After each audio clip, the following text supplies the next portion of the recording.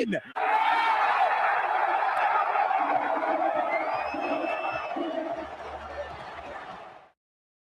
Again, optical in deep. Bro, this is Taking 2v2. Simeon with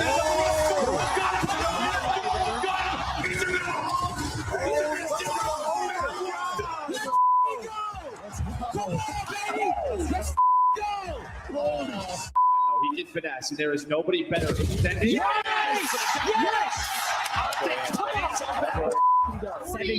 17. 41. Oh my God! It's on an elbow. What the? We swear on it. We're gonna do it the hard way. Nice, baby. Let's go. Let's go, Lamar. Let's go, Lamar. Welcome to Las Vegas, Nevada, and our championship Sunday. Yes. It's going to be cinema later on today. But I heard that there's some rumors going around where there's some nerds playing sports today. We got some athletes here at the venue. Challengers finals in the Michelob Ultra Arena getting ready to get kicked off. It is going to be an epic battle. Both teams have major championships. And it's just about putting that crown to cap off the year. I'm Schiff. This is Study Jay. How we feeling? Oh, I'm feeling fantastic. Like you said, Championship Sunday. You're going to be with the most energy you have had all throughout this entire weekend. You made it to the final dance. And both teams that we have in that main stage, without a doubt, can either one host that trophy. Without question. One is the Major 2 champion. One is most recently Major 4 champion. It's a lot of stories that we get to break down. But this has been an unbelievable year for challengers, period. And the teams that made it here to Vegas put on an absolute show. You take a look at the bracket overall, again, omit the EU version of the squad, making it all the way to the grand finals through the upper bracket. They took down their opponent of P7 Notorious in the winners finals. P7 Notorious will handle business. They got down to that lower final, smoked Team War in a 3-0, and these are by far, I would say, our most consistent teams from what they were able to put in Europe, as well as the most consistent team from North America battling for a championship. Yeah, it's just crazy to see this omit run. To start off in winners round 1, going up against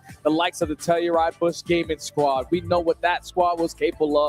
They were your Major 3 champions. You take care of them in 3. And then you go up against your brethren squad in Omid Brooklyn. Another quick series for them. They had been basically making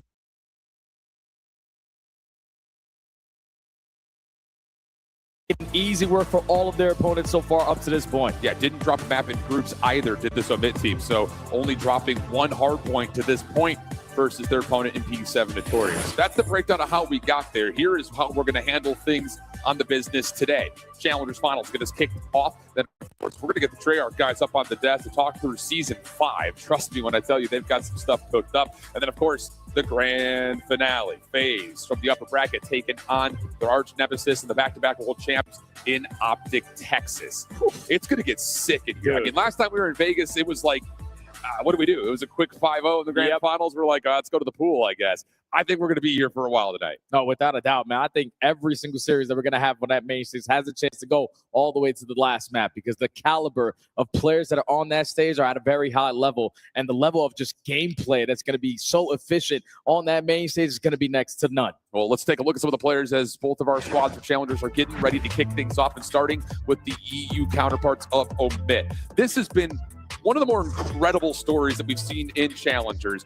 Those that have been following should know Denza. He's been around for a long time. He's found a ton of success. Hasn't really had a chance to put his name on a CDL performance. But everyone else on this roster, for the most part, are brand new. DK, Ethan, first years competing. Ethan, most recently, pro in Rocket League. He's coming out as the KD leader on the weekend. Right behind him is DK. And then Aspect, this is his 3rd time making it to a Challengers Finals appearance in the playoffs. Now finally getting to the final stage of it. The fact that this kid, Ethan, on less than a year of playing competitive Call of Duty, is having, without a doubt, some of the best experience in the world.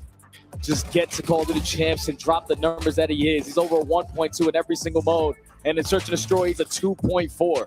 There is no way in hell a guy with no experience is playing at this level, but he continues to shine. And you can see just on this overall KD leaderboard, it's not just him and DK. Aspect, and his by far best challengers year to this point, is also up there in the top. And that's just such a surprising statistic to look at, because when you think about teams that Denza's been on in the past, He's been the KD leader. Yeah. He's been the heavy slayer. So for this Amit organization, they found themselves a younger squad, and it's worked out beautifully. You may have seen that little blip on the bottom. Amit has been, as an organization, by far our most successful one. 2023 Challengers champs, able to find themselves a win. Then the next year, they get to a Game 7. They lose to Team Lore in this Challengers finals. And then last year, they beat Amit Brooklyn. So both Amit teams in the finals, it was a 4-0 then. So Amit has been unbelievable. But on the other side, this Notorious team, whether it's Project Notorious or Project 7, however you want to kind of go, they combine together. They were at the Pro-Am, but they make a change here, Jay. Johnny is in, and he may be the glue this team needs. Yeah, these names and these faces are going to be very familiar for people who were watching the CDL from the beginning of the season. Eric Boom, he hasn't had his chance to get back up to the top, but Snoopy and Beans start off the year in the pro scene and just get knocked down in challenges with some unfortunate events happening. But now they're making the most of it. I think you just hit it on the head, though, Al. To go from Diamond Khan, who's usually a slow AR player, to now mix it with a flex player in towards Johnny, it improves them overall in their respawns, and it drastically improves them in their search and destroy game. Without question. We also talked a lot about when Snoopy was dropped from Boston. It was right immediately before the NPC came out. As soon as we got into North American Challengers Elite, we were both sitting here like, damn, Boston done messed up, because Snoopy has been electric. Total takeover. But on the other side, kind of to tell the story, Beans continues to float in and out of these lower level CDL teams that just aren't really constructed all that well. He gets thrown back into challengers, and he consistently puts up numbers that look like this. He's been unbelievable as well. Oh, yeah, without a doubt, because looking at that S&D, KD, you know what Benjamin Beans is always going to be known for. That's that snipe in hand. So leading his team in the KD department in that game mode, it's just going to allow him to have more freedom. You add an SMG player or a flex player like Johnny with Eric Boom and Snoopy. Oh, Beans is like, don't worry, I got everything in front of you guys. Just go. Just do it. Let's get the freebies. No problems there. It's been an unbelievable Challengers year. Some of our top organizations have found their way to championships, and now it comes down to this best of 7. A number of repeats in here from when these two teams matched up in the winners finals in a slightly different order. Colossus Hardpoint was map number 4.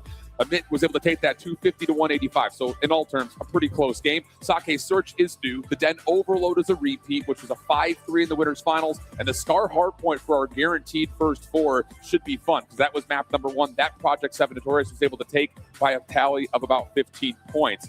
Where's your thought process kind of evaluating at least our first couple of maps? I think both teams just showing respect to each other, because in that series last night in the winners finals, either map could have went either way. The only one that was a difference maker was that Colossus Hardpoint, and that's due to the way that Ome were able to win the previous 2 maps. Sure. Around 11 in the search and destroy. You were down 0-3 in that overload, managed to come back with 5 straight scores. So what do you think that does to the mental for P7? You're a little bit demoralized going into that Colossus, so hopefully they forgot about that and they're locked in today. Feels like it's just going to be a straight-up run back. Both teams feeling feisty. Both teams also ready on the main stage with Guy Blaze to give us our intros. They are definitely ready on the main stage, everybody, and they have been chirping. This is Champs, and now we have to crown a champion for our Challengers Finals, as we had 16 teams come out here playing for a prize pool of $150K, and now it's time to see who's going to take the lion's share of it all. To my left, Project Notorious, P7, you got Beans, Snoopy, Eric Boom, and Johnny. Players who know this stage all too well, looking to take down the squad to my right. Omit, a team that has been in these finals so many times. You got Denza, Ethan, Aspect, and DK trying to show everybody what excellence looks like in Challengers and showing that they can take this series. Now the players are ready to go. Vegas, I know you guys ready to get the day started, and you all are ready at home. This is your Challengers Finals, and it starts now. Let's get it. Project Notorious, CDL veterans on the stage looking for a bounce back. Amit, the more unproven but tested and providing the results you need as a bunch of younger guns underneath the wing. kind of mother bird Denza up there. Should be a lot of fun. Before we get things kicked off, I want to give this so much love to all the organizations that have participated so far in Challengers. These two teams in particular will be at EWC. You're also going to have another that has already qualified. The LCQ still to come. So some of your favorite players, your favorite brands are there. But throughout this entire year, Challengers Elite has been a movie. So just want to give a huge shout out to all the other commentators and production staff that's worked out there. Starting off with Dandro, Enigma. They've been unbelievable running a watch party right now. Spaceman, Gaskin, Stage 2, Proper Infinity, Stage 3, and our boy Visions and Seymour in Stage 4. Plus, of course, our boys across the pond right holding it down in EU. It's been a really, really fun year. It's an honor to be able to sit up here and give you guys the sights and the sounds as we cap off the season. Yeah, we needed all that talent for all that we saw throughout challenges this year to keep up with. You got the vets, you got the young guns, you got some rookies making their first attempt at Call of Duty. So like you said, big shout out to everyone that was able to participate on this side. A lot of new organizations coming in. Hopefully they're here to stay. And the Staples still showing where they're at the top. But this battle between these two squads, there's no way in hell this is going to end in 4. This is going to be a bloodbath. I think so too, just especially knowing that we get 3 maps in a straight run back in our first 4. Feels like there's going to be a little bit of, okay, here's the mistakes we made. Just clean this little thing up. We should be in for some electricity here early to get this venue at least somewhat sparked as we look forward to the rest of the day. Other thing kind of about this matchup, it's, the ability for Project Notorious to kind of right some of the wrongs that have happened in the last couple of months now. Yeah. Because you go out to the Pro-Am, they were right there, ready to upset CDL teams and then lose complete composure. Same situation unfolds when they eventually get to Paris, not quite getting the result that they want. It sparks the move to take Diamond Con out, put Johnny in. And it's just really funny when you talk about Johnny because he finds himself in this position that feels like all the time. Yeah. Go back to when he was given the chance in the CDL, he joins a team that was already out of the running for playoffs. So it's like, okay, short stint, not a chance to raise your stock, but to be somebody who can maybe turn around a team and win a championship, that would do wonders for his ability looking towards EWC in the future. Yeah, I saw him able to put some tweets on the timeline this morning. He's so excited to get back on that main stage, to showcase his ability, potentially to open up the eyes for some of these teams attending EWC that could have a chance at making a roster change. You want to put your best performance right here, right now on Championship Sunday. B-Sport Josh. I used to play against this guy back in the day, and now he's teaching against some young bucks. He's got these guys locked in, fist bumps going out, maps about to start. Absolutely the case. Other side of things, another quick little shout out, our boys at CDC Intel who have been giving us all the coverage on the backside throughout the entirety of the weekend. He's out there saying that, trust me when I tell you that when you watch Ethan DK, you're going to see the future of the league through those POVs. So bold claims, bold statements, but so far it has been backed up. What an unbelievable journey for some of the younger players coming out of the region that honestly, we don't often see a lot of pickups due to the logistics of it all. But now we find ourselves here in Vegas. City of Luck could potentially be turned into your favor with a huge crown leading into the end of the year. And we're going to get Colossus Hardpoint to get us fast and furiously kicked off, Jay. Oh, it's going to be a good one. This is such a grade A bang out to start the series. A tone-setting map to dictate who is going to set it. But into the map number 1. There we go. Omit taking on P7 Notorious for Challengers Championship. Let's get it on. And the opening first blood does go to DK. But keep your eye on what the SFGs can pull here for P7 Notorious. Not as much as you would be hoping for if you're an NA fan. Omit all over the hill early. Yeah, we've been casting challenges all year. This is going to be the first time I'm up close and personal with Ethan's gameplay. So I'm super excited to see what he can do with this MVC in hand. Already off to a 2-0 start, make it 3-0. They're just dominating the slang. Another clean 4-dead with stature control. P7, slow it down a little bit. Couldn't be a better start right here for a bit. Absolutely perfect in both sets of hits from P7 Notorious. Denza, the old man, trying to turn back the clock. Able to keep the hard point relatively contested as P7 Notorious is working on rotation. Ethan, good prediction, shuts down Johnny, and Amit will win the rotation over to 2. Every time I watch this guy, at least from a bird's eye view, all he's doing is getting multi-kill after multi-kill. Off to a great start as Ethan as he finds another double on the OE. 7-1, 4 in a row. You're locking down the spawns here for your team. P7 look like they're a little bit late to waking up. I'll tell you, that's one way to start, one way to absolutely set the tone as Denz is able to get to 3. Now an opportunity for DK to show what he's got. Lots of damage into a potential double makes it easy for Aspect. Ethan, the cutoff man. Follow up from Denza off spawn. Try to contest this middle portion of the map. And through the first 30 seconds, this has been perfect for a minute. And if you are P7, now you are forced to commit to the front. Only 30 seconds remaining. You don't want to hit these long routes and potentially flip these spawns. But it's Aspect locating 3.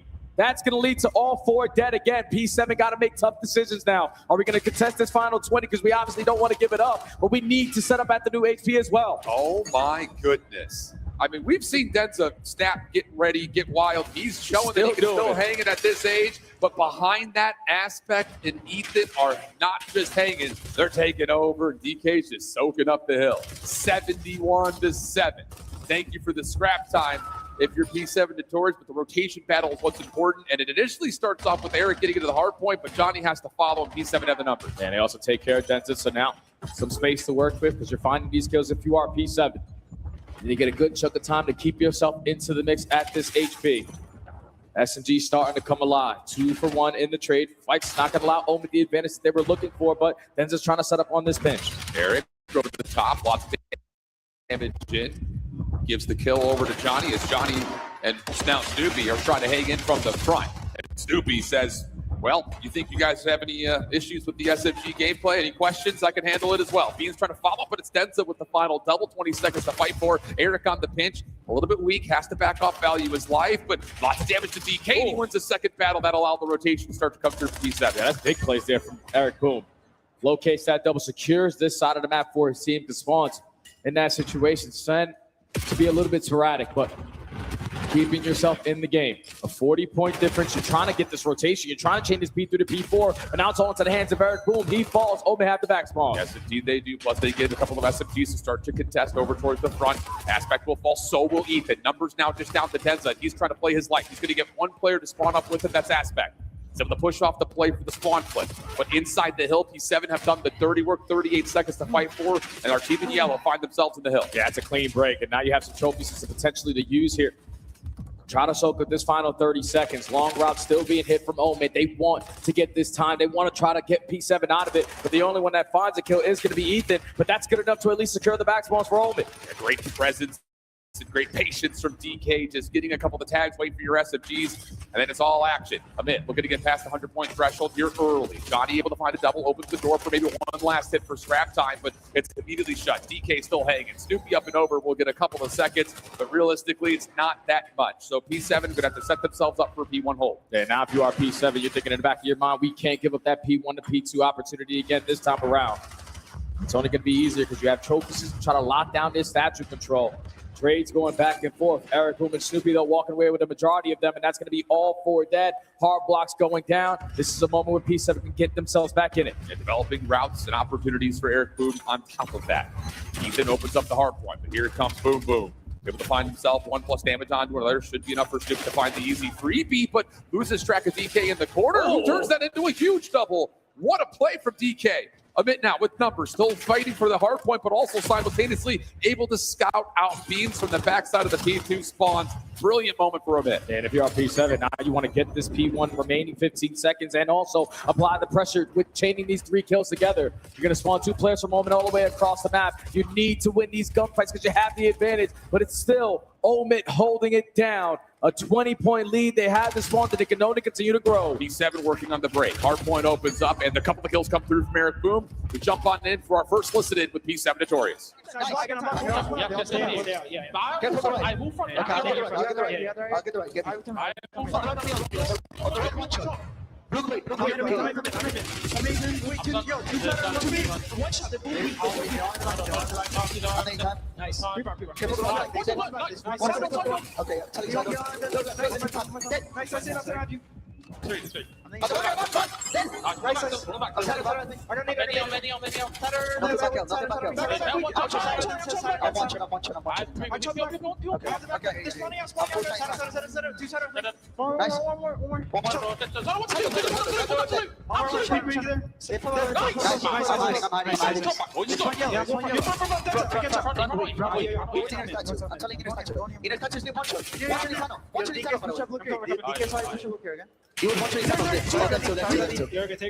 Take your time now. Got Charlie out. Nice aim. Take routes, guys. Take routes. He's weak now. I'm just waiting for you. I think top. I need top. They can kick. We got great.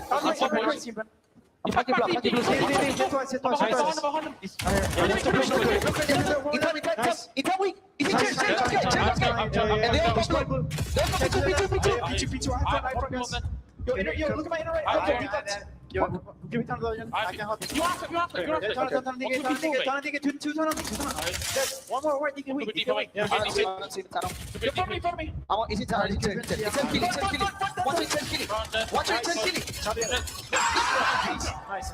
Yo, I'm getting good. Yo, get my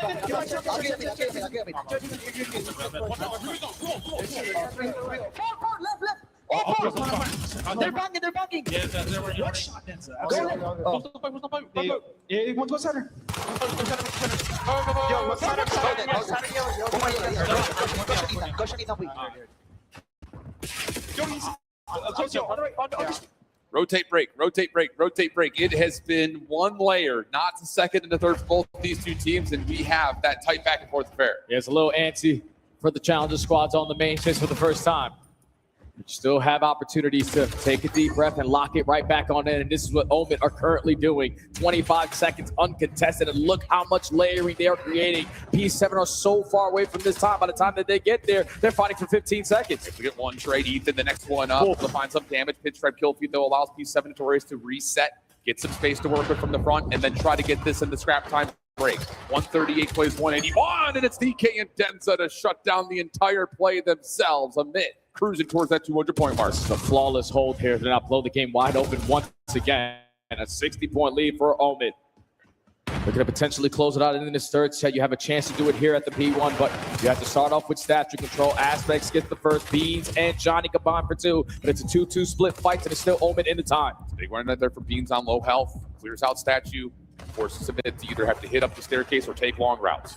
Aid lands from Denza, though. That keeps the focus purely on the front. Have they missed the window here? As a bit trying to make the play around the back. No one was watching that hit whatsoever. Eric trying to clean things up over from statue side. Gets the first. Can't quite connect to the second. Snoopy, the last one left. Able to at least keep the hard point in contest. And that allows P7 to come off spawn and get right back in the hill. Yeah, and they're not really focused on maintaining blue side for now. You want to get as much time as you possibly can.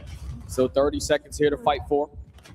First kill goes to Beans with the frag, and if you are Omen, how much of a risk are you going to take with this pressure? Because you're going to send it over towards Statue. Johnny's going to make you pay for 2, and now it's all on DJ to try to secure this side of the map, and that's a big one-on-one at the perfect time. Omen maintain blue control. With a little bit of scrap time also to come into fruition as well. Eric can't quite lock down the shots, but teammate essentially confirms his own trade.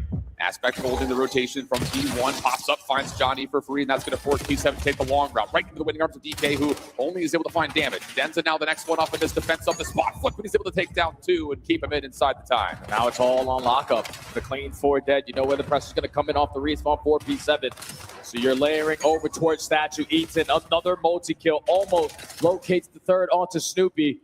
But that's another wave already shut down. P7 had to do a team push for this final attempt. And it has to come from the front. They don't have time to make the play around the back. So now Aspect is the next one forward. He will find 2. 1v1. Denza taking on Eric over the top. Not quite going to happen. And Eric's double will keep P7 into this map and likely to see another hard point. Amit wanted to put the pressure onto the scoreboard, though. Looking like they're setting up for a break of this last scrap time. Ethan, route around the back. Beautifully played, but sure routing. And that gets Amit now close to the finish line. Yeah, you can no longer win here, so you're going to race them over towards the P3. You're going to beat them to the punch. P7 have to go. You have to win these gunfights through tunnels. Snoopy, alongside his teammate, gets the better of Denza. So you're pushing Omid back. You're keeping your life alive. All right, opportunity here. Last time we were at P3, P7 got a little scattery, missed out of the play through tunnel. A bit this time around, though, looking like they want to kind of split the focus in a 2-2 hit. Aspect trying to work with DK from the front. Ethan working alongside the long route from Aspect. Or pardon me, from Denza, who has made his way over towards the Godhead. He finds Beans on that position. Last couple of members for P7 are just hanging from inside the hard point. Snoopy will get you 1, but nothing more. DK now ironed up, and it's unbreakable. Not a chance to get through it. Beans able to find the nade, but P7 have to scramble. They have to sprint, and there's just too much to work through. A bit are on the board first. A little antsy in the beginning of that game. Like you said, it was break, hold, break, hold. Neither team willing to lock it up for free. But then when you get to the end of that second half, what Omid were able to do at that P4, that basically solidified that map number 1. It was a flawless 60 hold. P7, I think, because you heard it in the listening.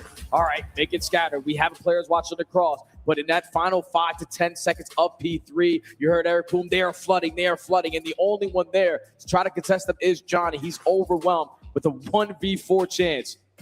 and just omit doing the fundamentals correctly, even on a map like Colossus, where sometimes you don't really have to think about the next play. They were always thinking about the next play, and that's why they take map number 1. Yeah, and just on top of that, I mean, the number of moments where we've had, even Amit on a break attempt, still working off of a 4v3, they're very quick to put pressure on multiple points of the map to make the setup for P7 Notorious feel very, very feeble. So great stuff for Amit. That's definitely like marking the box and checking the boxes towards like, this is what the CDL teams do. This is how you maximize this map. And we're able to show that. Whereas, so I think for P7 Notorious, a couple of missed chances. I'm going back to that second P3. You've got full spread. You've got players on blue side, players on yellow side. Snoopy's in the hill. He's the one responsible for tunnel. Never scouts out the 3-man hit, and that's a huge break that really kind of opens up the map here for Amit to get back and take the lead in a very convincing way. Yeah, you just can't have those situations go down. When you're creating all that space, you need to guarantee that your cut is being watched, because as soon as you fall, especially the player on the HB, that forces the guys who are creating those layers to back on up and potentially get bad timing. Just not super efficient was P7 off those rotations, but still a long series to go. Yeah. But a good start here. And I think it just immediately gets set right off the get-go. But Amit's able to just wipe P7 off the floor and essentially 3 straight respawns. It definitely puts that right into your mind of, whoa, yeah, these guys are coming out hot. But I would say, like, considering how mismanaged the first rotation and a half was at Hills for P7 Notorious, they kept it scrappy. Yeah. And you're still finding individuals who are making big plays to keep yourself in the game. But we talk about this all the time. At a certain point, we get late into the hard point, you have to be able to rotate. You have to be able to hold on that first break attempt. And P7 just really weren't able to fully do that. Yeah, they tried, man. They tried everything they could on that second set, because when you go to the first set, the P1 to P2 chain was way too much for Moment. Then you go into the second set and you right the wrongs there. You get the P2 to finally go your way. You get the kills off the rotation over towards P3, but then the money hill at P4. That is where you can't afford to die in those final 10 seconds, because you know how impactful that hard point can be on the map, and they obviously saw it. They couldn't get a single second off of it. Colossus can turn into a bit of a blender. It's hard to keep track of where everybody is at one particular moment, and Amit able to create just a touch more chaos. Map number 2, Search and Destroy. Let's take a look into it a little bit deeper. It's going to be Sake, and I will say, you know, we've talked a lot about this map as it was brought in towards the CDL. It took a while for teams to figure it out.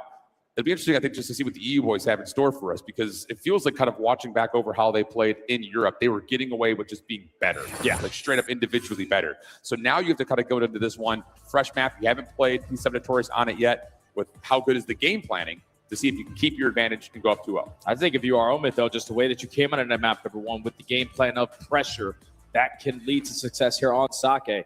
Ethan is the multi-kill demon right now alongside DK.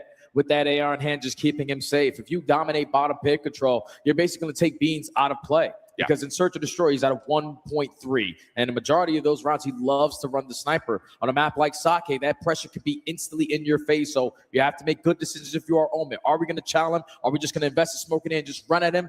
Those are going to be the game-deciding decisions. I like that call. Utility efficiency often undersold in terms of how we approach it on broadcast, but increasingly important, especially on a large map like Sake.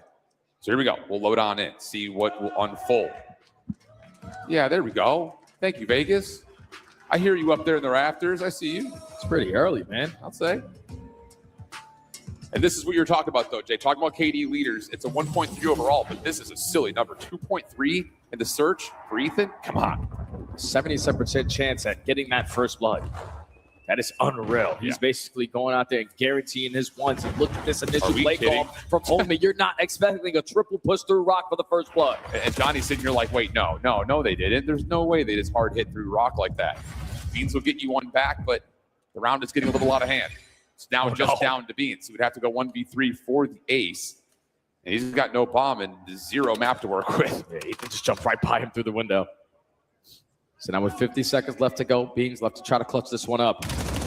He's going to gather information onto the first, shots onto the second, and now the double chow is going to come in.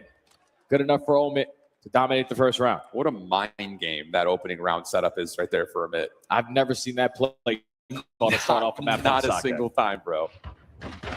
Is that just good scouting? You just knowing that P7 is not going to even look at Rock, or is it just brazen and bold young guns saying we don't care, we're just going to do what we want to do? Yeah, they probably just sat there and saw every team that's ever played Sake, and to start off the map, it's usually about that mid-map control. Openings at Rock are never going to be covered, so they take full advantage of it. A perfect play call there. To start off the map the way that you want, Ethan locates 3. His S&D KD only continues to improve. Stupid numbers. Bit now on the attack. Small show of aggression through the A side of that for P7's defense in towards bottom pit. And now through it. DK backing up, trying to hold everyone back as the bomb gets planted at B. Will force the hand of P7 as Ethan takes a lot of damage from grenades. Snoopy now activated through elevator, finds one. Aspect trying to follow up to keep this play safe, but he's the last one left. He's tagged, and he will be finished by Eric behind. Perfect pressure there from P7 to have that response. You take bottom pick control. See that Omen are committing on this early bomb plant. And with Beans just scouting through top mid. Throws his shoulders, connects on a frag, and then gives the comm to Snoopy. That is your time to go. That is your window. He flies on up through the elevator shaft, pops a double while Johnny on the pinch finds one. Perfect retake from P7 to tie the game. And a little show of aggression for now Omit to have to consider when they get to the attack next. This is what Sake's all about, Yes, man. Just sir. who's going to be the aggressors in towards bottom pit to set that pacing, to take away all that map control early. Mental chess, a little bit of conditioning. What does Amit want to throw out in their playbook here on the second defense? And more importantly, does P7 come out and throw a couple of nades here? Yeah, they will. No, they said they're going to have Beats sniping this angle to start. Quick aggression down through the bar. Eric is going to get some trouble here. Only able to find a little bit of damage, and he trades as Beats swaps back over the M15. Help from Johnny, not fully there. Denza comes away with 2. Snoopy will drop, and everyone knows that Beats playing back at the spawn. Or now they do. Wait for a little bit of help. There's the tags. There's the finish. Flawless round. Just 4-man push from Omen. You try to make the adjustments for P7. You're expecting potentially another rock push through. But no one takes space up through. All of Omen just run it down off the bar line. Fly with the NPCs. Denza, the oldest player on the lineup, the vet for this team, said, screw it, I'm going to be the bait. And he finds a double to start that one off. Teamwork right now to Omen, next to none. Clean defense for both teams, looking really convincing.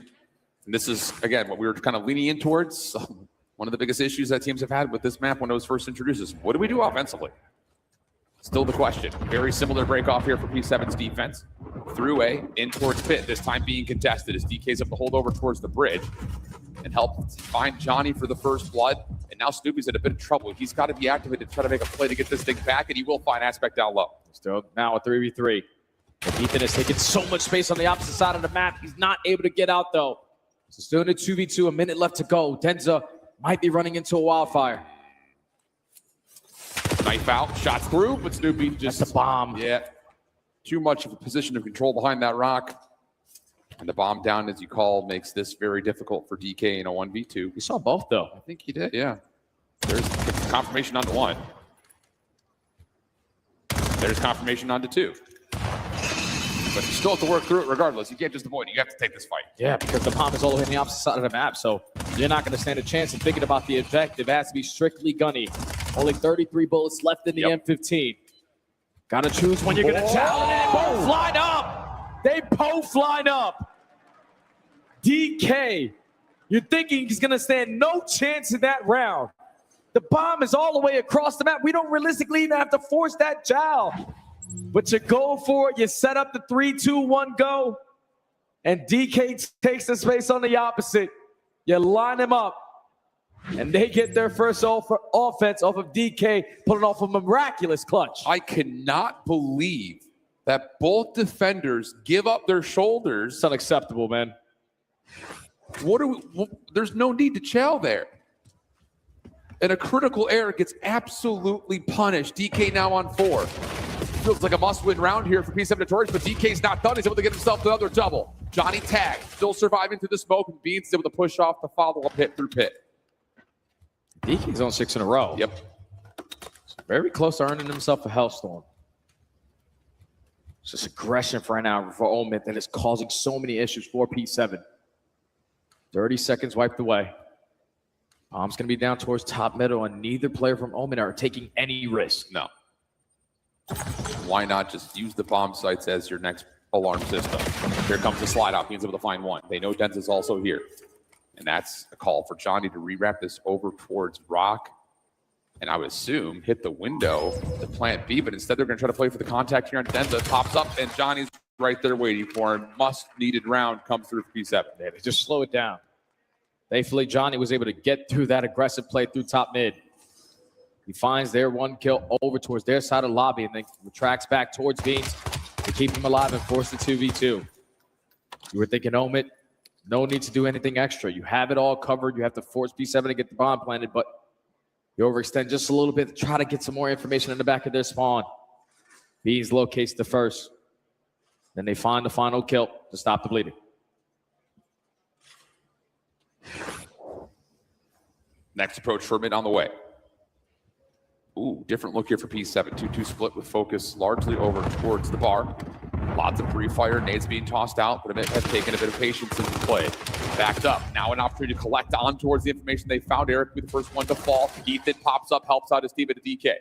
And it'll be a 4v2. Bomb going to get planted, no problem. So good. Out of Omit to adapt instantly once that pressure starts to pounce through the middle of the map. It's now to 4v2. You already have info now onto Johnny. Keep on solo at the time, and if you have a player like DK, you might as well commit for the ego, Chow. Finds another kill on the map, sitting at 9-2. And Omit keep that 2-round lead. Yeah, and more importantly, again, with that little follow-up in the previous round for the P7 Notorious, I say, must-win round right there because the first blood battle has not been going very well for them. Eric's been blooded 4 of the 6 rounds to this point. So that's something that's going to need to change here if you're P7 Notorious looking to change the narrative of how this search has gone. Because even though it's still a 2-round game, it feels like Amit's really, in firm control of how the map's being played. Yeah, you're just giving them a lot of early advantages. You need to start winning those one-on-ones and stop putting your team in 4v3s. Still have time to turn it around. Beans with the snipe in hand. Watching the OE through rock. Gonna swap at the right time and potentially catch a shoulder to spot out Denza. That's a little bit of information gain. Now you can potentially work through top mid. And the stun doesn't hit, so Beans will be maybe a little bit second guessing if there's really much of a battle to be had there. Nate deleted by a trophy. Allows the slide out gels and checks from Ethan to continue to exist. And Eric is just trying to slink forward. I thought maybe thought Beans was watching over the top of him. Not the case. Aspect follows up behind that for 2. And Beans, who's tagged, is going to get chased down. Able to win the first one for what had to be a 1v4. But tucking yourself into a corner, nowhere to go, no problem. A bit 5-2 up. Man, these guys are dangerous, man. Yeah. They have different play calls in every single round. Are we going to be the aggressors this time? This time, we're just going to guarantee our space. But the fact that you're trying to play hide and go seek, or at least to act a surprise around that B bomb site with Ethan as the SMG, so much movement, catches the timing on Eric, boom, that basically solidifies the round right there. So P7 playing a little bit nervous in some of their offensive rounds, and it's costing them. Yeah, that felt like a little bit of a misconduct there where you don't often see someone with the bomb slinking up towards the bomb site and not having an AR watching over the top of them. Especially knowing the trophy system is going to keep him safe from utility. Another possible mistake punished by Amit. Beans, sniper down, DK holding the long route over towards A. This has been a medium for P7 that they've used often on this defense, and now it's started to be adjusted to. Snoopy in trouble, falls, Beans able to get one back, but it's a 3v2 for Amit.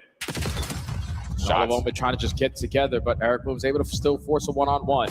Still going to be weak from that gunfight, so Denza's going to clean him up. Now it's all left up to Beans to potentially keep this map alive. 1v2. Plenty of time on the clock here for Amit to just kind of use to do whatever they want with. Obviously, the focus is trying to clear out potentially a post-plant location here at P2.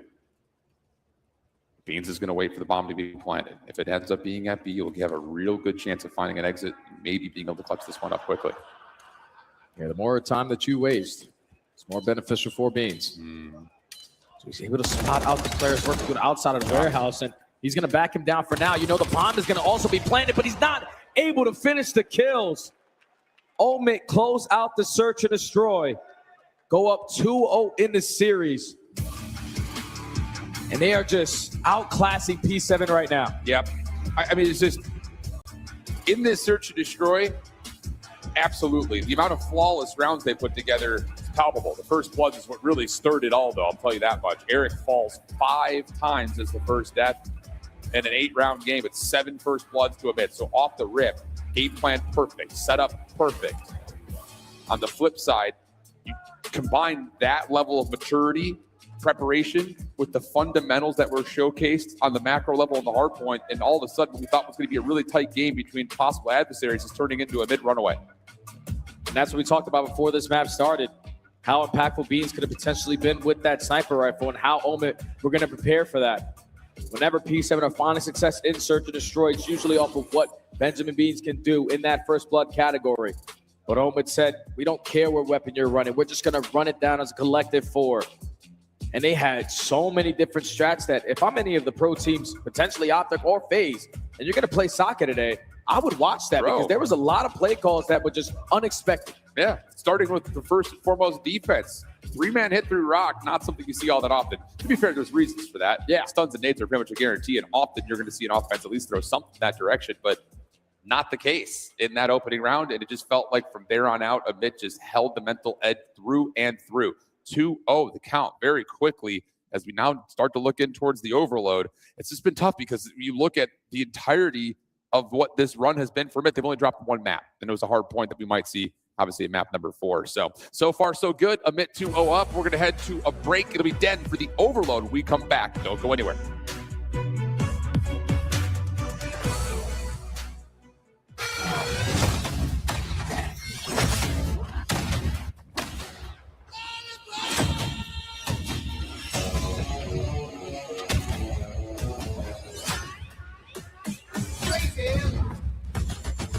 But that's how it goes.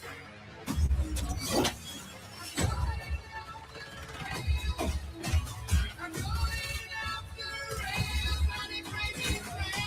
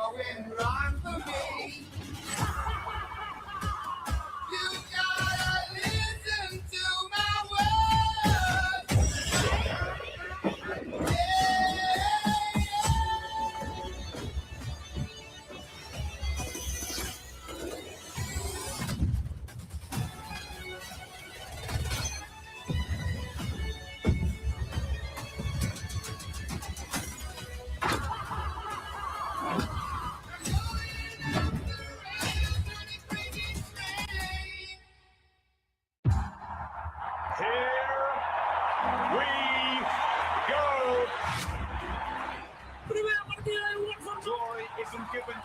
It is on. Oh! What did we just see? Easy. Trying to avoid another silver medal. This is my time to go. We wait, we push, we win. Back-to-back champs. Oh my God! Oh my God! Out of nowhere! Unbelievable. Back-to-back shield. It's history in the making! Oh my God. It's over! Are the champions of the world! Oh my God. Oh my God!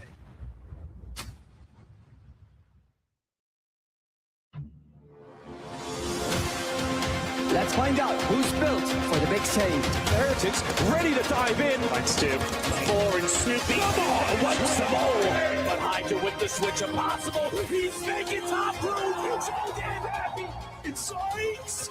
Down a bruiser. Dominance on the grandest stage.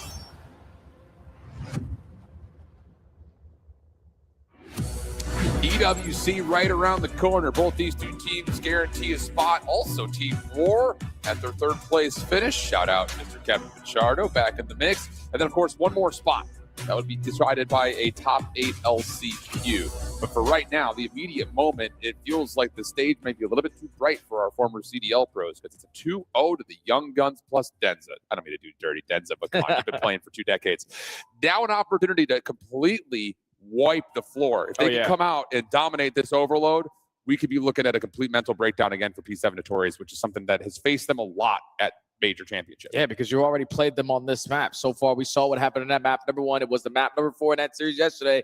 It was not as dominant of a scoreline as it was, but you still got the W. And this time around, you dominate the search and destroy, so you have all the momentum. You have the heavy advantage. You understand what this team is going to bring here on Den Overload. And if they can't trade Ethan, if they can't trade DK, it's probably going to end at 4. It very well may. These guys are shooting, but more young guns on the way. Again, shout out Team War. This is a squad that we really weren't 100% sure what we were going to get out of them, because Flames, who's been to the league prior, really fun POV to watch, but finds a way after a very poor season, placement-wise, not able to find himself a team. He gets Icons, Nemi, and Vikram on a squad, and they have surprised everybody in North America.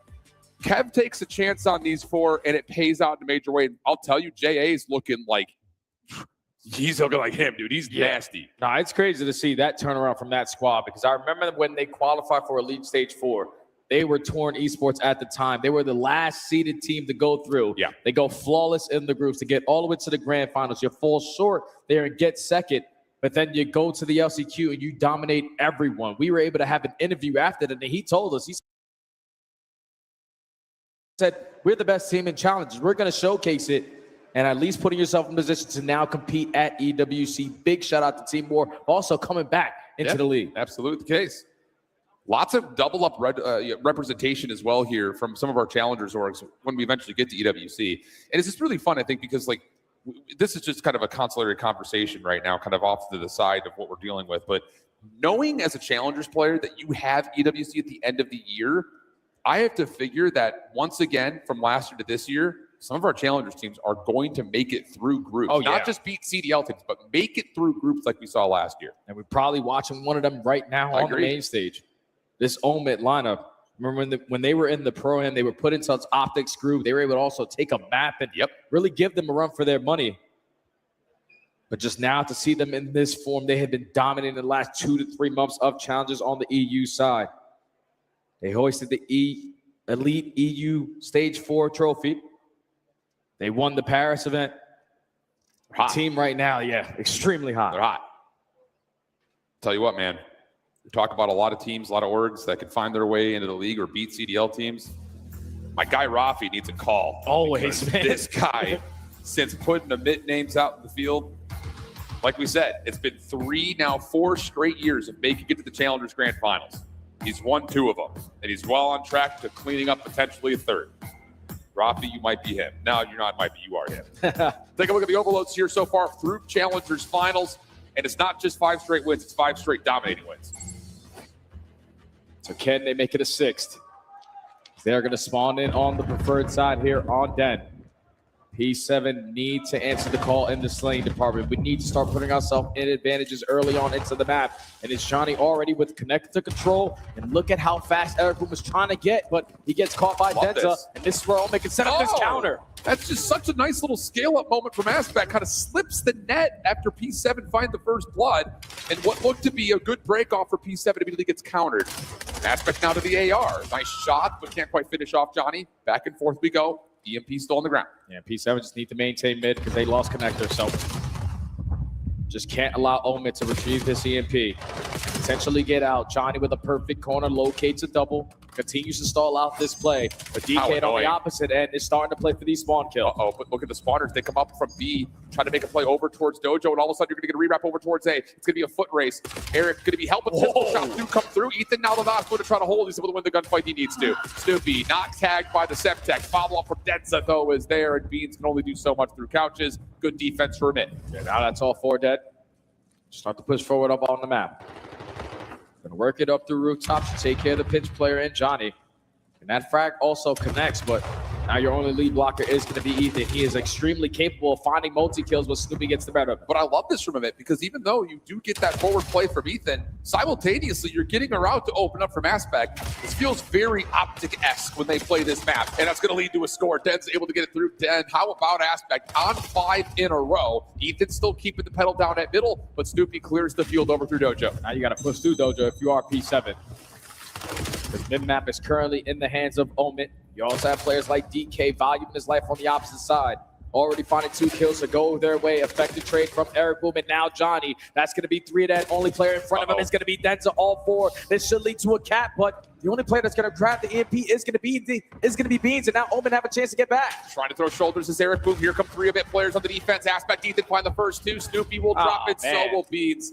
I get it because you feel like you're not in a position to go backwards to grab the EMP, but knowing your spawners are so far away, you need to reflect on that and go back and get the OBJ. Without a doubt, because you get all 4 kills at the same exact time. So it's 5 seconds, so everyone is coming off the respawn. Just your teammates so far out of the play, it turns into a counter here for Omen. Slaying too much. Denza on 3 in a row. Reset over at rooftops and look at how far the spawns are for P7. Oh, and Denza, who's been the mule for this EMP, puts himself on a little spree on the exit. Earns the Hellstorm and the immediate relay behind through roofs. It's happening faster than we can call it. P7 need to slow the game down, but they're not allowed to. DK with a huge double, and the EMP resets back to mid. Yeah, we need to start winning some damn fights. This is getting out of hand. This is looking disgusting right now out of Omen. Potentially an opportunity here, though, for P7. 3 kills go their way. Your pinch player is a little bit too fast, so you give him that first blood. And now Omen in the 4v3 are setting up the pinch. DK able to earn the trophy, but Eric's already done the damage for the opening 2. DK to drop. Flank trying to get there. EMP carrier will fall, but the kill from Beans will allow a quick grab and score. P7 on the board. Now, how long can they keep this map control? Because Johnny is now into the mix for these spawn kills. Him alongside Beans already find the initial 2. That's going to be another 3. Make it all 4 dead. It's looking like P7 are going to come to life at the right time. Score number 2 is on the board. Minute 15 left to go. And Beans is on 4 with a score. He may have a Hellstorm to counter. Johnny keeps the play alive through rooftops. He's on 4 in a row. Beans not quite over to the kill streak. Very close. That kill will do it. Nice shots from Beans. 10 and 10. EMP still over towards roofs. Long route from Denza, but he's by himself and he loses the gunfight. Now it's about collecting and trying to score to get this to a quick tie game. If you are Omen, we cannot continue to play like this. We have to keep our foot on the gas because you are allowing P7 to just run all over you. 3 kills go down, though, and the Semtex is good enough to get the goal line stopped. 40 seconds left to go. Players like DK already creating space, but Eric Boom controlling mid-map. You're forcing Omen to take a longer route than they want to. Beans big win, keeps the dojo presence pushed back. Could potentially set up Eric Boom on the long route through mid. Finds the first. Tagged up, can't get away. Snoopy now pushing over towards B. Forces him to have to try to escape over towards roofs. They're on display. They've got a lot of space to work with, but Eric will be up, has a trophy, could get the defense set up for the extra time if they need it. Yeah, Omen is just thinking, all right, final 15 seconds. We want to be the team with the last attempt at a score. But they might not have that decision now anymore. P7 get all 4 dead. They're going to try to commit this at least to rooftops or at least draw Johnny on this side of the map to keep Omen on this side of the map while Snoopy creates space. Snoop, no, not able to get the first win. Just down to Beans. Team kill does come through. It's a 1v1, but the pistol shots are not going to land. We'll exit the half at a 3-2 count. Brilliant bounce back at the bottom of the half there for P7. Yeah, way to come to life, man, because Omen, first 2 minutes, already had 3 scores. You're thinking this one is potentially going to be done and dusted. But you whip out the extra NPCs, you start winning gunfights, you start getting multi-kills. And it's a perfect time to spring to life if you are P7. You do not want to go down 0-3, but you're able to manage on the bad side, only going down by 1. Now you know on this second half, Omen are probably going to slow down their aggression. And if you are P7, you need to capitalize with your aggression. Yeah, absolutely the case. It's kind of like the opening hard point was. Just cannot afford to come out slow in the top of the second. So good bounce back through. Being able to earn that Hellstorm is crucial towards going resource for resource. It's just about execution, it feels like right now. So here we go. Break off. All 8 players flooding over towards mid. Actually, pardon me, not all 8. Denz is going to work on the early route through rooftops. And as long as the bitches don't get wiped here, he should have a chance to try to follow up on this play. A couple of tags are in. Beans trying to respond to it, and it's a big win for Beans, but Ethan off the respawn keeps the EMP neutral. Yeah, that's all you want to do is just keep it dead center of the map. But once Ethan falls, you don't retrieve it. If you are Eric Boom, but it's still Snoopy slaying them to bits. Snoopy locates 3. Beans is going to invest this Hellstorm realistically. It's not going to really do anything because they are slaying them with the gunny. P7 tie the game. But this is the big thing about it is you know where the spawns are now. Counter is going to come through from Denza, but Johnny's still making a mess of pillars. EMP has not activated yet. Eric able to dodge the Hellstorm, but Johnny, the lead blocker, has fallen, and we'll just kind of reset and play back through mid. Eric Boom trying to dance with this EMP. Beans locates a double through bottom mid. Now this is going to force Omen to rotate over towards B, but now you know the play's on the opposite side, and this is where you have to wait for Johnny on this pitch. He's able to find two. Beans from the front finds a third. They're just looking for the last guy, and P7 are going to be able to take the lead. I love this patient play, though. Allow your teammates to get over towards rooftop before you get this cap. Careful, though. Don't want to lose your life here. Eric was low. But Beans 7 in a row looking for the pistol. Oh my goodness, 25-13, and he's going to find kill number 9. One more off the reload? Maybe. No. DK able to shut down the spree. But the combo of Eric Boom and Beans, Biggie Smalls in the house right now for P7 Notorious as they take the lead. You know, Frijoles is always going to be on one, and he's always going to provide the energy for the squad. So I can even hear him roaring from the main stage. 3 minutes left to go here on the half.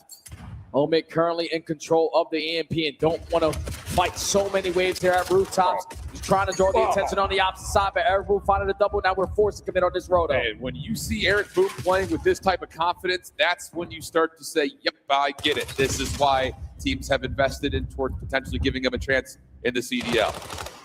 25-14. Beans right above him at 26-15. Here he goes, trying to get active with the M15. Tagged up and over. Aspect with the bird, then into a double. Eric in some trouble, but still able to find two. Holy cow. But DK, he's got a window, but can't quite find a way through it. Ethan trying to follow. Able to catch Snoop out with a nade. Has tags to Johnny, but the EMP will move a little bit further away. Now Ethan's just trying to finesse. You know, he's surrounded by P7 players, potentially could just apply the pressure and force him to be in an uncomfortable position, because now you're going to turn it into a counter. Aspect with the double. Omid get the tying score. 2 minutes left to go. We've seen some undeniable doubles from everyone in the server. And Ethan, who's had a little bit of a slower than usual overload, is now putting the pressure on to see if a relay could come through. Denza right in front of him, and there we go. Another 2 kills come through. And just when you thought P7 Notorious were in takeover mode, it's going to be a lead with 2 minutes on the clock for a minute. It's not even like Omid are outslaying them. They're actually getting outslayed and still winning this game. So the objective focus from Omid is stellar. 1:45 left to go. They are still trapping P7 in their spawn. Only one alive is Johnny. He falls, and that is 3 scores in a row for Omid to now be up 2. And the patience here, you could stay here for an eternity if you're Ethan. You will find the score. Den's able to win over towards Garage. He's close to a Hellstorm. I feel like everyone and their mom has earned one in this map. Johnny and Snoopy able to find a little bit of rooftop control with those kills in the kill feed. Denza still working for that last bit. He will get an assist to get another Hellstorm. We did see one get called in for P7 Notorious, so they're down to one of their own. Minute 15, 2-point game, and it's a mid controlling the map. It doesn't matter what Snoopy is doing behind enemy lines because his teammates can't breathe off of the respawn. You eventually have to retract back. You have to put yourself around this objective because Omid is just going to grab this and go. DK rips Eric Boom. Aspect with the EMP, trying to slide it on in. Omid now up 3. And not that you needed to show off the pistol skills, but we're happy to see it. Up 3, 50 on the clock. And what looked to be a back and forth affair has now once again turned into an Omid takeover. Denza trying to get the Hellstorm in while the run towards A is on the way. It's going to be Aspect who's there. He's able to find 2. EMP carrier down. Helping him is DK.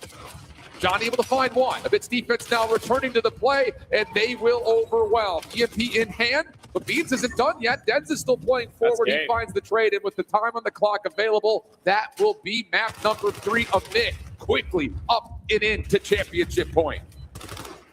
Yeah, P7, man.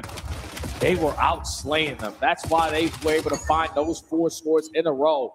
But then Omid just get one sequence, and it's that counter attack to just go from rooftops all the way back over towards the B site. And then once they get that catcher, their SMGs never left your spawn. That is so devastating if you are P7 because you fought tooth and nail just to get back into that game. But the closing moments out of Omid, the teamwork aspect out of Omid, and just the efficiency again. It's not like they're getting so many kills. They're just so well-rounded around each other. And when they are finding these kills, they are in sync. They are in teamwork.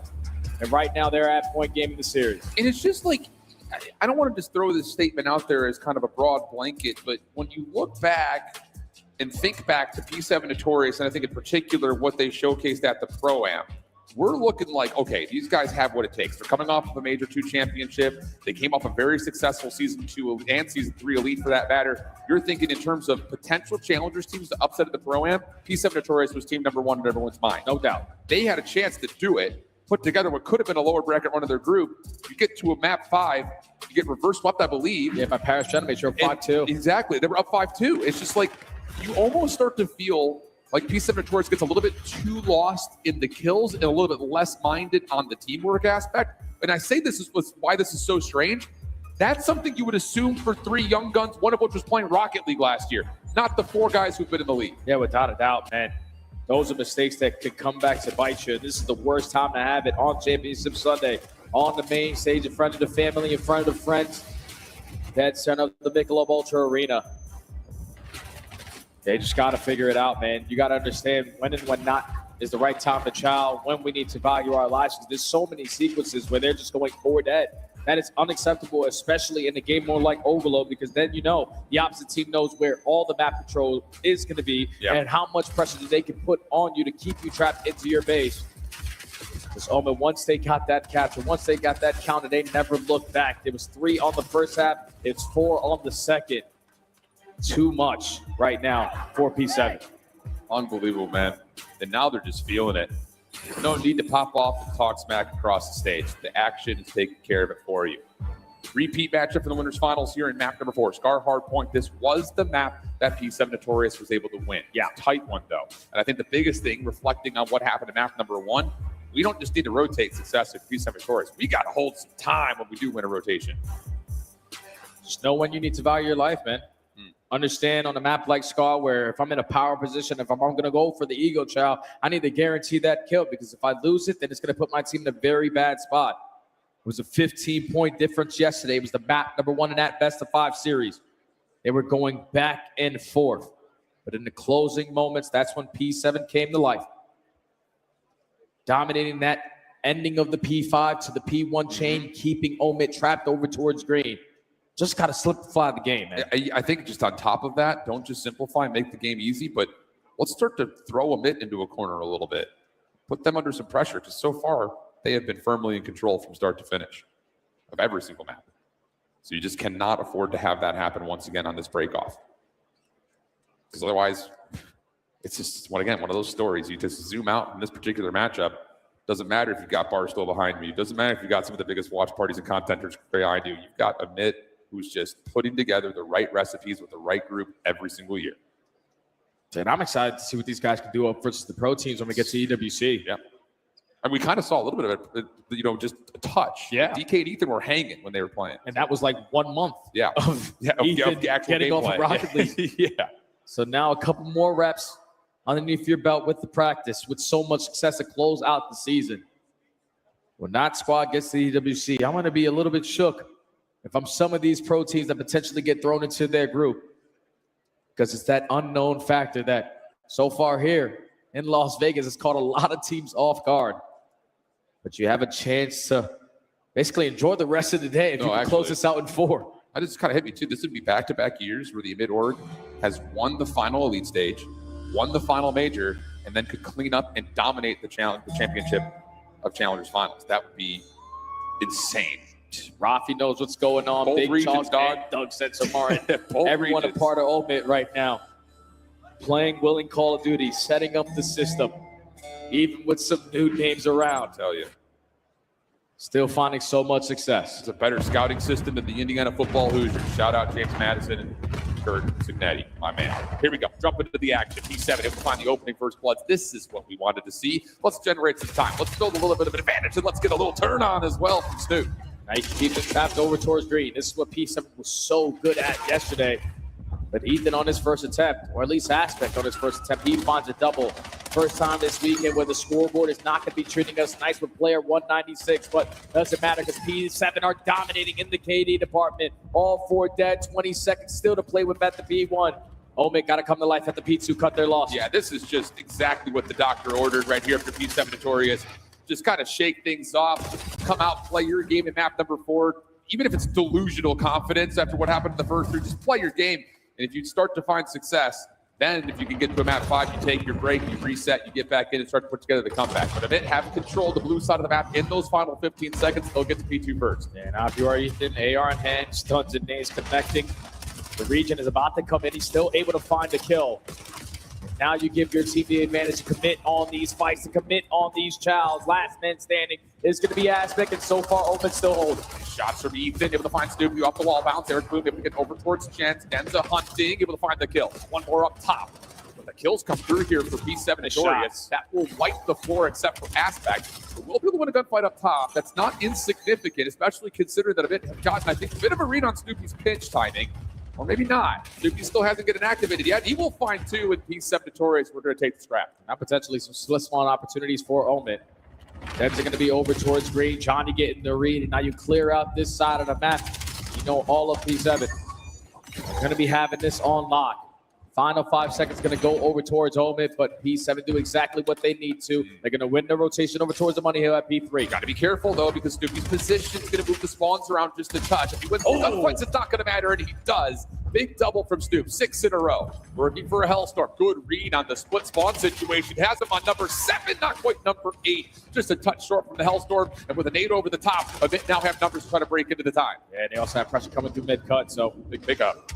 Everyone whipping out the M15, knowing that this hill is going to have long-distance gunfights, and that's going to lead to P7 lighting it up again in the kill feed. 30 seconds remaining. Omen have yet to flip out towards the backside of green. But if you give P7 a sequence of kills, they're going to apply that pressure and spawn you out behind. 12 and 4 for Johnny, who has been littered with hit markers, nades, stunts, everything in the kitchen sink. Eric on rotation, able to catch one with a nade out, but the 3 kills for Denza.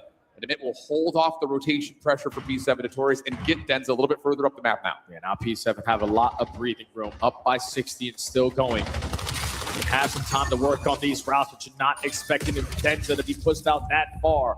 It's going to be all 4 dead off the rotation. And just the positioning that Denza is in, you're spawning everyone from P7 over towards Motel. They're already contested toward the back, and the instant flip. I was about to say, this is a big setup for a mid if they can stay alive and hold those kills. Aspect little 2-turn. Goes a little love tap over to Ethan. Both players will drop. That is a very quick break for P7 Notorious. Denza try to make up for it. Not able to find the second. And a bit will have to try to break from the front.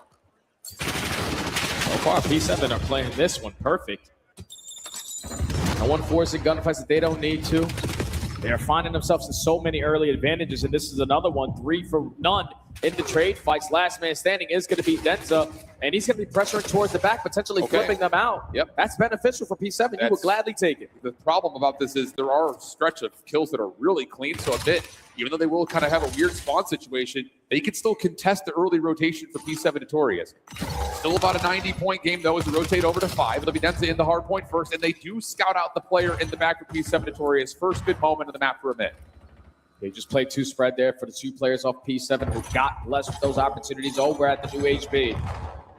No man able to capitalize off the roto. Now 45 seconds still to play with. So much pressure right now from Omen throughout the middle of the map, but they lose those players around the back line, so P7 flip it. Oh, but Ethan just takes away the lane. Finds the first, wants the second, but Eric shuts it down. Trade from Denza on another 3 spree.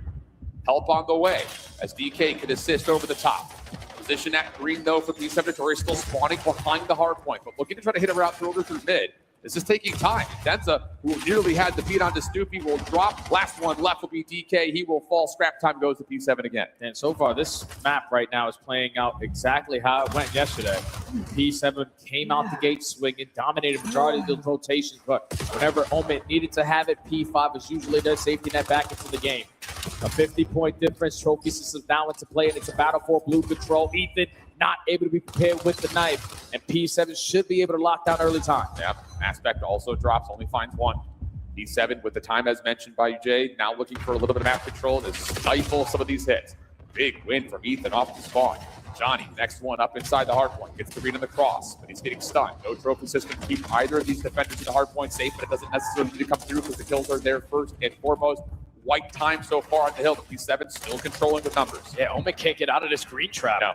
We have to, we have to hit these long routes and potentially set up these pinch line of sights. If you're just going to commit everyone through the middle of the map. So far, it's been shut down not once but twice, and that's given P7 more of a lead. Only 20 seconds left to play with here. Omen finally able to break out of that spawn trap, but it's only for 10. You You got to beat him to the punch at new. And Snoopy needs to make a decision here. He's got an M15. He's also the only player who could potentially contest blue. He's able to find one. Avoids the trade initially and is able to get the pistol out for a second. Good trade through the middle of the map, but Denza will be traded in his own right.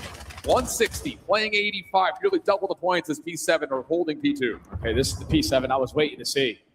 Finally coming to life. Might be too late, but at least for now, you're still showing signs. 170 and counting. Omit still trapped over towards blue. Airboom finessing. They got trophy systems that are going to make this a little bit easier. The frag is going to get invested. Doesn't find a kill, and at least for now, Omit are in. Yeah, if there were to be a spark to get this comeback going, it would be right here in the next 45 seconds. The 30 on the old time and the rotation over to new. Denza, middle of the map, able to take down a couple. Long-range shots are clean from Denza. Now over the 100-point mark, should go Omit. And it's going to be DK, the AR, watching the crosses. Notorious are actually going to try to commit for this scrap time here. They're going to have no pressure on rotation. Yeah, I understand the leader's advantage, but we have to make sure we're still doing the fundamental aspect correctly. At least send one player off the rotation because Omit going to soak up this final couple of seconds. Just keep on cutting down on this deficit. Snoopy beats him to the power spot, though. He has playing heady. He has a pistol. He finds the kill. Get your trophies down. P7 in the time. This is where you can put the game out of reach if you're P7 Notorious. Do they get the read on this play through mid? Couple of kills here for a mid. Snoopy turns, not up to find the last player at mid. Beans will also drop. Very clean break for a mid. Spawns are scattered. It's going to be very difficult to read, and it's also now going to be even more difficult because Johnny finds an impactful kill on the bench.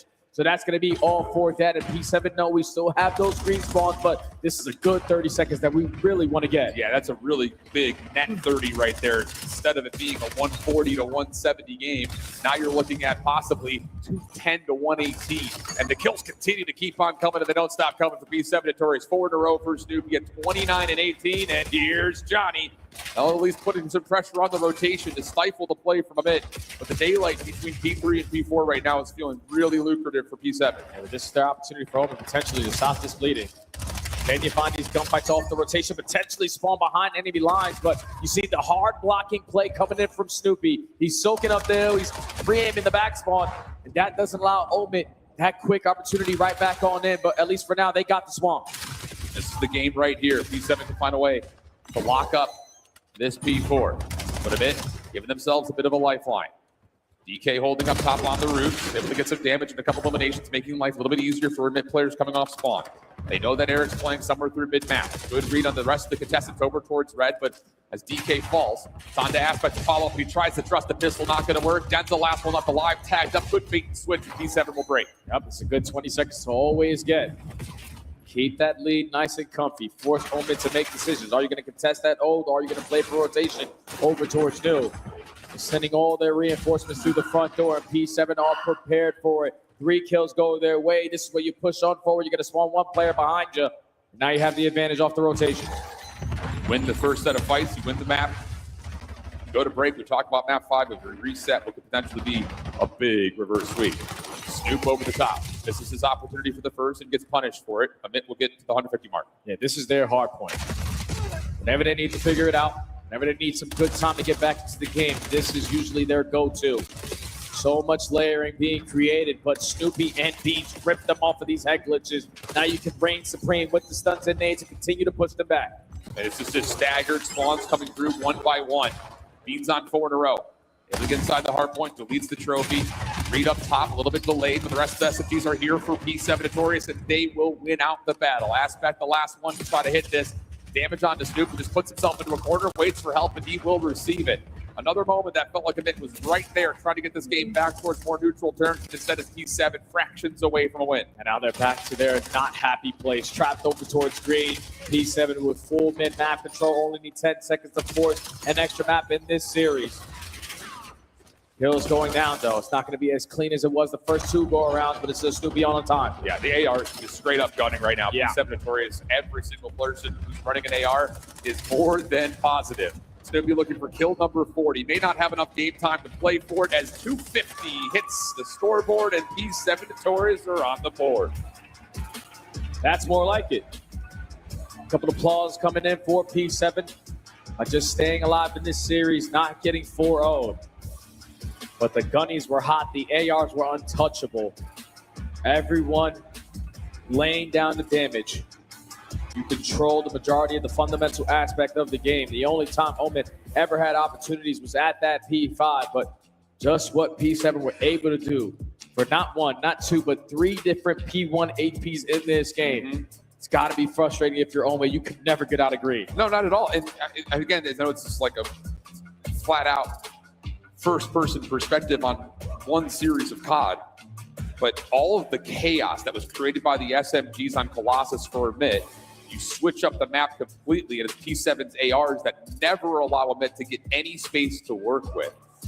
That's the big key. I mean, flat out, again, looking at the scoreboard, Johnny's running an AR most of the time. Snoopy pulls out an AR most of the time. Beans, of course, you know what you're going to get out of him. Eric's the only one really running loose, and he's mostly sitting in the hard point with an SMG. He gets 11 objective kills for crying out loud. So really good structure for P7. And another moment just kind of zooming out from how do you win and lose a series and focusing on the individuals. Great flexibility showcased by Johnny and Snoop. And now I feel like P7 have a lifeline that they could work with. For sure. The rest of these maps, to start off with this sprint, search, and destroy, this is where Beans can have impact with this sniper. These gunfights aren't going to go down in the first 5 to 10 seconds. And if you're able to push through, then you know that Omid are going to now start feeling the pressure. You can see that P7's gunnies are warmed up. Everyone firing on all cylinders. And it's a perfect time to come to life before you roll over and die. And I think just on top of that, to keep that same thread weaving between the hard points and the search, you think back to the Sake search, again, it was the SMGs that were creating the first blood advantage. Yep. You're not likely going to expect you're going to get that from Fringe all the time, not just because of the sniper rifles, but because ARs can lock down lines of sight so cleanly. So this series, even though it's 3-1, it's been 3 convincing map wins in a row for the side of Omid, is far from over, because then it's exposure overload and a Hasi search, which could get crazy. Going to take a small break. We'll come back and see if P7 Torres can keep up the pressure and keep Omid at arm's reach. It's going to be Fringe Search and Destroy for map 5 after this.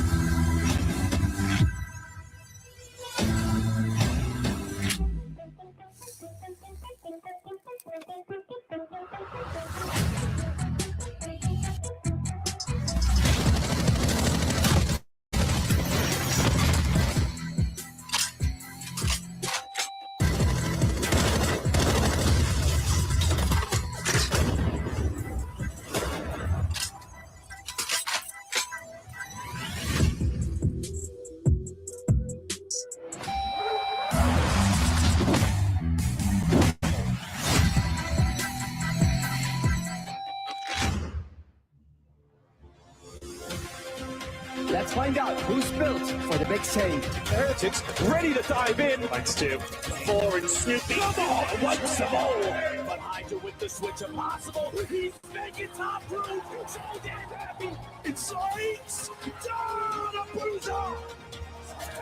Dominance on the grandest stage.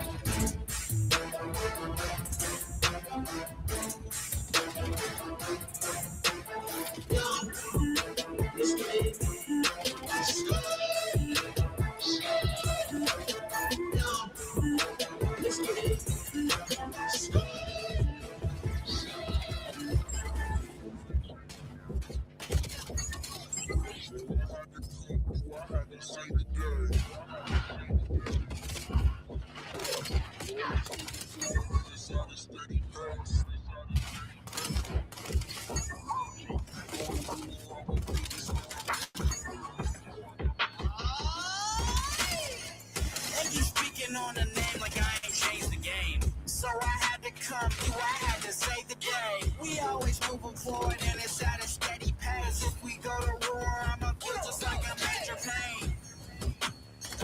Like a major pain. Feel just like a major pain. major pain. Feel just like I major pain. I've been through hell and back. I wouldn't change a thing. They tried to hold me down, so I went and spread my wings. Devoted to my craft, cause it's my everything. So if I want it, I'ma get it. That's by any means. We ain't even gotta talk, yeah, just get into it. Started music as a kid, now we started movements.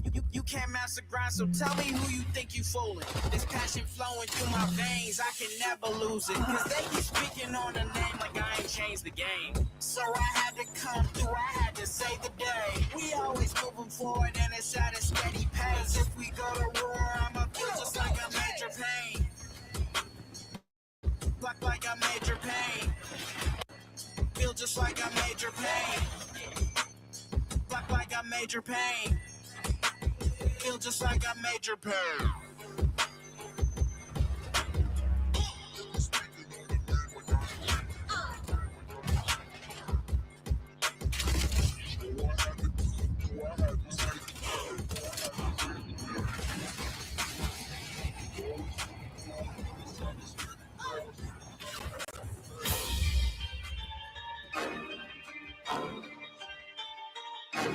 Yeah. Welcome back to Championship Sunday in Las Vegas, Nevada at the Michelob Ultra Arena just outside the Mandalay Bay. We've got ourselves a potential battle on the line now as P7 Notorious come out a little bit slow. 0-3 in the map count to admit. They finally find a chance to get themselves going. A convincing Scar Hardpoint now has us looking at the map. 5 Fringe, Search, and Destroy. Tell you what, all you need is just Beans pop off. Yeah. That is win condition by itself, let alone the fact that, again, the dynamic of this map compared to Sake, very different. Yeah, he couldn't do anything with that sniper on Sake. And that's also due because he couldn't see anyone because they were already in your face by the time he turned that corner. Moment was just way too fast, playing off the momentum that they were able to gain off of Colossus. But P7 coming to life. The second half of this series, the maps that they want to play are right in front of them. And Fringe is standing here to potentially force this game number 6. You just got to get through this one. Then the other side, too, about this map is like, yes, you have the ability of pulling a scope off the rip and changing if you want to, but you're not necessarily going to be punished if you do decide to keep it out the entire way, because you can set up your playbook around it. And kind of on top of that, I'm thinking back to like when Beans really first started to pop up on the scene, Modern Warfare 2, sniping on Embassy and Hotel. Early on in the Challengers year, I was scouting this guy, and I was like, he is going to be a problem against the CDL. And so far, he has been, at least in the way of being one of the most notorious snipers that we've seen in COD. A little action here for P7 Notorious, aggressively playing over through the A site. Admit we'll have a little bit of a whisper about this, aware of it, and the stuns will reveal it. So far, no information gained, but only information now is in the hands of P7. You trap them in towards bricks. First 2 kills goes your way. DK Denza trying to clutch on up, and they're just finessing on the outside of the courtyard. But it's going to be a 1v3 for the vet. Yeah, really good idea there for Amit. Just the execution gets a little bit hindered, largely just due to the fact that the play through bricks is red, and then you get stuck shooting your teammate. Almost a chance to double down right there, but not going to happen, and P7's aggression pans out for the first round. Yeah, P7 just doing their homework.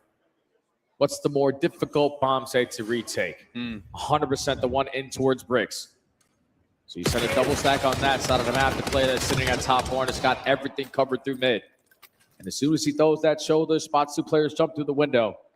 All the arrows on the side of the P7 turn in that direction, find the opening double, and eventually find the opening round. Indeed the case. 2 kills in the round for Beans. Snoopy for the first blood on that play that was developing over towards bricks. But big shutdown on a cheeky idea for Amit in the opening round. Saw them playing with a lot of aggression defensively, Amit, in map number 2. Beans not sniping this time around, just going to scout towards top barn window and let the play develop afterwards. Yeah, if you're Omen, you're probably expecting Beans to be sniping, so not even going to risk throwing a shoulder at top barn. It's already been 25 seconds knocked away.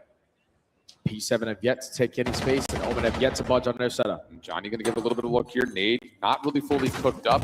Chance to run away from it, stay safe. Denzel right here to help out Aspecto defensively at Junk. And P7 Notorious are going to commit. First blood for Johnny, follow from air. Perfect on the execute 4v2.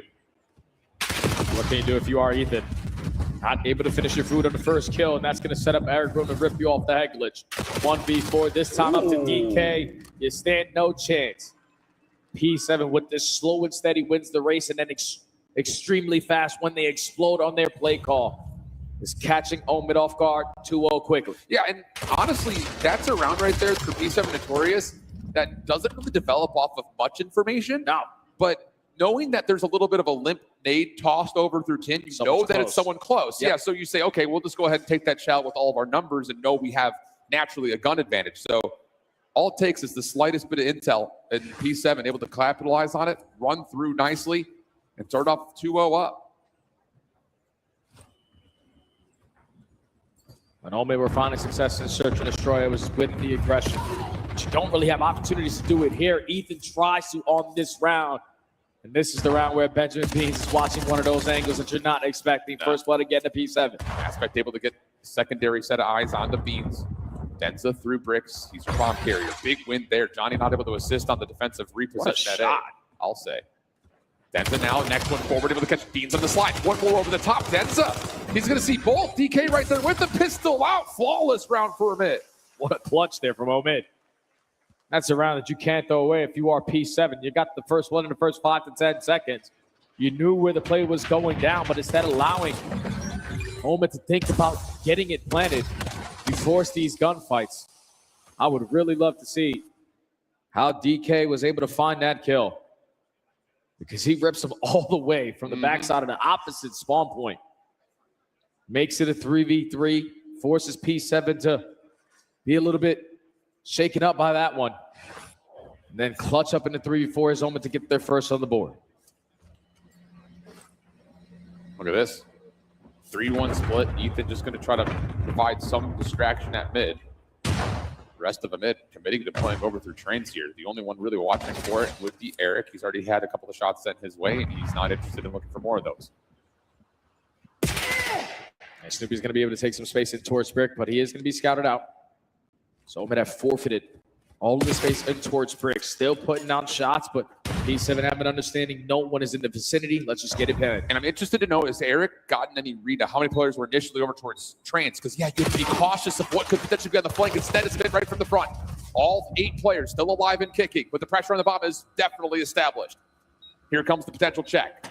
Snoopy trying to work this out with Johnny. All of them in, looking for the secondary challenge from this post plant, but P7 is just hanging. They're just hanging out. They're waiting for Omid to make the first move, and it's going to work out. 3 in a row for Denza through this, but he's now the last one standing. 15 seconds, and it's just a junkyard littered with P7 defenders. It's just an impossible retake. If you are Omid, if you don't get that first kill, it's difficult when everyone was just trying to put down shots from one doorway. There's no pressure on the pinch. There was no pressure through the backside of the alley. It was already 20 seconds wiped away. So that forces your hand. That forces you to overextend a little bit. And that's exactly what P7 wanted you to do. 2-round lead again. That's so big, though, that, like you call P7, who could have felt threatened to be stuck at junkyard. Because, again, 3 members from it towards trains. Then all 3 members of the map in the middle of the map. Like, you have to be worried about that flank. But as soon as P7 finds that first blood, it alleviates that mental pressure. Allows them to get their 3rd round. Quick action here over towards the front side at ADK. Guns up, trying to play a little bit of a bait switches. Johnny and Snoopy. First shots will come through. Both players up the drop aspect. Does get traded up. Beats playing from over the top. We'll keep this into a 1v2 for Ethan. Yeah, that's just beautiful teamwork. Ethan is going to be hit with a stun. 1v2 potentially is going to get lost. Good slide through. But once again, the long-standing duo of Eric and Beans going to trust that cohesion they've been able to build over the last handful of years. Ethan's got space. But what do you do with it? Time is ticking away. You just want to try to potentially spot out a player on the side of P7. And I think that was a good enough shoulder to realize they're playing in towards the junkyard. But can he catch Eric? Boom, he's going to turn it into a one-on-one. He's getting a little skittery right there. P7 Notorious. Ethan. Oh, my. This is a bold call. Beans head on a swivel. Here comes Ethan trying to work his way into the side. Oh, my goodness. What a snap from Ethan. That is an unreal read out of Beans' positioning. The fact that Ethan is able to force these 2 one-on-ones, another situation where P7 can't afford to throw away these rounds. Force him to beat you by getting it planted. But just the fact that this kid snaps like that, Beans is probably jaw dropped. I just got shotgunned. The new kid on the block gets the 1v2 clutch. Omid get their second round. That was unbelievable. Now all of a sudden, quick aggression from P7, just trying to shrug that one off quickly. Smoke the back off the box side of B. But Amit's defense are getting some aggression. Beans may have seen this. He wants revenge, but he's going to get naded, tagged up. Ethan able to find one, still alive. Snoopy trying to return back, and Ethan's able to find himself a second. Snoopy finally for the trade, but the play is shut down. Snoop's got nowhere to go. 1v3. He will get back to full health, but yeah, this is just so tough. Going to rotate right into the waiting arms of Aspect. DK holding the line over through Trains. And it's not going to happen here. Big response from it. You give that guy a 1v2 clutch in the previous round, like the way he just got it. He's got to be going into the next round with the utmost confidence. No hesitation on that flank route. Ethan understood where the pressure was coming in. Teammates letting them know through the communication. It's over towards Trains. Flies for the first. Catches the second for free.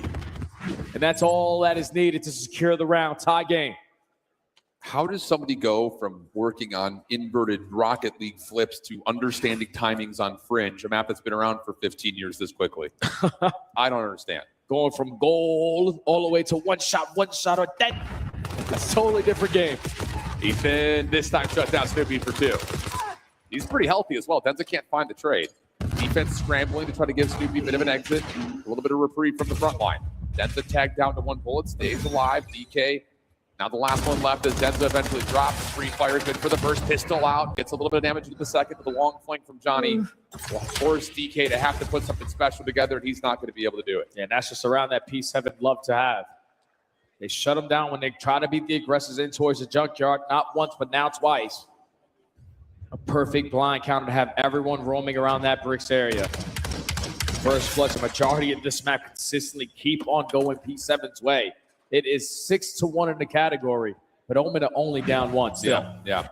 That's huge too. I mean, considering we talked about what happened with Sake, the SMGs from it were just running it down, finding quick first bloods. P7 could slow this map down, trust the rifles, trust the scopes. And that's been mainly their big key to success right now. But like you mentioned, haven't been able to finish off perfect conversion. It's still a tight game. P7 going to show a little bit of pressure through mid, trying to get Snoopy up towards the bricks. Good read onto Ethan. First blood there. Double smokes from both teams coming through here, and that will lead to a reset 4v3. Yeah, and this is going to force a repositioning from Aspects. Going to let his teammates know potentially the play is going to be over towards B. So Denza goes from mid, back over towards the junkyard. But as soon as he retreats from his teammates, the pressure is on him. Another 4v2 here for P7. Yeah, DK can't rotate over. He's down to Denza, 1v4. Gets the first escapes. He had Eric tag, but as he returns to the battle, it's P7 Notorious who find the win and now are on map point trying to put him back to back. Yeah, Omen just taking too many risks.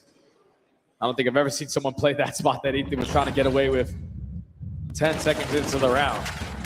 All you were doing is scouting around the middle of the map. You were gifting them free first bloods, gifting them early advantages. You're not making them work extremely hard in these early rounds. Snoopy keeps on taking all the space away. And every time they know that they have the advantage, they're setting an extra gun for the fights in towards 10, consistently having so many rounds in a 4v2. And now P7 at game point. Yep. Onto the defensive side they will go. Beans was able to put the pressure on with the scope. Watching through small last time around. He will do it again this time. Connects onto Ethan. Aspect trying to push forward. Not going to find anything there. Denza now the last one left. Clean for P7 Notorious. 2 maps in a row with some conviction on top of that. And the friends and family in white and gold love what they're seeing. And Eric Boom starting to come to life. I was able to catch him yesterday in the hotel lobby. I said, Boom, make sure you get some good rest because tomorrow is going to be an absolute masterclass of the series. Obviously, it didn't go the way that you wanted to in the beginning of this one, but P7 have sprung to life. 2 maps in a row. 2 dominant maps in a row, especially with just how much pressure they had on the map and how much map control they had with those ARs. You're taking these SMG playmakers out of the equation, and you're consistently keep on fighting in this series. Yeah, I mean, just immediate payoff to that for all you numbers people out there. Ethan, who has a 2.3 plus KD in search, 4 and 8. Not quite able to get things going, and a lot of that is 3 first bloods that get thrown onto him. So again, you talk about that. I mean, realistically, you can even take aspects into consideration. Another SMG player for a bit, 4 first deaths. So the SMG's not able to create the same space they were in Sake, and that's what we're talking about. The lengthier we got into this best of 7, the more the ARs could come to play. And for the side of P7 Notorious, they absolutely have. And this is what that experience that you were talking about earlier, Al, is finally showcasing itself for P7 Notorious. They have been in situations like this. They have been tested versus some of the best in the world. Even with their backs against the wall, they're not willing to give up and die. They have been able to come to life. Back-to-back maps. Now putting the pressure onto Omen because they were thinking, all right, with the way that we won the first 3, we should guarantee the 4th. But now you're feeling a little bit more pressure than you wanted to have. Without question.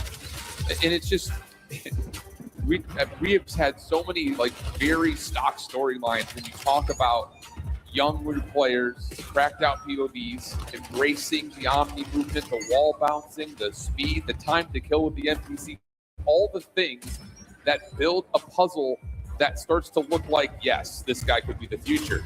But as we start to look into the lengthier parts of this series and we start to rely on good macro gameplay, good decision-making, good responsibility of zone of control with ARs, that's where you start to see the vets come to life.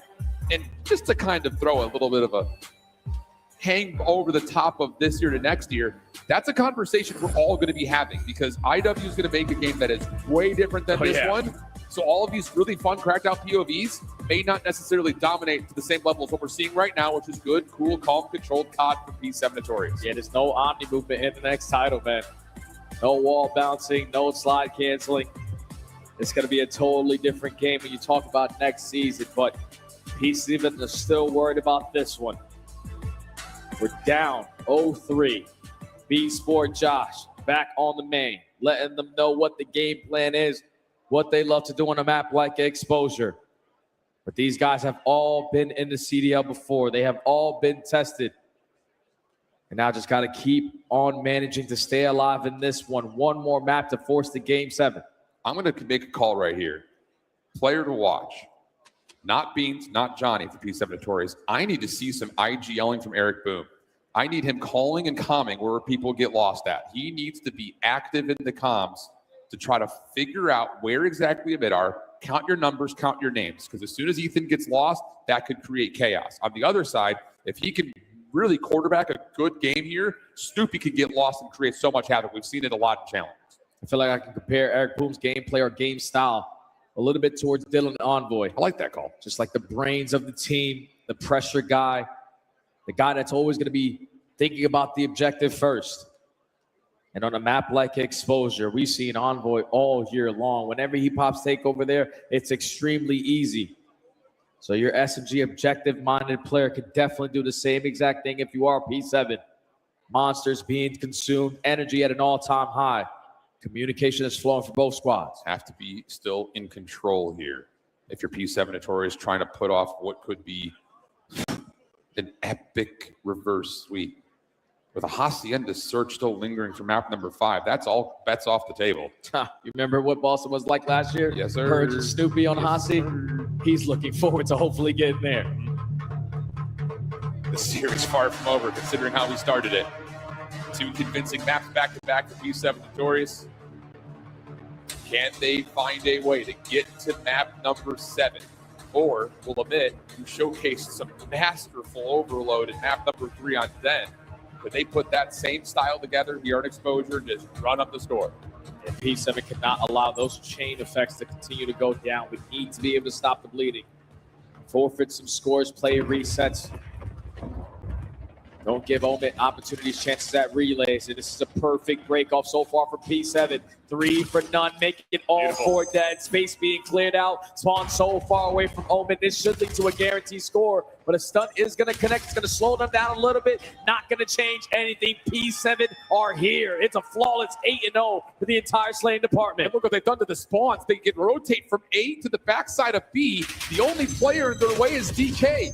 and you get a kill from the pinch. Now it's just down to what Snoopy can do, and Snoop has arrived. 5-0 start for Snoop and P7. In the first 45 seconds have scored twice, and Boom is saying, I'm not done. We're instantly calling in this hellstorm. You know your team is off the respawn and are going to be outnumbered. So the reset is going to be outdoors, and that's going to allow Eric Boom to continue to slay. 2 kills go their way. Snoopy clearing out space over towards the A objective, but he gets cut down by Ethan. At least it allows you some space to work off the respawn. Oh, but Johnny, I was going to say, he has a chance of rotating back to the middle of the map as Beans has the 1v1 over the top, but there will be a couple of close spawners, and Beans, who's low, will value his life. Wait for help to develop through the middle of the map. Denza, DK, find a couple of trades. Snoopy still putting the pressure on, and P7 can still threaten to CMP down low. Oh, Eric Boom is finessing. Almost gets the better of Ethan there, but Ethan's going to turn that into a double. Now 3 kills go the way of Omen. You think this might have been the opportunity to potentially get a score, but it's Benjamin Beans. Locates 3, retrieves the EMP, and is just going to put it on their side of the map. Nate's already coming over the top. Quick follow-up was Ethan, who's trying to just reclaim the space, but he gets punished. Now the flank open for Snoopy, but Denza fills the gap. Beans still alive, still holding on to the EMP.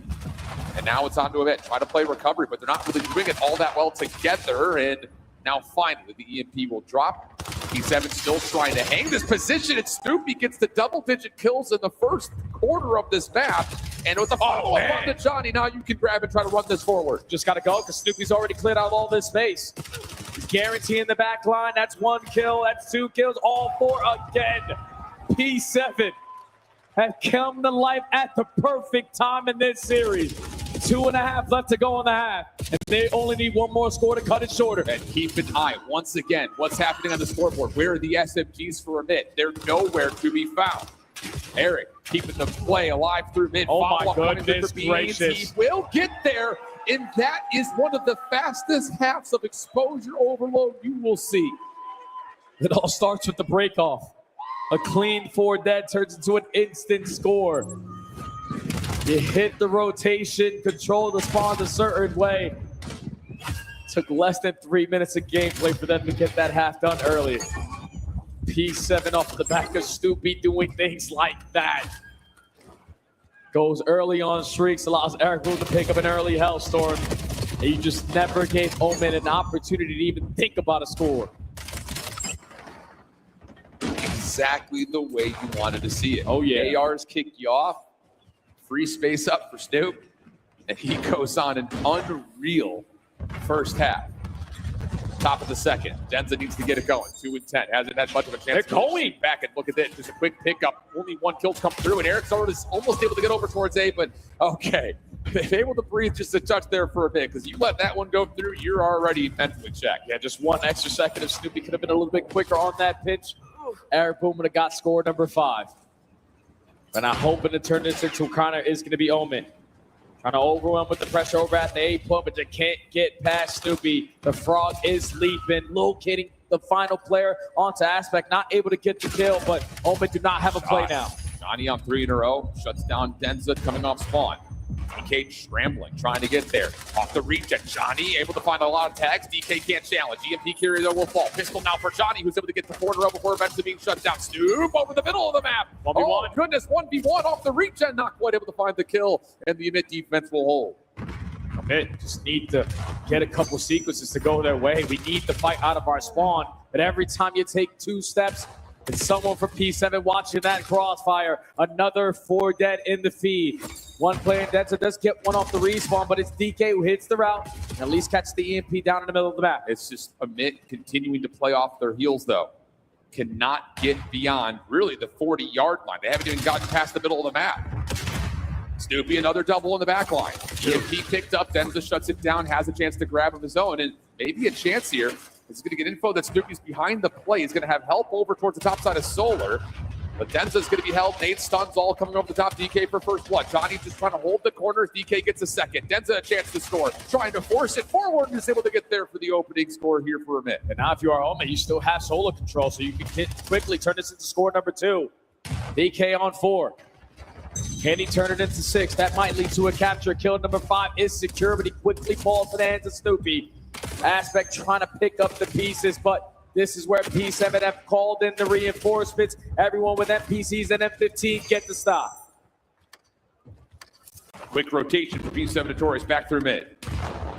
Ethan trying to meet it, match it, best it. Not going to happen. EMP now makes his way over towards dirt. Aspect will fall. Couple of defenders still in place here, though, for a minute. They're able to find Beans. Trades continue to be a nuisance, though, as P7 Notorious just continue to keep Amit held back. There's no need to take any more risks. You have so much of a comfortable lead. Are you just going to force Omit to look for you, to check every single corner and allow that game clock to keep on ticking? But it's Denza on the pinch. Finds a double. Johnny is currently slaying your teammates over towards Statue. You maybe want to set up that pinch, but he does it. And now this is going to turn into a score here for P7. Yeah, it's going to be Beans just trying to sprint forward and gets there just before the kill comes out for DK. 5-1 the count. Finally, a bit of a kill feed to work with, but it doesn't make a difference because you still have one more lurking member for P7 Notorious to keep Amit a little bit further away from this EMP. Johnny follows up. Nice long-range shots on all players for a bit. He almost gets himself a quad feed, but instead will just settle for 3 plus the EMP. Yeah, he knows who the last guy is. Let me just send in Snoopy, who is 26 and 12. Dominating with this NPC. A minute 30 left to go. Game clock is about to be out of the picture. This map is about to be out of the picture if Omid don't spring to life. But every time they try to take a risk, they're just not winning these key gunfights. Off the rotation, P7 at the A objective. Beans is going to fall, but Johnny, you might as well commit because the EMP is still on their side of the map. And he still have Eric behind this, trailing the play, able to turn it into 2. EMP in hand. Denza trying to chase it. It's going to find 3. The reload will eventually be what falls, as Beans will keep the dirt control for P7. We're down to do or die time for a minute with only 50 seconds on the clock in a 4-point game. Yeah, it's GG. You have to grab this EMP and score, get every single kill possible for you to even stand a chance. But P7 backs against the wall. We're down 0-3 in this series. 3 straight maps out of some experienced players, some former pros on that main stage. They're going to be able to force this game 7. Omid thinking, all right, this should be done. We're probably going to set up a celebration early on, but P7 are not going to give it up. We're going an extra map. Absolute dominance in response to the openers from Omid. And if what the first 3 maps were handled and dominated by the SMGs, it's been nothing but AR action for the most part for P7 Notorious. And Snoopy says, thank you for the free space. I can just do what I do best. 33-14 for Snoop. Maybe more in the last 30 seconds as P7 are looking to keep the pain involved. But there we go. Time limit gets reached. 6-1 the count. P7 tie us up. And Johnny's letting them know who's breaking now. Oh, man, we're thinking they were so close to the finish line. All they needed one map, and they could have enjoyed the rest of their championship Sunday with a breath of fresh air, with some extra money in their pocket. But the vets, the experienced players, did not roll over. They fought tooth and nail, map after map after map, and have now got the gunnies hot, have got the mental hot. And it's all you need is a game 7 to have it all the way you want it to be. And it's on Hacienda. Again, the long-standing duo. Whenever you find Beans and Eric and challengers at the same time, they find each other. You also got to keep in mind Beans and Snoop, a lot of familiarity with one another. And almost like the Falcon story, now you get Johnny in the mix, who can be a little bit more flexible as an AR. It frees up Beans to kind of be a little bit more locked in. And all of that long-range pressure is starting to really influence the impact and reduce that impact from its SMG presence, which again has been what they've used to take over a lot of series. It's crazy to see, like, this is how we're starting our championship series. Sheesh. Or championship Sunday. This is just the Challengers Finals, ladies and gentlemen. We have the Pro CDL Finals Optic B phase coming up later on today. But a game 7 to start, and I'm probably thinking that it's going to be a game 9 later on. A little bit of foreshadowing from my boy Jay right here. We're going to head to one more break. Hacienda coming up, and I'm just going to say it. If the first 3 were SMG maps, the last 3 may have been AR maps, Hacienda straight square up. Let's see how things unfold as we get to map number 7 in our Challengers Finals on the backside of the break.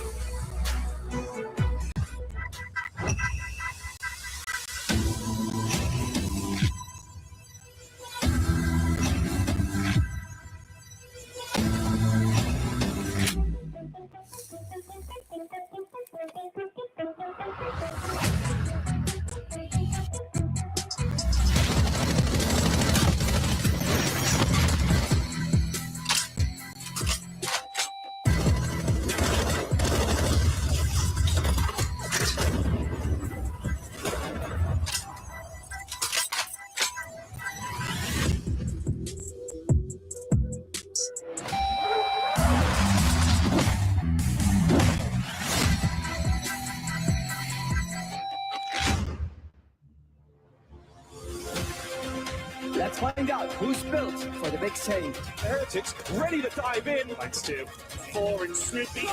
Once more. But Hydra with the switch impossible. He's making top room. So damn happy. Insights. Down a bruiser. Dominance on the grandest stage.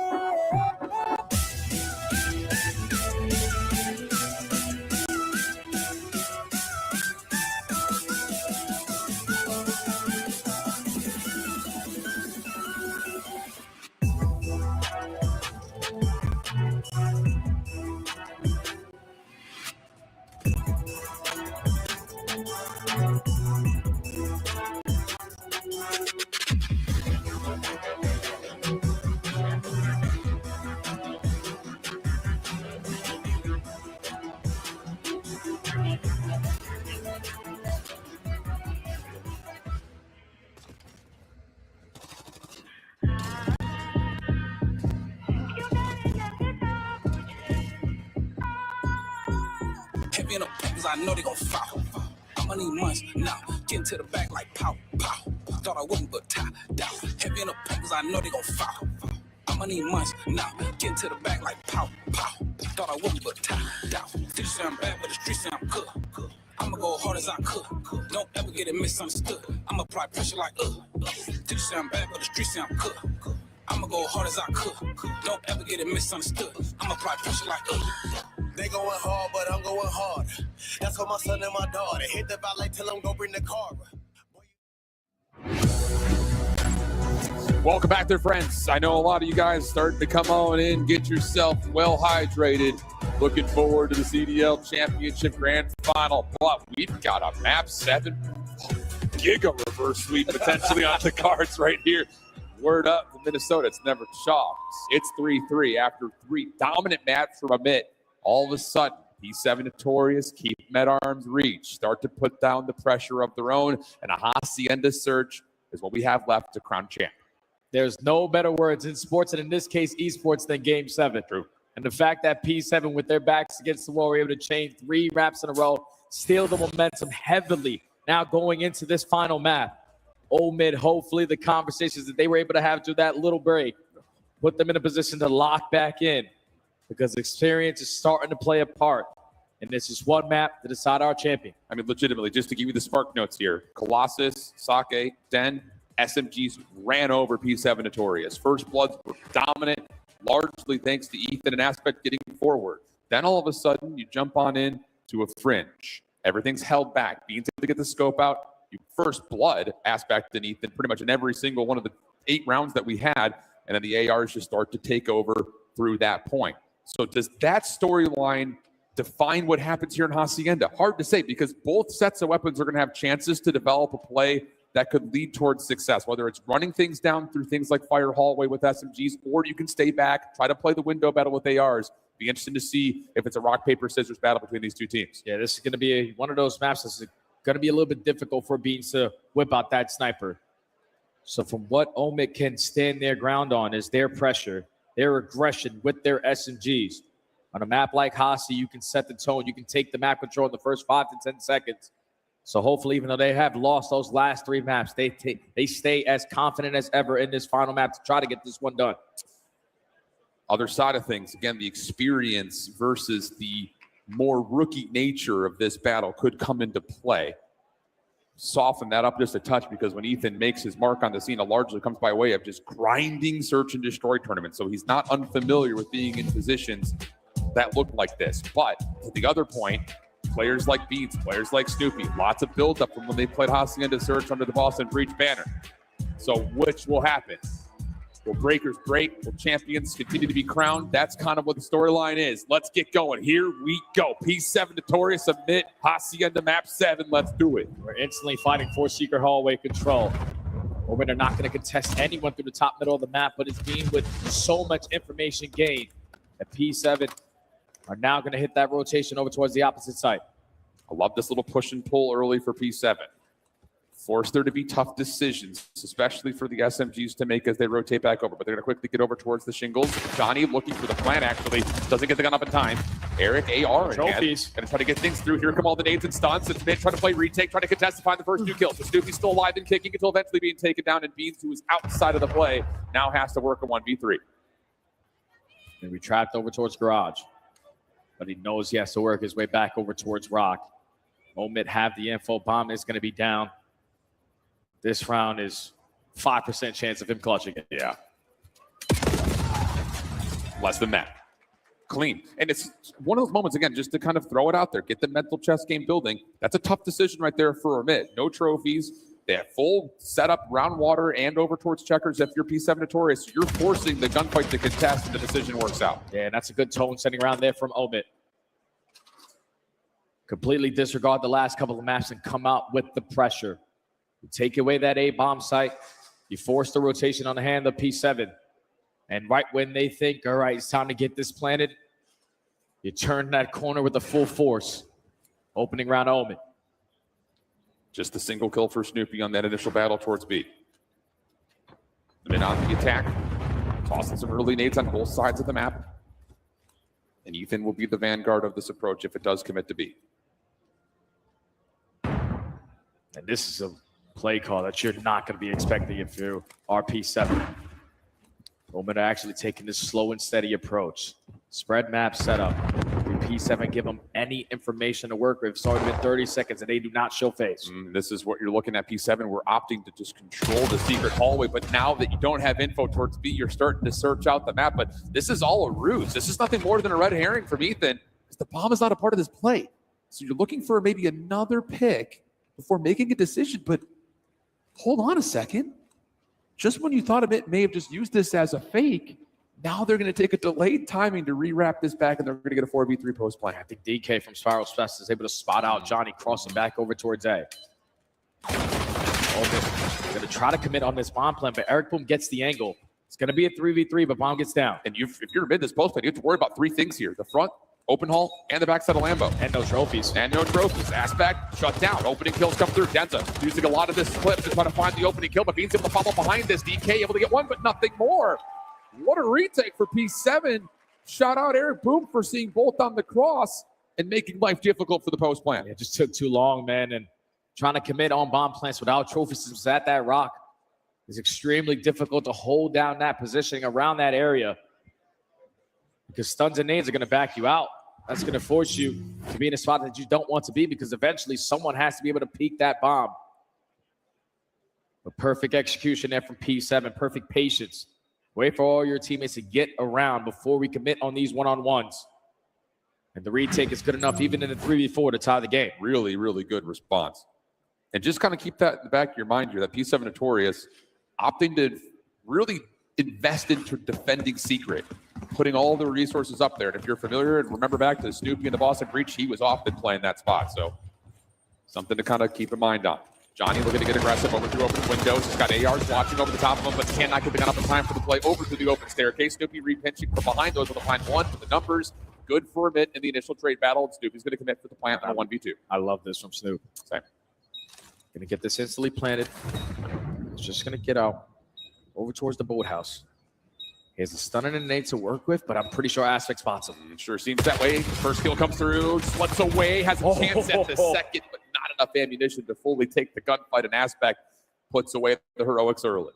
It's just a blind counter again there from Omen. You're thinking if you're P7, let's take open hallway control. We got trophy system going into this round, so if we can get over towards Rock.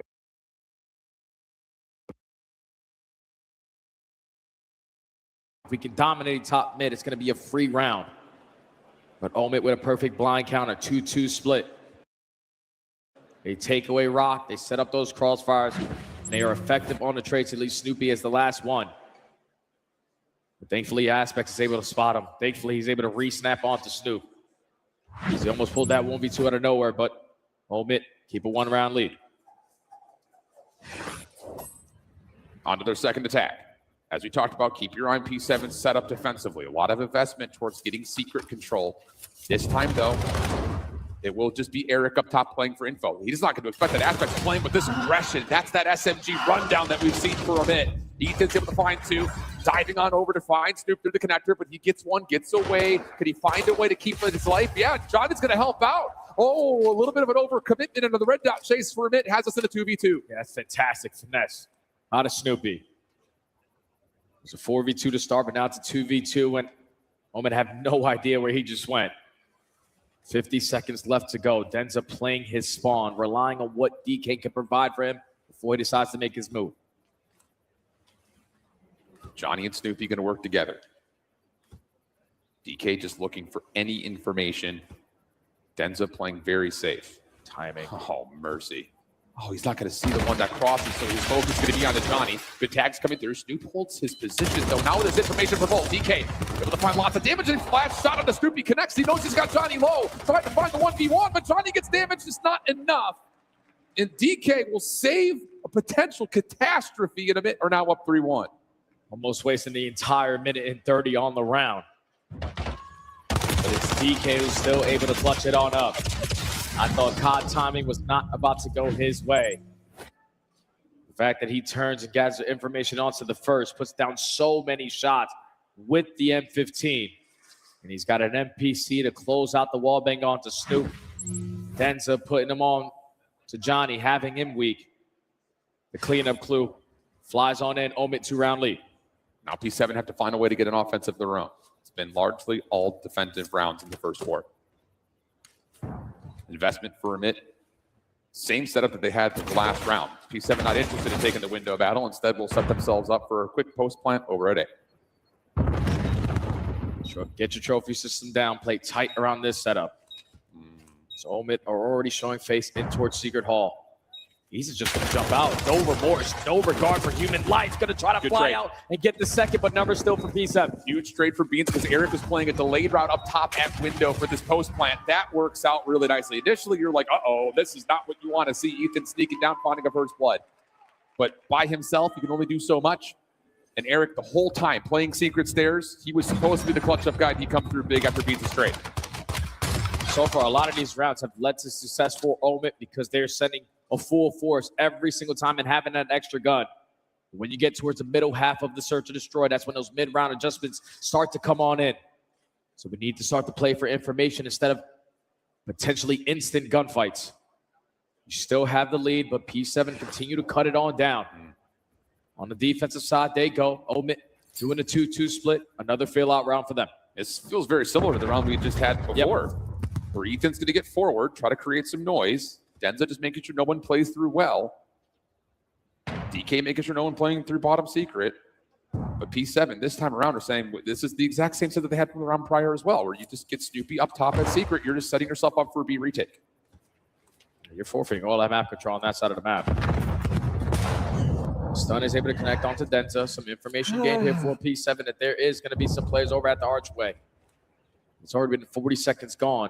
Omit are relying on a hero ball play here from Ethan. Absolutely. The only way they break through this P7 setup right now is if they get good timing from Ethan.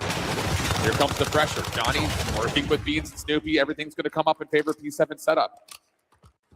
And the only way you counter that if you're a mid is you plant. And you just get a read that no one's at B. We plant. We force them to come to us. But P7, they must have something in store for that retake. Here comes the late plant trophy down 2v4. Oh, 2v4. They're actually going to invest this trophy. So a lot into this round. You're still going to be outnumbered, and you're still not going to stand a chance here.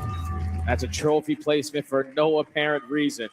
And that could potentially come back to bite you, especially on your next attacking round. Absolutely the case. And then again, just keep in mind that frame of a mid are looking for kills first before they do anything objective-wise. Yeah.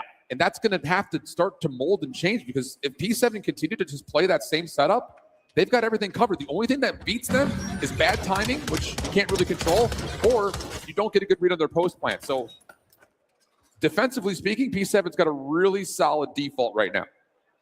Yeah, it worked for Omen on a map like Sake, where you could just force gunfight after gunfight. But if P7 aren't going to give you anything to work with, we have to take what they're giving.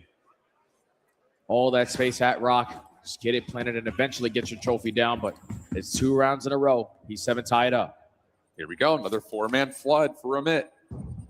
No pressure shown over towards the top windows. If P7 can get a read, nothing's up towards A. They're now going to get the full-on setup that, yep, there's the full hit around the back. And this time the response just a little bit too late. Snoopy will get the plant.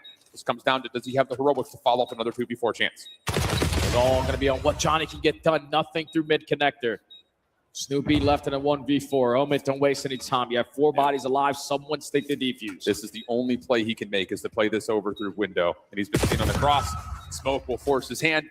And Amit will put together, again, just another bullheaded brute force hit to work out to take the ledge 4-3. Yeah, P7 knew that they were doing that play. It's just some bad COD timing for the first step out of Beans, and then a bad auto mantle there from Eric Broom to potentially get that trade and get out. That's the way that Omit wants to play. You send in your SMG Slayer in Ethan to always be the aggressor. He flies on in. Beans turns the corner at the wrong time. Gets the first blood, and then boom, just not able to hit the snap because there's too many in front of him. Ethan just continues to run it down. And that's a tough moment right there for Eric, because you're kind of halfway in the play, and it's like, do I try to respond and get one back, or do I even have a chance to run away and keep it 3v4? We'll pause on that question as the next hit starts to develop over towards Rocket. It's Johnny and Snoopy for the first couple, but Ethan's able to respond. This will be a 1v3 for him. Stun comes through. He's able to slip away, but not fully. Wallbang connects, and a quick response for P7 with some aggression of their own. Blow for blow, round after round, these guys are not willing to give them any free ones. All tied up at 4. A perfect blind counter there from P7. Think about it this way, because like we were talking about, if you're Amit, you know that setup over towards Secret's hard to break. So the only way you beat it is by flooding B. And P7 Notorious get a perfect read saying, we know they're going to play for a quick objective. Let's beat them. And Johnny, with the first 2, tilts the edge to P7. Yeah, and that's one of those setup rounds. You take away, like you said, Secret control every single time. There's a screw to slow plays. Let's just bombard it over towards B. And that's exactly what P7 wanted you to do. But Omit going back to the strat that just worked for them. Everyone through mid open. Don't throw the same pitch twice. Eric this time with a stun. Gets enough information to recognize that this is a potential call. Meanwhile, Beans is already opening up space over the top of the rock wall. So you're going to get a post plant set up here if you want it for P7. Johnny looking to take away a little bit of space, but just get a little bit over aggressive. First blood for a bit. Post plant still effective for 3v4. That's a high risk, high reward play. Johnny just gets caught, and now Ethan going to continue to find kill after kill. Another 2-piece on this round, 4v2. Beans trying to clutch on up. Good first. Locates aspect, 2v3. Able to clear more space out through fences. Up towards the windows. He's shots, but they haven't enough shots to land for a kill. So now it's just down to Eric. Cannot see the diffuser. Shots are not going to land. DK puts Omit at championship point. What's so difficult right there for P7 is the fact that the bomb carrier is as far as he was from that bomb. Because Eric Boom with a fantastic stun connects onto 3 people through open. Just your bomb carrier couldn't instantly put it down as soon as that stun connects. Just so far out of the play. By the time you commit, you try to take a risk if you are Johnny, just to guarantee some space. Thinking that Eric Boom's information is still going to be good enough to work with. But Omit's so fast on the rotation. Put themselves at game point. What do you call in this round if you're Amit? You tried the hard aggression at B, it gets blind countered. You've had no success, largely speaking, over to A. So this time you're going to go over towards the rooftops. And wouldn't you know it, P7, we're playing reserve with Beans on a scope. Eric able to find first blood damage on Ethan. Tried to follow through that. Goodness, that was bold from Denza. Ethan going to be stunned behind this play, followed up by Eric Boom. And it's just down to DK. He's stuck over towards fences, and we're going to get a map 7, round 11 for the championship. Perfect adjustment there from P7. Do not try to contest the aggressive plays. Eric Boom, instead of the NPC, has an M15 watching Secret hallway. Gets the first blood, sets up Snoopy for the trade. Teamwork shining when you need to have it. But it's round 11 for it all. What are we going to get, Vegas? 4-map reverse sweep from P7 Notorious, or will Omit cement themselves as the greatest challengers organization in the history of the esport? 4 straight grand finals, it would be 3 championships for the org. And it's going to be the offense for Omit. Stunts, nades, all littering the front play over towards Well, and a couple of nades will, in fact, get a reveal. P7 will have a chance to respond defensively. What kind of timing is Johnny going to play with? He's going to turn that corner in towards Archway. Teammates applying pressure from the front, but it's Johnny going to commit. He gets the first, but it's still a 3v3. Trying to force the battle, though, with Snoopy. He gets punished by Aspect. And Eric, I believe, has been seen up top. Good shots from Aspect, but he can't find the kill. Tenza clearing the space up top, able to find the win on the beans. Just down to Eric Boom. 1v3. Tenza off the regen, not going to be able to get out of there. And Event will stop the reverse sweep. It's 4 straight Challengers finals for the Event organization, and they will be crowned champions for the 3rd time. So icy in the round 11 with the play call. That A-bomb site has not treated them well all throughout that map. But it is the teamwork aspect of the game. It's the commitment there for a moment to die on their sword. The reason why they got to this position is with their aggression. You send it all out. Even with Johnny getting the first, you're so fast on the trade. And just a little bit overcommitted there was P7 to try to get the guns to go back to their way. But Omid don't allow the reverse sweep. They continue to be the best team in Challengers. And they are your champions here at COD Champs. Major 4 champs, Season 4 elite champs in Europe, and now the crown jewel. Able to take down what has been a bit of a rival in P7 Notorious, org to org over the last couple of years. But this is, as much as you look at Omid as an organization, you give them all the flowers you possibly can. You still have to keep in mind that Ethan was flipping off of the side of Rocket League arenas a couple of months ago. DK just got into the scene this year. Aspect, who has made it to Challengers playoffs for 3 straight years, is able to find himself on top in Denza. The guy who's been there, done that, leads the way and takes the Young Guns to a championship. It's got to feel so good for the Omid organization. 3 out of 4 in the last 4 years have gone their way. Ali providing the medals. Aspect did his thing. Ethan, without a doubt, was my MVP. I agree. When you get to that final round is when experience has to play a part. Denza with the multi-kill. Denza with the experience puts his team in a position to close it on out. And Omid got to be feeling so damn good. What an unbelievable run. Vegas, let's hear it. Your Challengers champions, Omid. I mean, what a matchup that was. Going down to the distance, 7 maps. Come on, Vegas. I know that was intense. One more time for your Challengers champions, the best, Omid.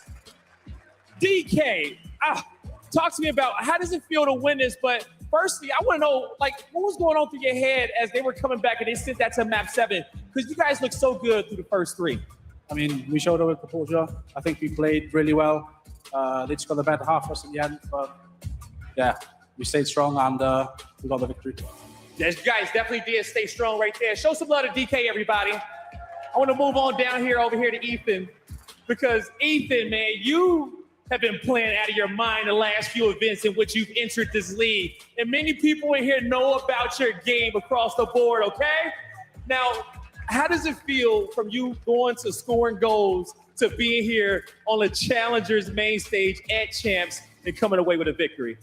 I mean, it feels surreal. Coming from Rocket League, being pro in that game, to now playing COD at a very, very high level, it feels amazing. I'm happy to be here, and I deserve to be here. I'm better than everyone here. He deserves it, everybody. You earned that, Ethan, for sure. Now, let me move down the line, okay? I got Aspect. Love the drip. I love the shot. I love the composure that you had there. I mean, it was a nerve-wracking matchup. How does it feel to win? I mean, it feels unreal. It's sweeter now that we almost got reverse swept and we ended up winning it at the end. So it feels much better, Sigh of relief. Definitely is a sigh of relief indeed. But now you get to call yourselves a Challenger champion on the main stage here, okay? Make some noise for Aspect, everybody. Now, I got an OG next to me, okay? Somebody who's been in the game for a while. Denza, you've been in some crazy series of your life. How does this one rank up? It's got to be number one, I think. My heart's still going, but, you know, we pulled through. It was the last map for 15K each, so we set that before the map, so we regained and won it. So you guys definitely did regain, okay? And now, going into the last round, this is a $60,000 round. Who made the strat call? I mean, I was like, I'm shitting myself here. Let's play slow. And Ethan said, let's just hit A, man. And we hit it, and yeah, Johnny scammed, and we got trades off that, and yeah. Hey, man, you guys did what you had to do. Being there for each other, being there for the trades as well. Slide on down for me, Denzel, real quick. Slide on down too as well, Coach.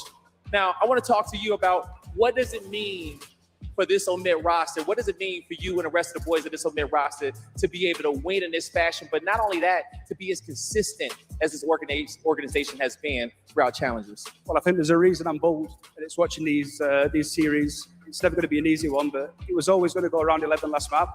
I think I can't take all the credit. Ben Vance back at home, shout out to him, shout out to Mosen. They're the brains behind the team. I'm just the pretty face that comes out with them. But no, congratulations to the lads. Consistent team, great talent. We'll see them in the future. You'll definitely see them in the future, all right? Now, any last words that you want to say to the Omit fans out there as we going to crown you guys one more time as the Challengers champions? I think the boys just appreciate all the support from everyone back at home, all the tweets, they hear everything. So appreciate all the support and on TWC. You heard it here, folks, all right? No matter where you are around the world, show some love to Omit coming out on top as your Challengers champions. All right, Omit Takeover. That's the name of the game. It's been that way since the brand has entered 4 straight grand finals appearances for the brand. This one with a fresh set of faces.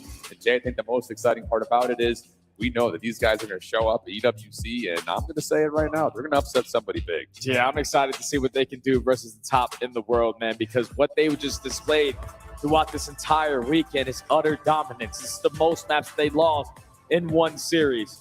You go through Telluride Bush. You go through your brother in squad in Omit Brooklyn. You face P7 in the winners finals. You get it done in 4. But then you get to the last dance, have the rematch, and make this one a little bit better. Aspect says, all right, even though we were up 3-0, 4-0 would have been cool. But the fact that we go all the way to around 11, Game 7, it feels a little bit better.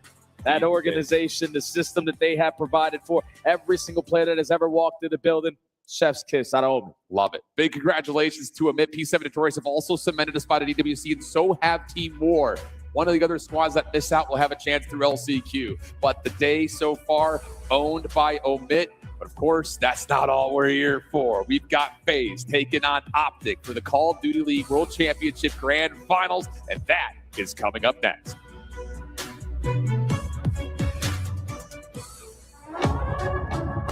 Vegas training dog Tronza closes the game, goes on an incredible streak, and FaZe are into the grand final. Optic trying to get their rematch and trying to get to the last dance versus FaZe again. Can they pull it? Are you kidding me? There's no way that Hook has done that. We're coming for you, FaZe. We're coming for you.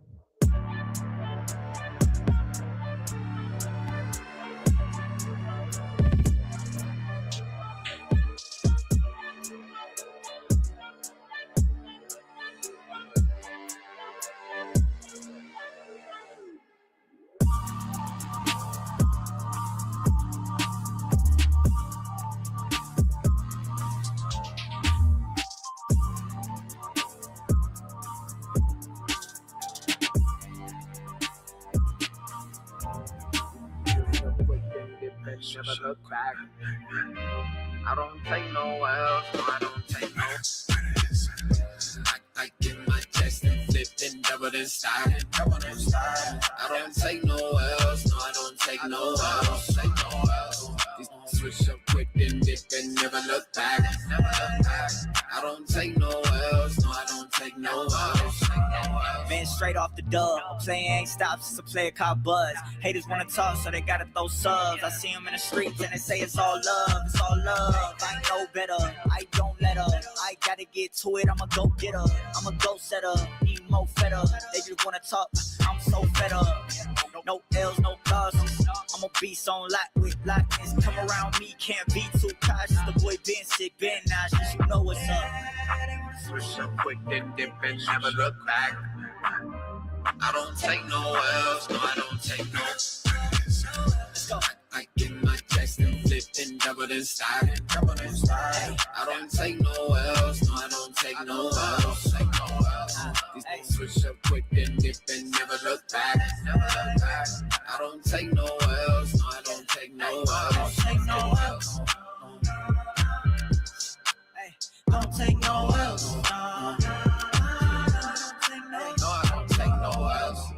Win after win, I'm feeling like Britney, I did it again. I'm setting the table and setting the trends. I'm shooting my shot, I'm 10 out of 10. They can't compete. No, I won't stop it till mission complete. Stay out the kitchen, you can't take the heat. I'm taking the dub, you taking the feet. Hey, it's no L's in a vocab. The white flag, no, I can never throw that. 2012, I wanted it all so bad. Now all I do is win, better know that. Switch up quick and dip and never look back. I don't take no L's, no, I don't take no. Let's go. I get my chest and flip and double and slide. I don't take no L's, no, I don't take no L's. These things switch up quick and dip and never look back. I don't take no L's, no, I don't take no L's. Don't take no L's. Don't take no L's. Don't take no L's.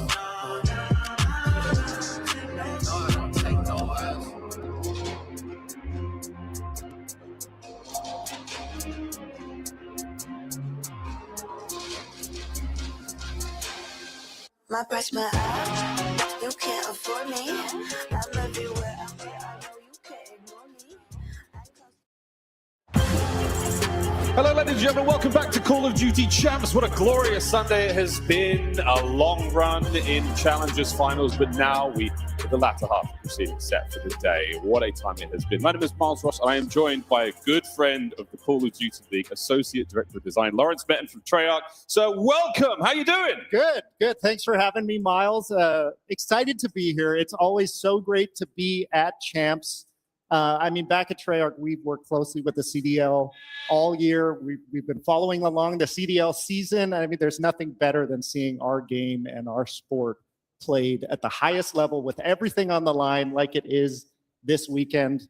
Major 4 in Paris really set the stage. It was cool. For this weekend. It was very special. A great reminder how passionate this competitive community is. And this weekend has lived up to the hype and delivered as well. And so excited to see how it goes down with Optic and FaZe. It really has done. Yeah, Paris, a wonderful reminder of the global nature of Call of Duty fandom. And again, the Generates, what a beautiful fan base. And again, we thank those who have traveled out here to Vegas as well. Sadly, their team don't make it to the grand finals, but hey, a long and illustrious time in the league, hopefully, for this squad. But Lawrence, thank you again. All you guys have had such a wonderful impact. Brought us overload. This last 2 years has been really, really fun from the guys at Treyarch. Now, just because Champs means us at the end of the CDL season doesn't mean it's the end of the Black Ops 7 year. What else have you got in store for us for Season 5? Yeah, Season 5 launches next week on Thursday. We've got content for multiplayer, for zombies, for Warzone, and for rank play, which I'm going to talk about in a sec. But let's start with multiplayer maps. We have 3 new maps you're going to be getting your hands on when you jump in this week. The first is Jubilee. It's an all-new map set in a rural Japanese town. This one's got a great mix of interior close-quarter spaces and exterior spaces. My favorite POI is the pachinko room, which you can see here. So swing through that when you drop in this week. And then Dig is back. Longtime fans will recognize this from Black Ops 2. It was a DLC map in Black Ops 2. And competitive fans I know you're going to be excited about Frequency. Black Ops 4's Frequency has been remastered and is in BO7. Looking slick. And now, of course, Wall Jump changes things. We don't have specialist abilities, which is going to change it quite a lot. I'm really excited to see how this plays. Yeah, I mean, Black Ops 4 was a strong year for competitive play. We're excited to get this one in. There's a lot of work that goes into our remasters. We have to test the maps. We have to make sure they work with the current state of movement. We have to make sure they work with new modes like Overload that weren't in Black Ops 4. But it's in, and it's coming out with Season 5. And it's going to be in rank play.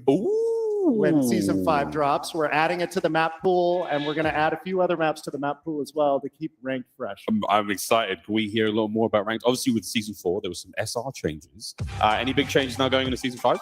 Yeah, so Season 4 brought our skill rating system overhaul. The system is now completely transparent. Every point of SR that you gain or lose is broken down after matches. We've been following along. The response has been great. The feedback has been awesome. We've collected a lot of great data and watched closely this season, and we'll be making some changes for Season 5.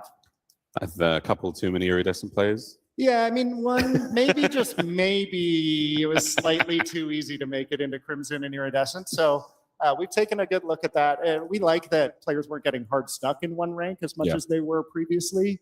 But maybe we had some players reach Crimson and Iridescent that shouldn't have been there. We're going to make some adjustments, make sure the system stays rewarding, but that only our best players are able to make it to those ranks.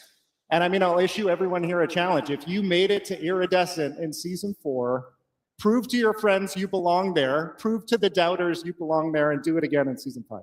I love the sound of that. Where my diamond players at? Where my diamond dads at? Some of you are lying to yourselves. Let's talk about rank rewards. Yes. What else do we get? Yeah, so I mean, it wouldn't be a ranked season without rank rewards. We've got rank camos to chase and calling cards. We have a competitive NPC 25 blueprint.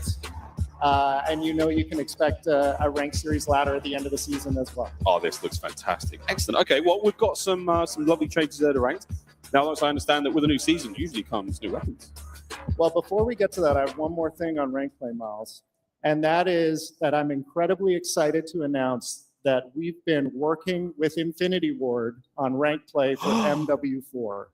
They have been fantastic collaborators, and I know they're incredibly excited about rank play for MW4.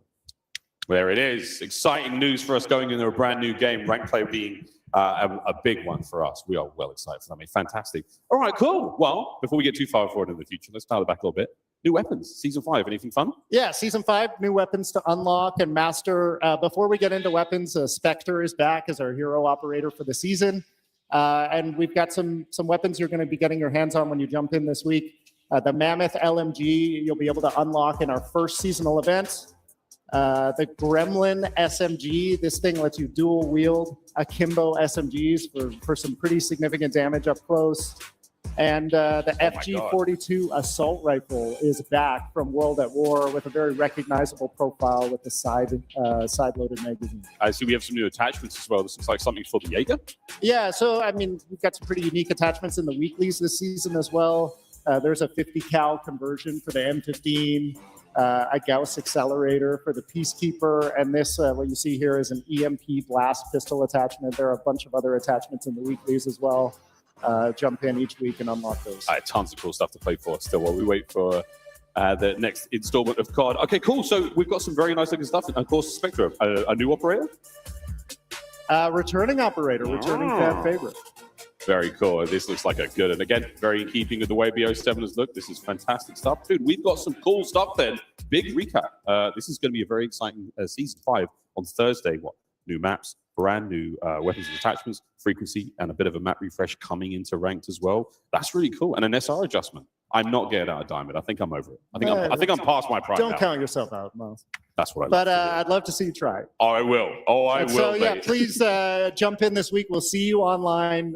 Before we go, I want to shout out, there are some Treyarch devs in the house who made the trip to Vegas for Champs. So from me, from them, everybody back at the studio, just thank you so much for an incredible CDL season. Yeah, you know, really. all the game 5s, all the round 11s, all the punch outs in Plaza, the 250 to 249 heartbreak, hardpoint games.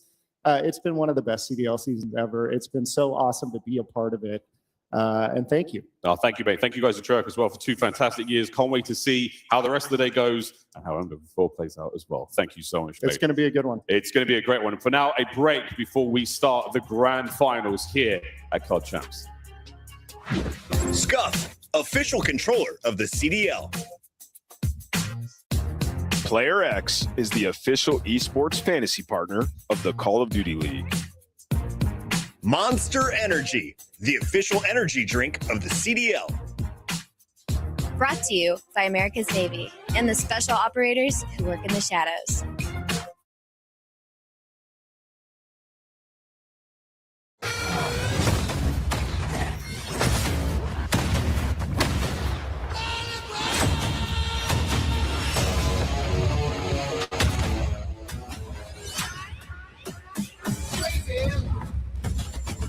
But that's how it goes.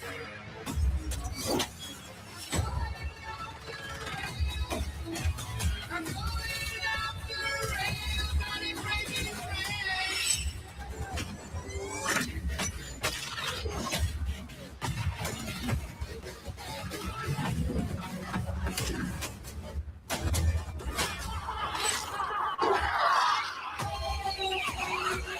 I know that things are going wrong for me. You gotta listen to my words.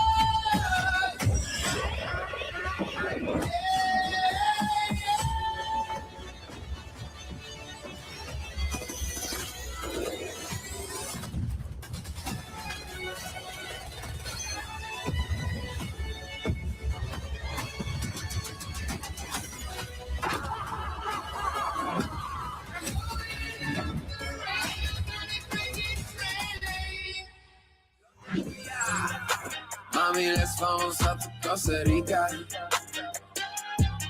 Vive la vida.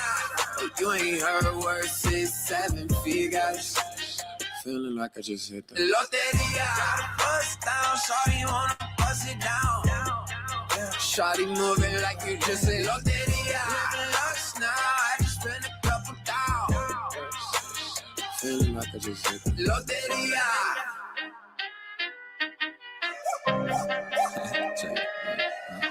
I hit the corner store to grab my 40. Pulled up, just me and my shorty. Need me a pocket thought to get lit. Then I hit the lotto, my cop a whip. Cop a crib, cop a zip. Copping anything that boosts my confidence. Then I cop the fit that got me compliments. Now I'm starting to forget what being honest is. Head to TJ, tip the DJ. Tell him go play them slaps. Then in the boat, doing yoga. Working them hits, no cap. Tell me the vibe. Then I key and bring it back.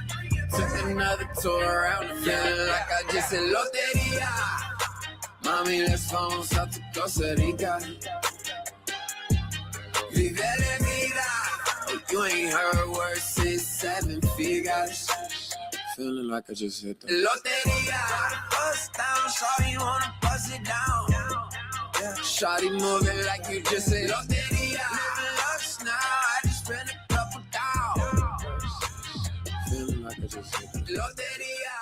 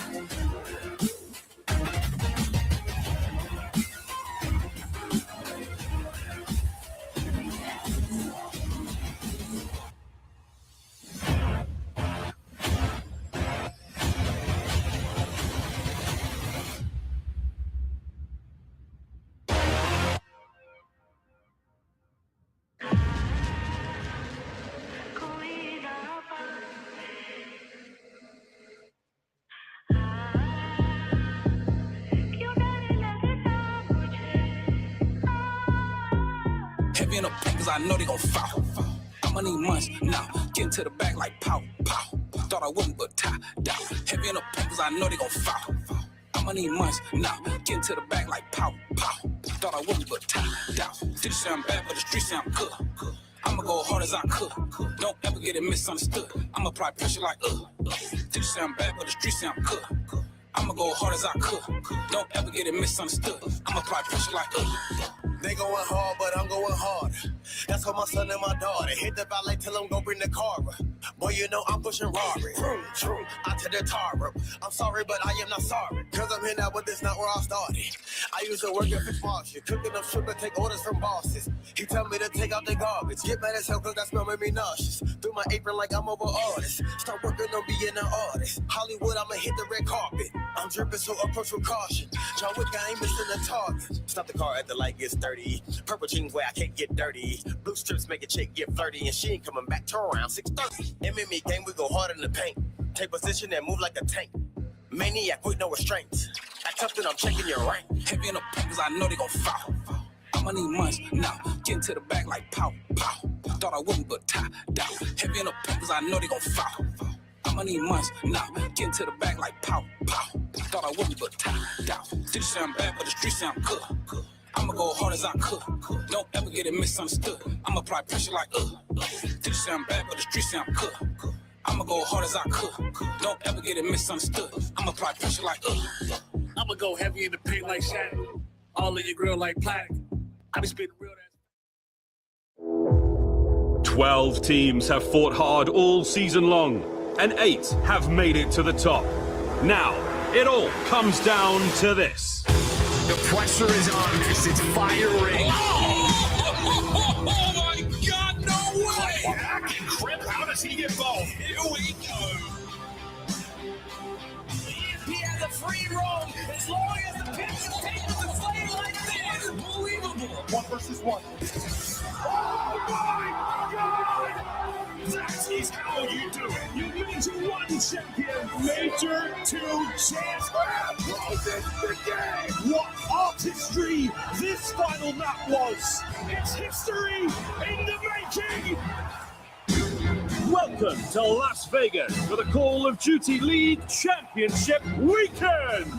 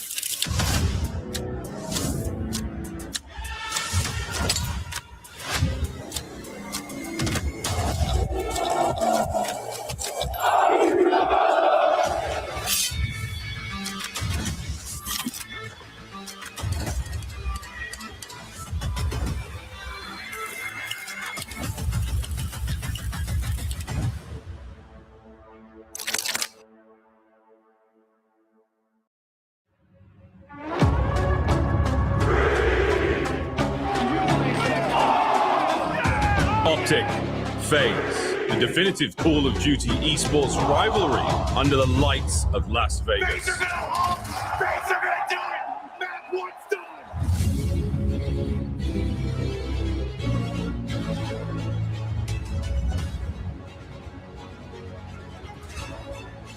Here in chance are your defending back-to-back world champions. Plaza closes the game. FaZe are into the grand final. I'm feeling great. I do think we'll play Optic again, and I think the same result will happen again. But it's the green wall prevailing again. I can't wait to win the series and talk so much. Hey! Hey! You f***ing dog Oh my goodness, it's just something Kevin pronounced it! Are you kidding me? There's no possible way that Luke has done that! Coming for your face!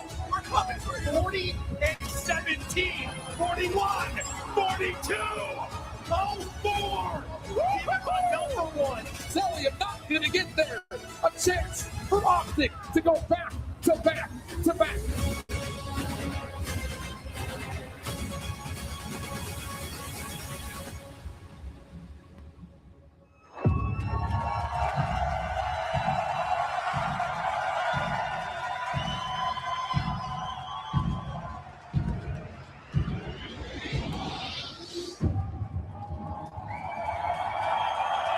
with the chance to do the unimaginable, to cement their legacy in green, brick by brick, to defend their title here in enemy territory.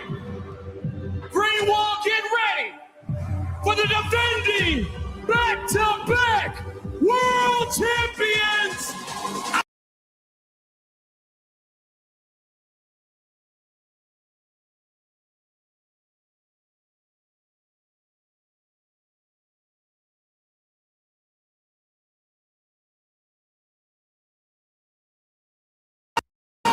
Texas, coming to the stage, ready for whatever.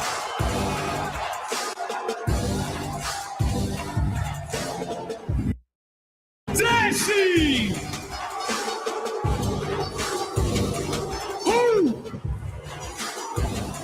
Hercules, and Shotzi, brick by brick, Optic, the back-to-back world champions to defend their title.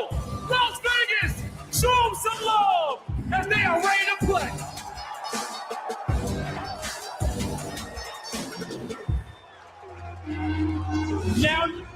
Now not everyone wants to see history cemented in green. There are those who live and see only red. And there's 4 players backstage who don't care about no damn wall. 4 players who gonna come out here for the whole town in Vegas. Get loud and throw it up for FaZe Vegas.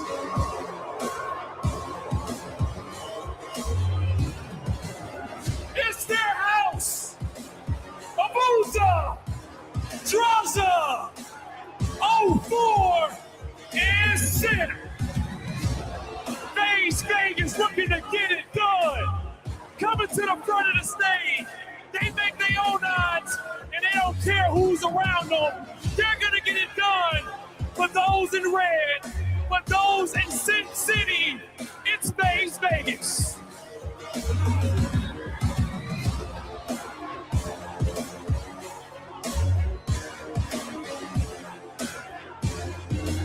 Now this matchup right here is so special. This is the Call of Duty World Championship. It's Optic, it's FaZe, the matchup in which we all want to see. And under the brightest lights in the hottest stage in Vegas, here at Mandalay Bay. Are you guys ready to get this final started? And I know you're ready at home, so let's get this show on the road. The championship starts now. Thank you, Blaze. Thank you, Michelob Ultra Arena. And thank you at home watching this one. We're in one hell of a series. The grand finals of Champs, Optic, FaZe, green, red, as good as it could possibly get. We may be in for one of the greatest of all time. I mean, what a beautiful day to be a competitive Call of Duty fan. This is what we dream of. It is a long-time rivalry. So much smack talk over the years for the players on stage, for the organizations, for the fans. It is utterly ridiculous.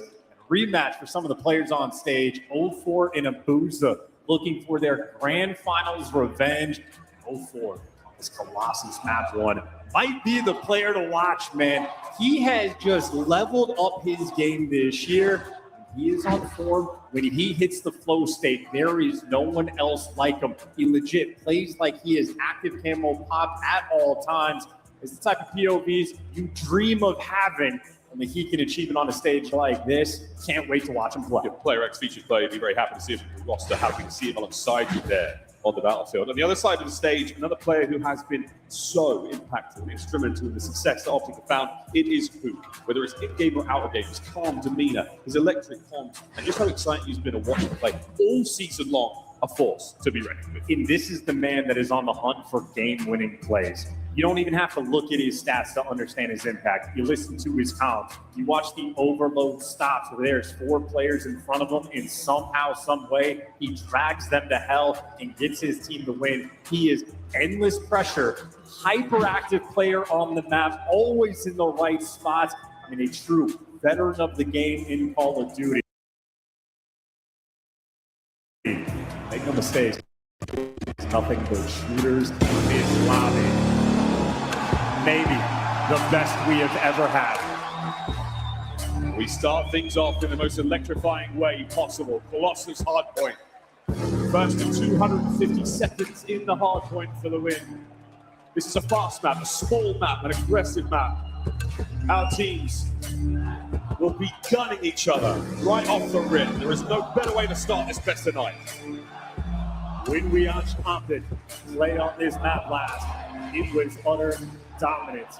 Even on Slang, a 250-125 victory, they were final form. FaZe chose this for map number 1. Adrenaline junkies, let's go. Here we go. Your first hard point of Colossus. Smack bang in the center of the map. In and out here for FaZe. The early kill's good. And it's Roy 04 and Simp there on time. Now into the first wave of Optic. Over to the next 4. Nabuza, he's around on the left flank. Picks up 2. They're on a big. Get the extra team going. That's what you want to see if you're a FaZe fan. There's going to be GOAT talk in this lobby as well.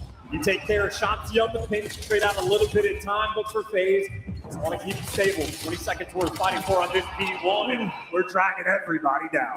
Going down on for a 4. Spin that guy. Incredibly impressive player to watch. The hip fire with his MPC coming out for that on ball for yet again.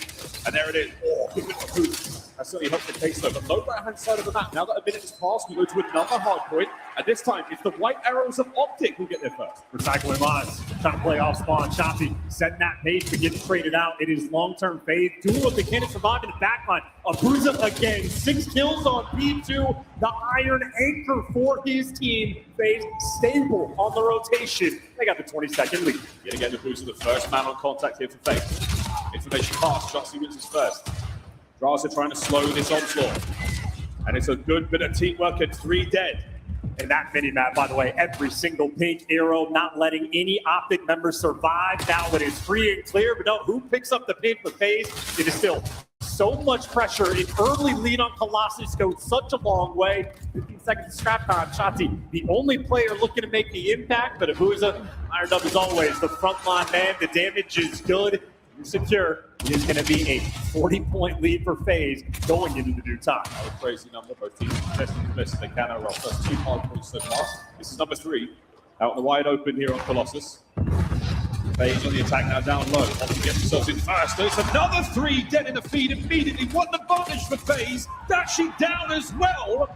Vegas are in. This is a clinic. This is as good as it gets. Abuza hungry for this revenge. 10 kills leading the lobby, and he's the man soaking up the time. The shots are perfect. The trades are good, and the teamwork even better. Lighten up the feed. We're going to put these spawns. This is perfect Colossus gameplay. The Belgian beauty with a bounty of kills so far as well. It's 4 in a row. Now a trophy system there to take care of his grenades. Thinking or tacticals that may come his way.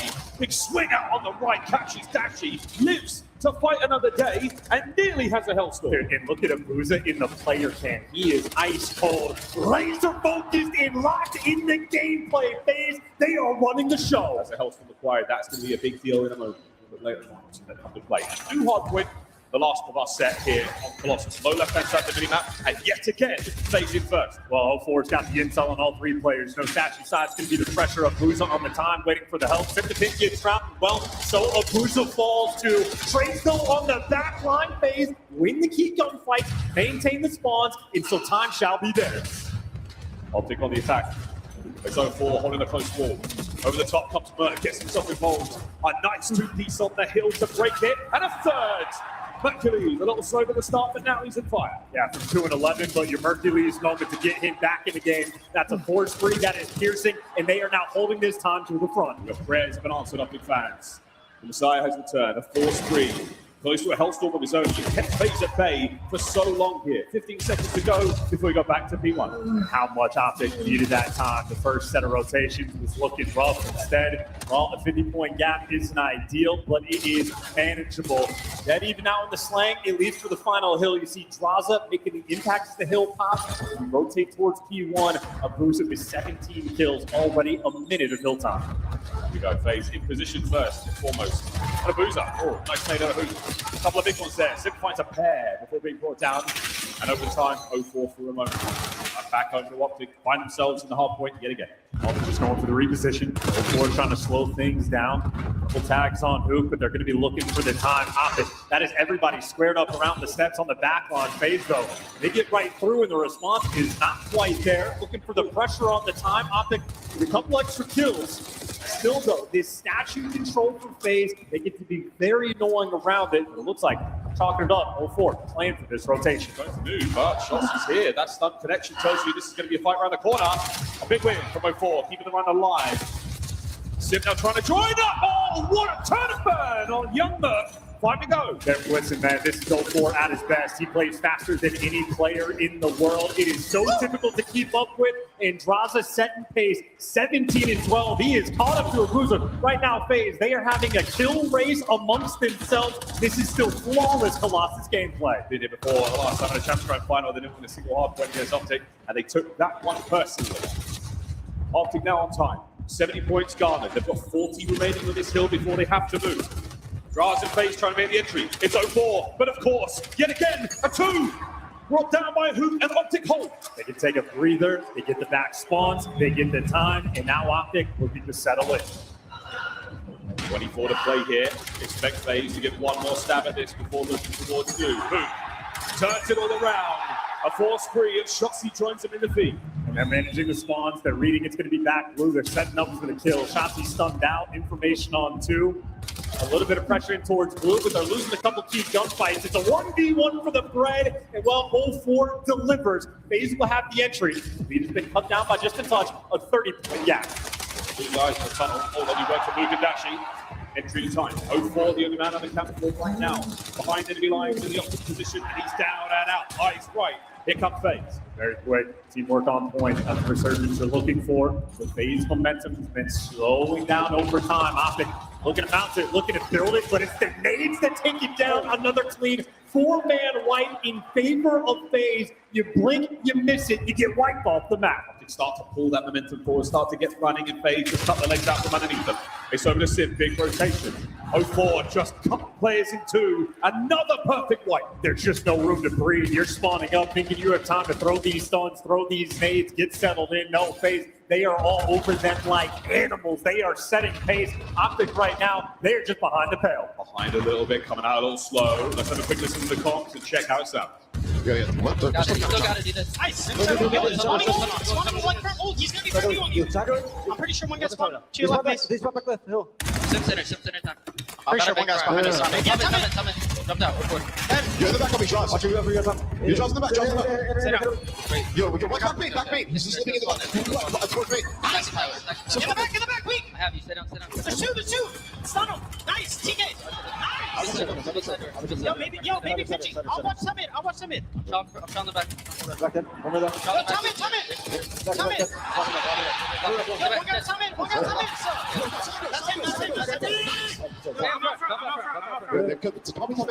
That's him. I hear him coming. Stay down. He's front. Dead. Another one's front. Watch out front. Dead. Another one. Front. Watch out. I'll go back. Yeah, I'm time in. In the back, sit on time. 1 HP on time, sit. Nice. Go. Okay, go. First guy out. Going left. I'm playing the lobby. Okay, first guy was out. I'm gonna need help. They're here. Deep left, shut up. One more deep left. Help his left, guys. Back. Last guy's statue. Go back. This one yellow. Me too, not weak. He's Sachi. Lead change. Michelob Ultra Arena on its feet. 30 seconds to go here on P1. Did not love the comms. Hoop's out here calling FaZe's plays before they make them. He is next level. He is ready for the grand finals. And Optic, well, now it's them with the 20-point lead. 20 seconds to go here still. FaZe have been so lethal all map long. They've just let go of the reins a minute and Optic run away with it. Still, that P2 looking good. We're about to cross the 200-point mark, and that's where things get real serious. I love it. 2 from 04, 2 from Mercules. No rotations off. Well, they're tracking the guy trying to make that pinch. Draza has found his way through. He had to have gotten called out, but somehow they drop it. A momentary mishap phase. This is their opportunity. They don't know where Hook is, though. It's behind them. This could be a real problem. Check on the corners. Sim finds it. Big kill. Now with a Mercules. Can he keep the foothold alive for Optic in the back line? A P2 for now. And what a spot this is. And he's alive and well. Sneaky Mercules. These arrows, though, they are pumping for him. It's a cheeky spot. He wins the first gunfight the phase. Still have a little bit of pressure in the back line. It is now a split setup rolling through. Sim gets gunned down by Mercules. And Optic have made it through the top. To the front, here comes FaZe in again, trying to catch him while they're weak. Draws goes huge. A big 2, but Dashi holding it down. 207 and counting. FaZe, numbers starting to dwindle the front lines. Healthy 20 seconds and everybody's fighting for it. I don't see a trophy, so the nades are raining out. Shotzi gonna dodge them. In the final 10 seconds, Optic, it's looking like it's gonna go their way. Into the P3 we go, and Optic will have a 35-second lead. It's a big lead going into P3. Bear in mind, Hellstorm's still there for FaZe. Big from the boozer. Gonna be able to pull some space back if you need it. But for now, FaZe in control, FaZe holding it. Shotzi, though, he's going to be the guy working in through yellow. Sim, you see him trying to track in through tunnel. Optic have 2 players putting on the pressure. Optic are trying to hit this from every angle. There's a big play there. Ball through the middle of the map now. Sim's got a double back. Big moment up for Sim. Got to catch these players, but finds it empty in hand. It's a boozy yet again, and here we go with the streak. It's a little desperate. We will find out. FaZe have got to find a hiding hole. Well, now the guy's supposed to watch. The pinch is going to be in the streak, so Shotzi, it's going to be an open lane. He kills the guy out of the Hellstorm. He makes it to the time. If you're Optic, and Dashi wins a gunfight before he falls. Optic, you're making the best out of a bad situation. They flip the spawns, but they don't have this time. 20 seconds to grab right now for FaZe. You're still worrying about spawns to the next hard point, low left. This is a big moment. FaZe have got to milk this for every single second it's worth. Can Sim claw his way towards the back, try to break it. And Dashi holds. Dashi's locking it down. Still, though, maybe a 1v1 gunfight. Draza, the only man there, well taken care of. Hercules has another cover. Optic 18 seconds away from winning map 1. Mercs got himself out on so many. He is absolutely ripping right now. Looking to get into the back again. FaZe, no. Shotzi pushing forwards. A big kill. That might have decided it. A boozer down. Wow, FaZe. They could not find a footing. Optic take the first.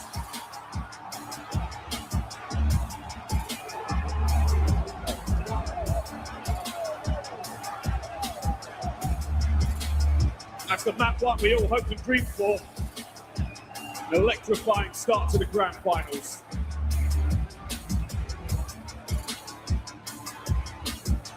Everyone had a taste, everyone had their moment. And what a comeback. FaZe chose this. They wanted that Colossus for the map 1, something that has haunted Optic in these grand finals all year. They make amends. I got to give so much credit to Mercules. He had the slow start. Early scoreboard, 2-11. Look at him by the end. 34-30, 16 assists, most damage on his team in 1 minute and 25 game time. Merc the Messiah arisen on Colossus. Alongside Duke as well, they both had rough starts there on Colossus. FaZe will take them to the game flow in just a moment. FaZe coming up pretty hard. Saw the player cameras, they were absolutely electric. There was a fury to their gameplay. But Optic managing to as well with that throughout the listening. What a comeback. And for the start, FaZe running the show, built themselves a massive lead. And I don't know what the max was, but maybe 80 or 90 points. It felt like a boozer was going to be pop and takeover. Mercules were worried about him being nervous on the main stage. You jump to that listening, you just get a taste of everything that makes Optic good. Duke is calling out FaZe's plays before they actually make them, reading the pinch, making his teammates' lives that much easier. Hercules is roaring in the calm, screaming with every single kill he gets. The energy is there. The final highlights you're going to see, and especially that final rotation, it is Shotzi. The Hellstorm gets called in. Pokes his head out like a gopher, finds the kill on Abuza, and flips the spawn, taking the heads-up plays, high-octane moments like this. Even Dashi, 2-piece, he's able to pop on the back line. thinking a sync go moment maybe coming through after the two-piece. Big Bruce is there to lock it down. Everybody on Optic delivering. 216, the final number we saw for FaZe. Wow, what a great start to this grand final. Better night. Start of the campaign here. It's long and arduous gauntlet these two teams will have to run through. Optic fans here in Las Vegas absolutely know they're in for a run. And every single person I've spoken to will walk here knows how important these first maps are, knows how important this series is. That comeback, that's a tough thing for the FaZe fans to see.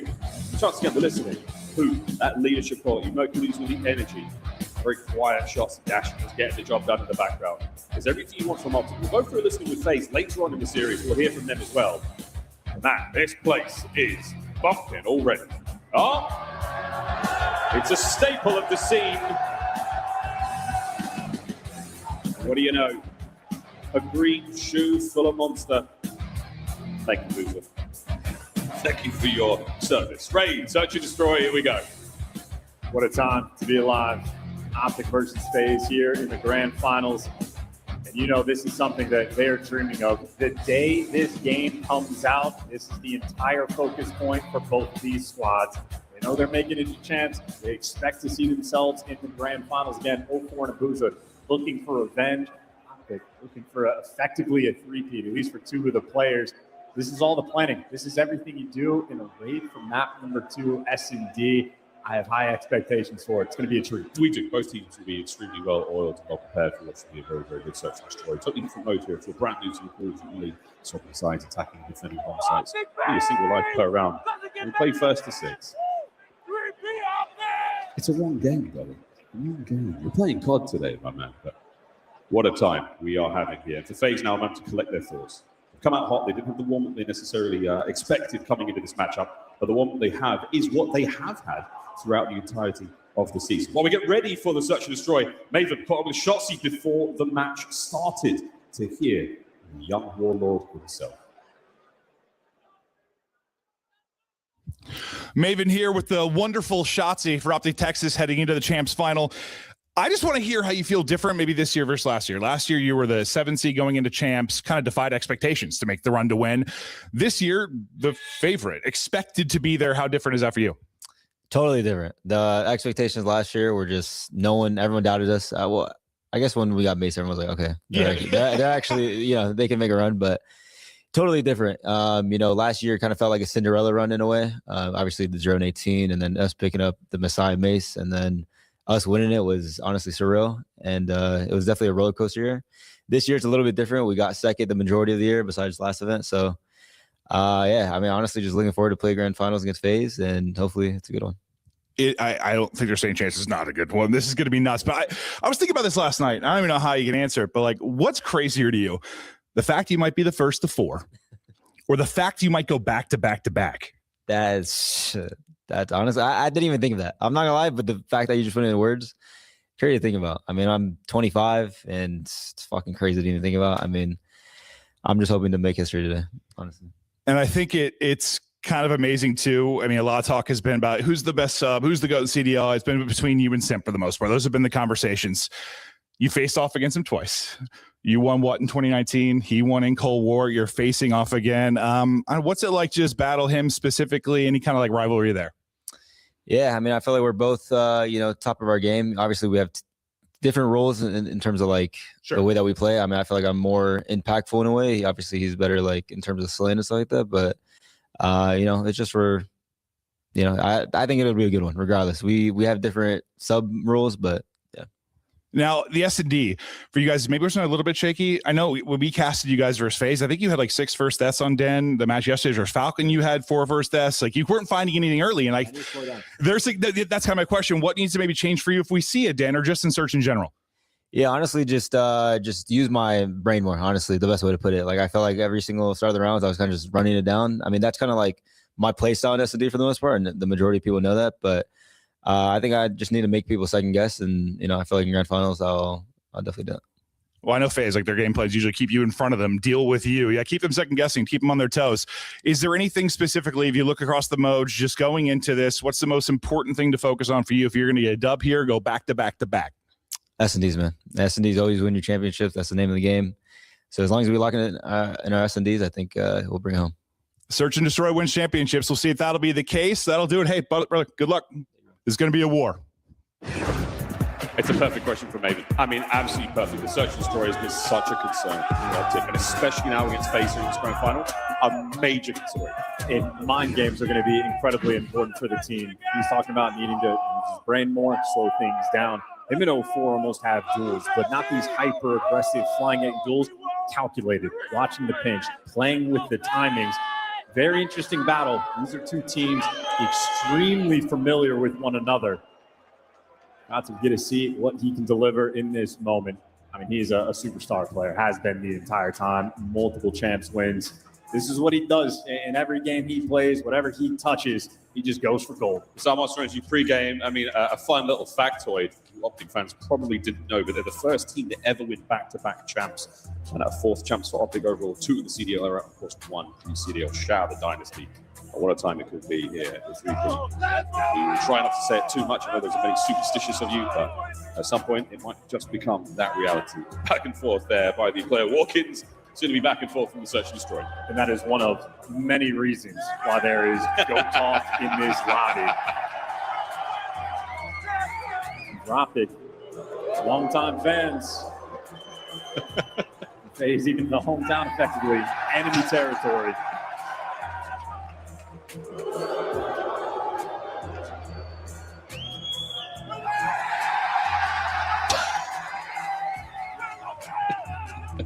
Everyone's probably very, very good at crossing the street and driving their cars. Stop on red, go on green. Brilliant stuff. Well, we're almost ready to get into this one, folks. There's a very slight issue on the piece. Good news, though. We got more video. Bringing in that big box. Bring in the big box. That's right. Well, we're almost ready to go, folks. Before we do that, though, Maven, he didn't just talk to Shotzi. He also talked to Crowder, the coach of FaZe Vegas. Maven here with Crowder ahead of the champs final. Well, first off, simple question. How you feeling? How's the team feeling?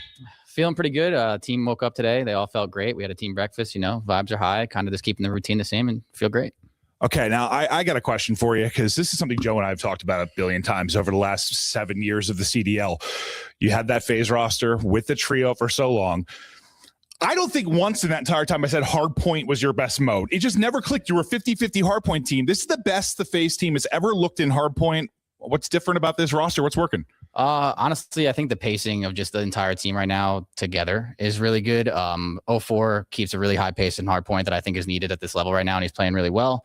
Abuza's a really good complement to how Draza plays, and just overall, it's all kind of clicking. And they've been working really hard to make sure they understand each other and the game and everything, and just kind of paying off. Well, let's talk about 04. You said to me last year, we talked about this. We thought he was the more underrated player last year. I don't know that I saw this step up like the map 4 yesterday. He's in demon mode. What makes him a special player? Honestly, I think he's so consistent. I think no matter what he's doing on the map, he's always going to take the risk, really play to his advantages and just do what's best for the team, no matter what his scoreline is. And yeah, he's just really good. And a lot of people don't get to see it all the time because we only play so many matches. But in scrims, man, I see that gameplay a lot, and it's a really fun POV to watch when he's on. Yeah, it's one of the best when he's actually in flow. It's unbelievable. Listen, I've talked to you after a grand finals loss. Simp and you fell short a couple of times. I know you're very close to him, and I've seen how defeated you've been, almost on the verge of tears for him because his legacy is, trying to beat the greatest of all time. What would it mean to you personally to see him get another ring? It would mean the world, to be honest. I mean, I've been with him for so long. He's such a good kid. If you really get to know him and you've talked to him, he's such a good person, just deep down, and he works so hard and he just tries so hard to make sure everything is good. And he's kind of, had his ups and downs, but he just really is trying to stay positive and work on himself. And I think this year he's taken such good strides as a leader, a person, and just a player. So I would love to see it all pay off. All right, last one. What's the single biggest thing going? Is it a game mode? Is it a play? Or if you're going to get the dub today, what stands out as the one thing you really got to nail? I think we just have to make sure we're all just showing up here, doing our 25%, you know, being a team more than anything, not trying to do too much. But outside of that, obviously, search and destroy some of the situationals, make sure we stay on the map and have some fun there. But just in general, just play together as a team. This Optic gaming team is incredible. They're really good, or Optic Texas, of course, but they're a good team. We have to play our best and just show up and make sure our communication stays composed the entire time, no matter what the score is, and just be ready for a battle. Yeah, we'll see if Din stays in it. If it does, if 04 can stay on, because we were cracking up. But hey, this is Crowder ahead of the final. Good luck, buddy. It's going to be a battle. Thank you, Clint. But this is a Navy live look at the coaches going through the veto process backstage. This is how it looked. There was still a little bit of time left on the technical pause for our players. And Chance, you had constant conversations about Search and Destroy. The mode coming up now in just a moment. How are you feeling about it going forward? Well, this is the dynamic. Can the guys stay on the map? Who can hold their resolve? Who can not give away these first bloods? But I love the dynamic that Crowder has with Draza when they do the pick and bans. You have a behind-the-scenes look, I believe, from Simp in one of the things he's done on his YouTube channel. But you just have Draza having the entire conversation of, here's what I want to do in Search and Destroy. Here's what the team game plan is going to be. Crowder almost taking a backseat. Once he goes through what their idea is, Crowder just jumps in perfectly with a fill-in of, okay, if you want to do this, here's what you need to look out for. Luke's going to be the guy coming in the pinch. If you're leaving this open, here's the threats. Crowder's a world champ player in his own right, been a coach for quite some time. They have built themselves a truly spectacle of a camp. Impressive team, and they made a clearly good decision picking up 04 and Abuza, join Draza and Sim. Here they are in the grand finals and just staying warm and comfy on that main stage. And well-deserved 04 and Abuza really have been some of the most impressive players in this tournament so far. This is the Monster Energy pregame for FaZe, fourth finals appearance as a franchise, not as a group. This is very impressive. 2026 champs, 3-0 series, 9-4 map count. That was, I mean, the last few days have been very impressive. And again, I attribute a lot of that to the crazy individual performances from 04 and Abuza, some highlight moments of his own. This is a well-rounded squad. They've figured out all of their problems. They know exactly what to look out for now. Once we get ourselves hot to draw, this is going to be one hell of a search. Great competitors. The jokes making of 04 falling off the map. Every time the player does the head snap back, but he's just able to laugh it off and get ready to go. Optic, of course, the exact same thing. These guys fiend for grand finals. Luke's PC has been swapped out. You see him testing it out on the firing range dummies, making sure everything is good to go. Great has been a map for long enough time. Everything needs to be perfect. Every stun, every nade, every decision. If anything is even slightly off, Hook is going to feel it. Yeah, so we've had our technical timeout. That's all done now. Hook should be ready to go. We should be very close to loading into this raid S&D. Charles, anything across the series that looks a little worrisome for you? The spiciest thing, honestly, it really was that map 1 Colossus. A run it back, a pain point for Optic, but only in the grand finals. They have been perfect otherwise. FaZe chose it for the map 1, and they were hoping for that result to go a little bit differently. So they're on the back foot. Early advantage for Optic. We get to find out exactly how good they're going to be feeling. Big Bruce, it is all about the feel for him in S&D. When and where he wants to snipe, or if at all. A player you have complete trust in his judgment as you do the team. It'll be Optic for the first attacking round. All knowers know. Raid's been around a long time. There's a lot of tricks here on this map, a lot of timings, a lot of spots to be found. We're going to put more of the test here in this map number 2. Nate's up and out already. That's going to be the kitchen blown wide open. Nobody home there for FaZe. They've gone for the 2-2. Wow, 04 already in Cheeks. First blooded shots, he gets them. That is a 10-second first death. Man advantage for Optic. Yeah, in Cheeks, but no consent. Shossi says no thanks. Gets taken care very quickly. Now mid-map. Draz. Oh, he's out, but it's not a problem. Lovely trade, though. Who's keeping you afloat?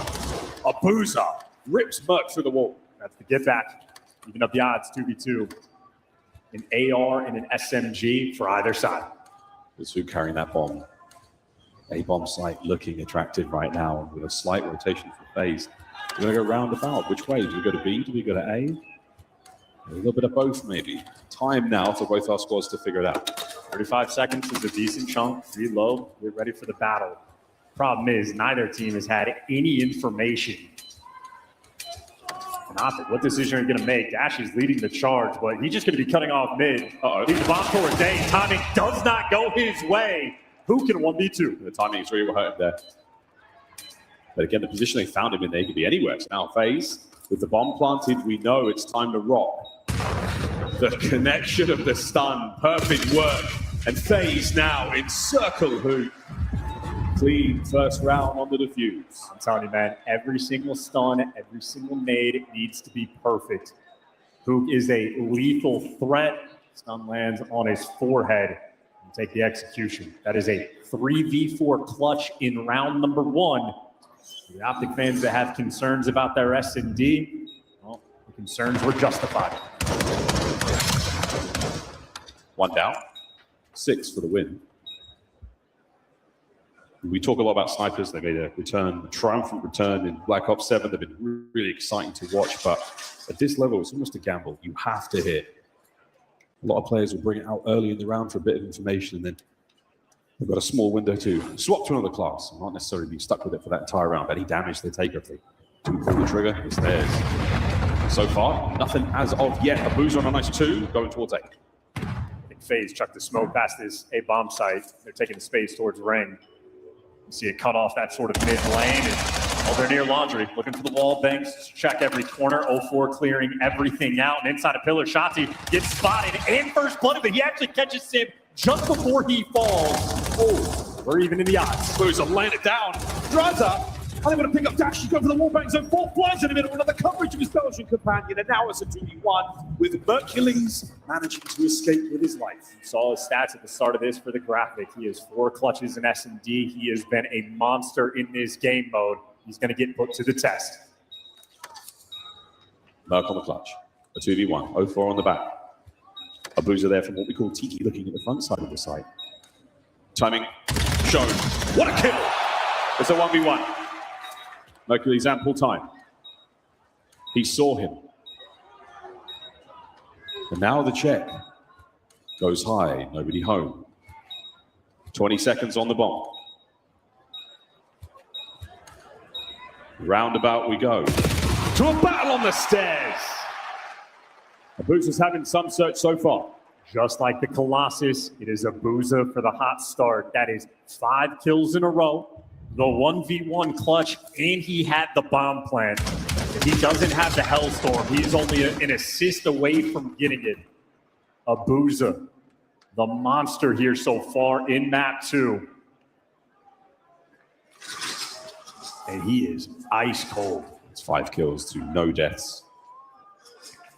A lot of score accumulated so far here in BO7, score streak. So anything he does to contribute to the win or even help his teammates out, he will be getting something. Abuza will see how that streak progress is going in a little bit later. But for now, Optic on the attack. Oh, he's close. I believe he saw Shotzi. He saw Merc. And he gets away. Optic with a presence here by the A-bomb site. FaZe looks like we're going to be hitting towards the back.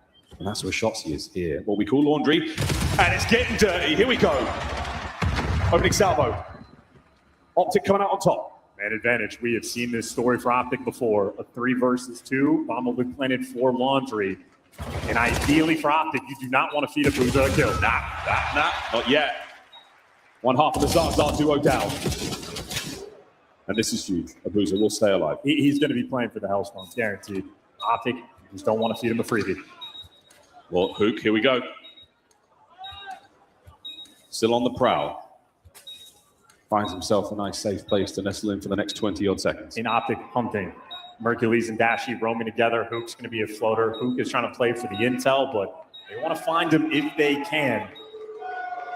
They want to find it, but they have to make sure they keep one watchful eye on that bomb. And it does look like time given. I mean, they're here. They cleared out everything else. It's not over yet. Here comes Optic.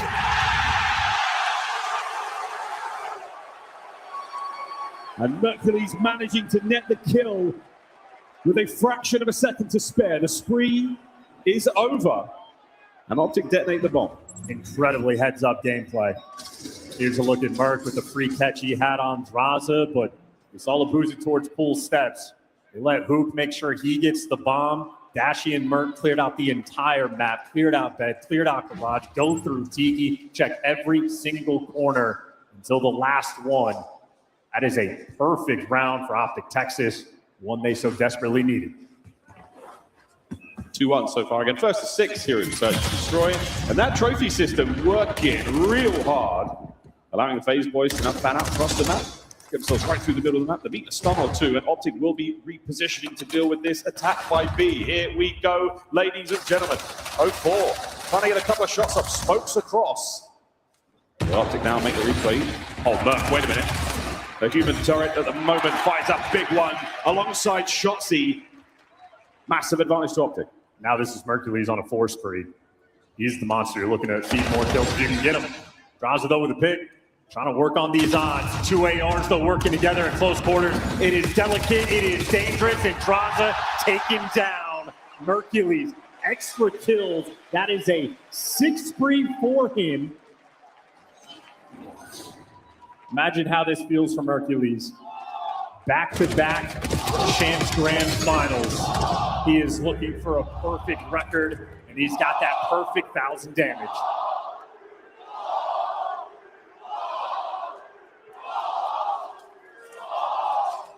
A 6th spree.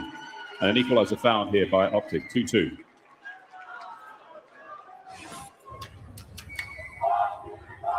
Optic now on the attack.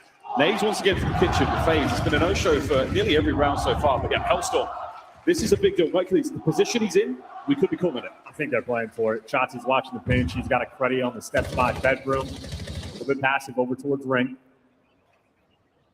You got to make sure you keep control of the indoors if you're ever going to call it. That is Mercules spotting 2.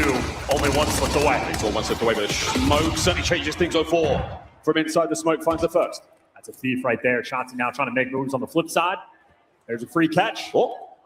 He's on the hunt, but no, the teamwork is there. All 4 had the coverage. FaZe, all 4 players grouped up together. Leaving Optic in a 2v4.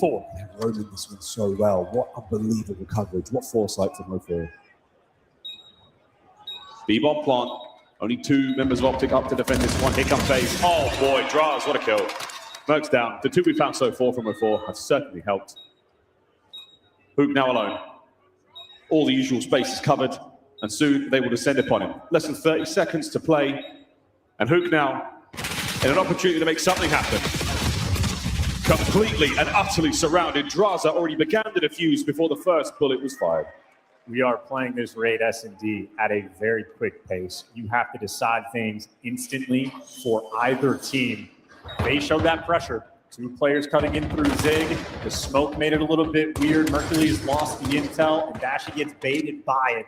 Player talked himself in the corner. They thought they disappeared. Of course, after that, FaZe roaming together so quickly. Even on their attacking rounds, that seemed to be their game plan. Stick together and play off contact. You got to go fast. In tiny moments like that, you see 2 players cross with the smoke. You can't guarantee that they both left. What a play. Puts 0-4 on a 3 spree after that round. Now towards A, and it is an explosive round. Sometimes they look like this. Not as much in the feed as of yet. Shotzi, though, versus 0-4. An awkward gunfight. But the ARs of FaZe with a watchful eye over the top. Looking for the breathing room. Smoke's going to help you out. 0-4, a lot of pressure. Clearing out Laundry. Optic, they've given it away. Yes, drive-by information. He's not going for kills. He just wants to know those players are there.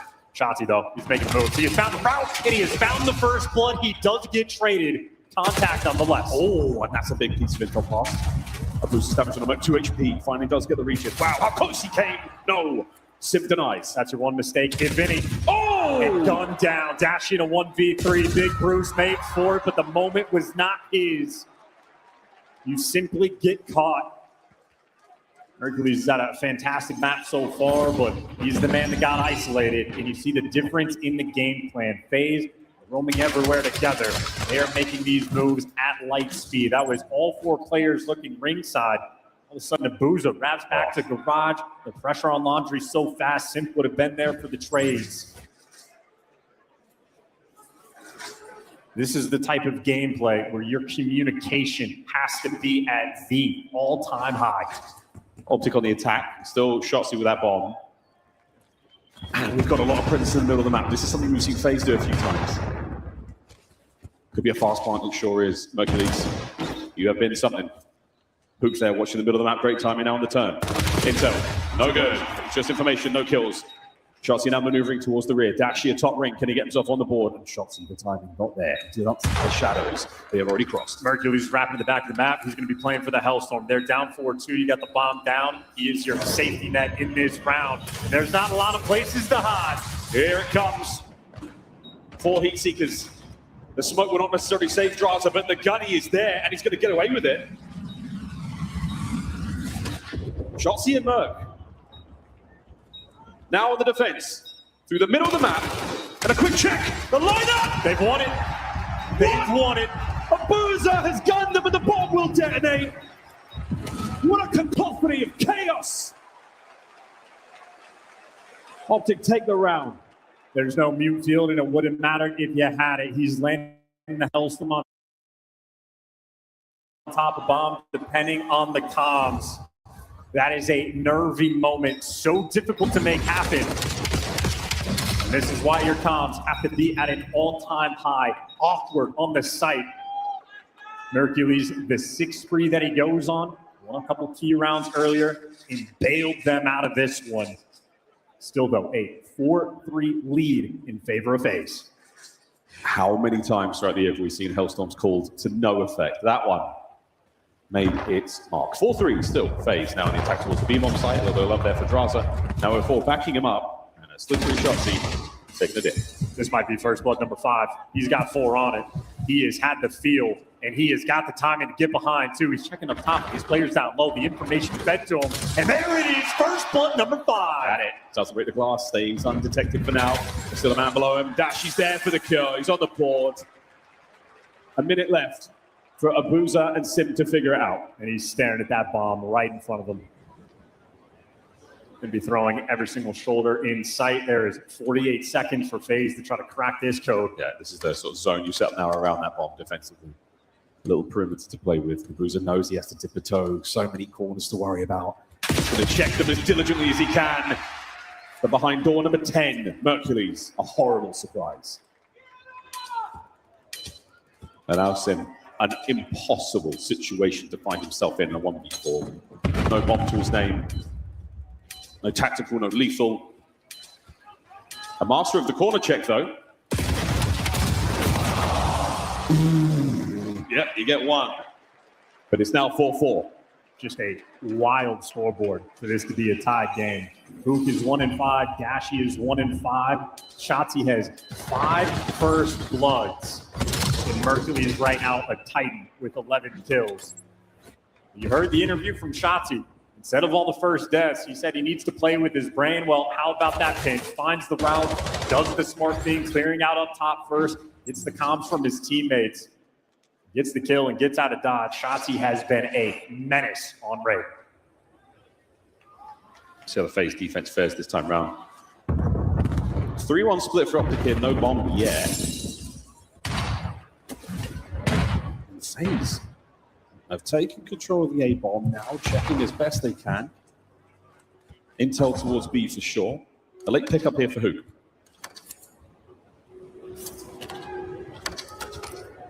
Safe coverage now on the cross, just towards that B-bomb yet again. There's the sign. 0-4, will he get away with it? He sure does. A little bit of information. FaZe now expecting the pressure to be on B. Mercules looking for the timing. Simply overwhelmed. It was the teamwork on one side and the teamwork on the other. FaZe good for the trades. Shots from Dashi. Wow, 0-4 with the M15. Down the hoop, 1v3. Absolutely wiped out. What a round for FaZe. Map point. An 0-4 on a 3 spree, and they give him the defuse. 5-4 lead, and the teamwork continues to be impressive and the difference maker on this map. Mercules looking for that kill towards ring. Just 2 players to deal with. The same thing on the other side. 0-4, so quick to get back in the mix. And for Dashi, I could see him miss, but that flinch got him killed. 0-4, right gun for the job. I mean, that also, the position there for the little cutout, such an incredible spot for AR players to be. You saw from Dashi's POV how hard it is to make those headshots, how difficult it is at this level even. Irrespective of that, it is 5-4. It is FaZe on map point, and it looks to be a throwdown at the A-bomb, a throwdown at ring. Draza starts it off. The stun connection. A close corner there from Shotzi, walking away with one. 3v3. One of the rare non-traded kills. Shotzi like a thief in the night. Not too many of them now. The foot races on both squads will be in position by the bomb site. Shotzi, the first man on the far right-hand side flank, middle of the map covered now. Draza, a tiptoe forward. What have you got, boys? What have you found? Because Shotzi has found his fair share. Over to Merc, to the kitchen. And things are more than hot. Things are delicious as we roll into a final round.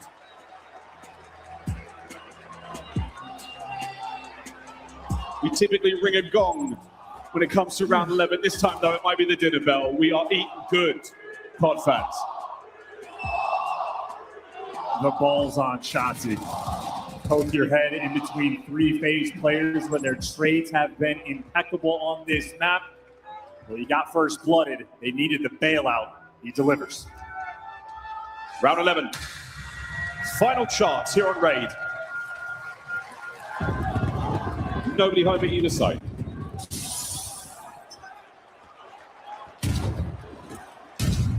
FaZe will be looking for a full retake here. There's the plant. Will we get there in time? The most classic Call of Duty raid round of all time. 2 through cut out there for FaZe. 2 on the pull steps. Here comes 04. Brakes pumped. What will we see? We have 30 seconds to play.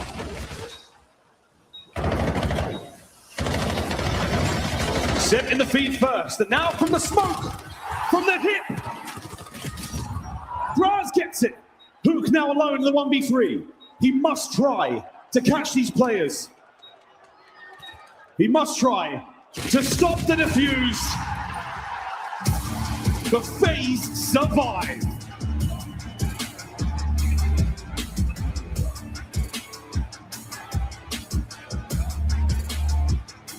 Every stun, every nade, and every smoke. FaZe had it for the retake, get it on the bomb, and get ready for the mix fest. FaZe deliver in the cacophony of chaos. They get the kills, and they get their get back. We're tied up 1-1. I mean, that was something, folks. This was the look. Shotzi, I mean, you could read this play from his POV. Perfect work onto the first man. Boozer goes down, and then things get tough. Draza with a pistol in the smoke. Book somewhat out of the play. FaZe just together. That grouped up moment. And now a small window. I mean, look at this gap. You have a chance here, but 04. What a time to turn and check it. Simple that defuse. And that's FaZe. Search and destroy. Gorgeous stuff. It's perfect teamwork and perfect trust for the FaZe players in that moment. It is 04 leading the charge, letting him sort of set the pace for the action. And everybody else just playing off the information he collects. When your entry man is giving you 12 kills, you tip the cap. 04, from the moment he joined the CDL, has been nothing short of godlike. Incredible performance in map 2. I mean, there's something so disconnected about the optic stats there. I mean, despite the fact that it was a round 11 finish, 5 first bloods, single-digit kills, double digits for Merc. It's all over the place. And ultimately what cost them is the round 1. They found the first blood, and literally from the jump, it was a 3v4 from FaZe where Abuza gives you those 2 kills. This is what's been the issue for Optic, in these main advantage situations. You drop a single one against FaZe, you lose a round 11. Very, very tough. And those round 11s, they will come back to it. Well, good news, though, it's a long series ahead of us here. Overload coming up very, very soon. Now, before we do get to the Overload, we're going to go to a break. We're going to go to Chris Puckett with some very, very special guests. Ladies and gentlemen, we're about to crown a world champion here in Vegas, but I already have 3 with me. Do you know these names? I got the 3-time world champion, Crim6. Crim, what years did you win your trophies? 15, 17, and 20. 3 trophies. Thoughts on Shotzi potentially going 24, 25, 26? Man, that took a while just for you to like mention all those years. That would be absolutely insane. Insane stuff. Oh, yeah. I don't even want to think about it. We're not going to have to, because Simp might get that third ring first. But we got to talk to this duo because they are the original world champions, doing it back in Black Ops 2. I almost got thrown out of the club. K-San's content for real by this man. Mir, you are working at Hakkasan. It's so cool to see you still here in Vegas. Thank you. Thank you. It's a pleasure to be here. Be back in this atmosphere, this environment. I miss it. So feels good, man. What's it like to be the boss and being able to throw the fanciest people in Vegas out of a club? It feels good. You know what I mean? Yeah. And you are throwing some of the pros out of the club as a rookie. Your very first event, Black Ops 2, you played against Envy, some of the biggest names in the game, and you won it on a map that we just saw. Yep. How awesome is it to see in 2026, 13 years later, that these guys are still running around Raid? It's good to see, man. That map has been around for so long. It's one of the greatest maps ever created.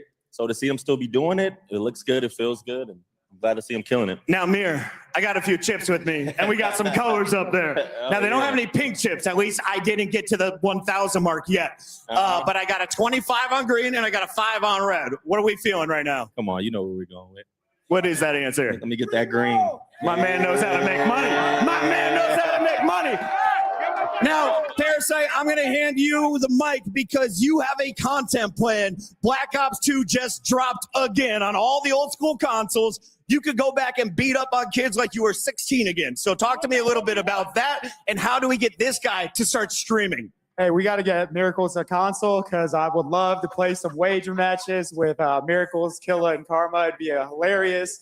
I mean, the 2013 was an incredible time. Black Ops 2 was at its peak, and we managed to win the first world championship back in the day. All right, if I get an optic shoe and I carry it around, get your 1s out, get your 5s out. We're taking donations. We're buying him a PS5 before he leaves the venue. Miracles, a father, just had a 2-month-old baby. Give it up for the man. Las Vegas, you guys are awesome. We've got so many world champs in the building, and we're going to give out 4 more rings tonight. We're going back to the casters after this. Thank you, Chris. Legends in the house, indeed. I can't believe it. I mean, that's Miracles. You call him Beezy before Beezy, right?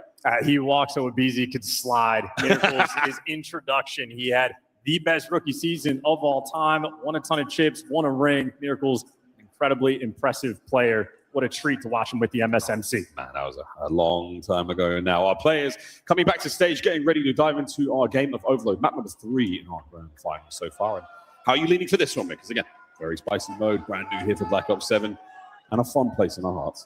If you want to be looking at it on paper, you would imagine Optic have the advantage for the overloads, but it is by the thinnest of margins. I'm ready for a marathon for this series. I'm almost expecting this to go the distance all the way to a map number 9, but it's anybody's ball game. It was a tight one for the map 1. It was a round 11 for the map 2. Pro players talk about this all the time. At this level, and especially with the quality that we have in this lobby, it really is a game of what team makes the fewer mistakes. Just that Hellstorm on the Colossus from Abuza could have cost them. You lose the spawns, you get punished for that rotation. The round 1 in the raid S&D, using that 4 versus 3 you had, even with the first bloods, they made amends. Shotzi gave you 5 first bloods instead of the first deaths.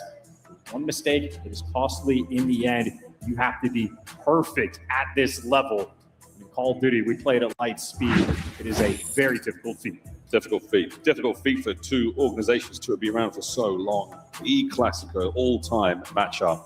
This is how the series has gone so far. Optic with a slight advantage, and in the CDL era, we truly are neck and neck. And in Black Ops 7, so the beauty of this event is that gets to change. The map count is incredibly impressive for 2 of the most storied organizations in the world of Call of Duty.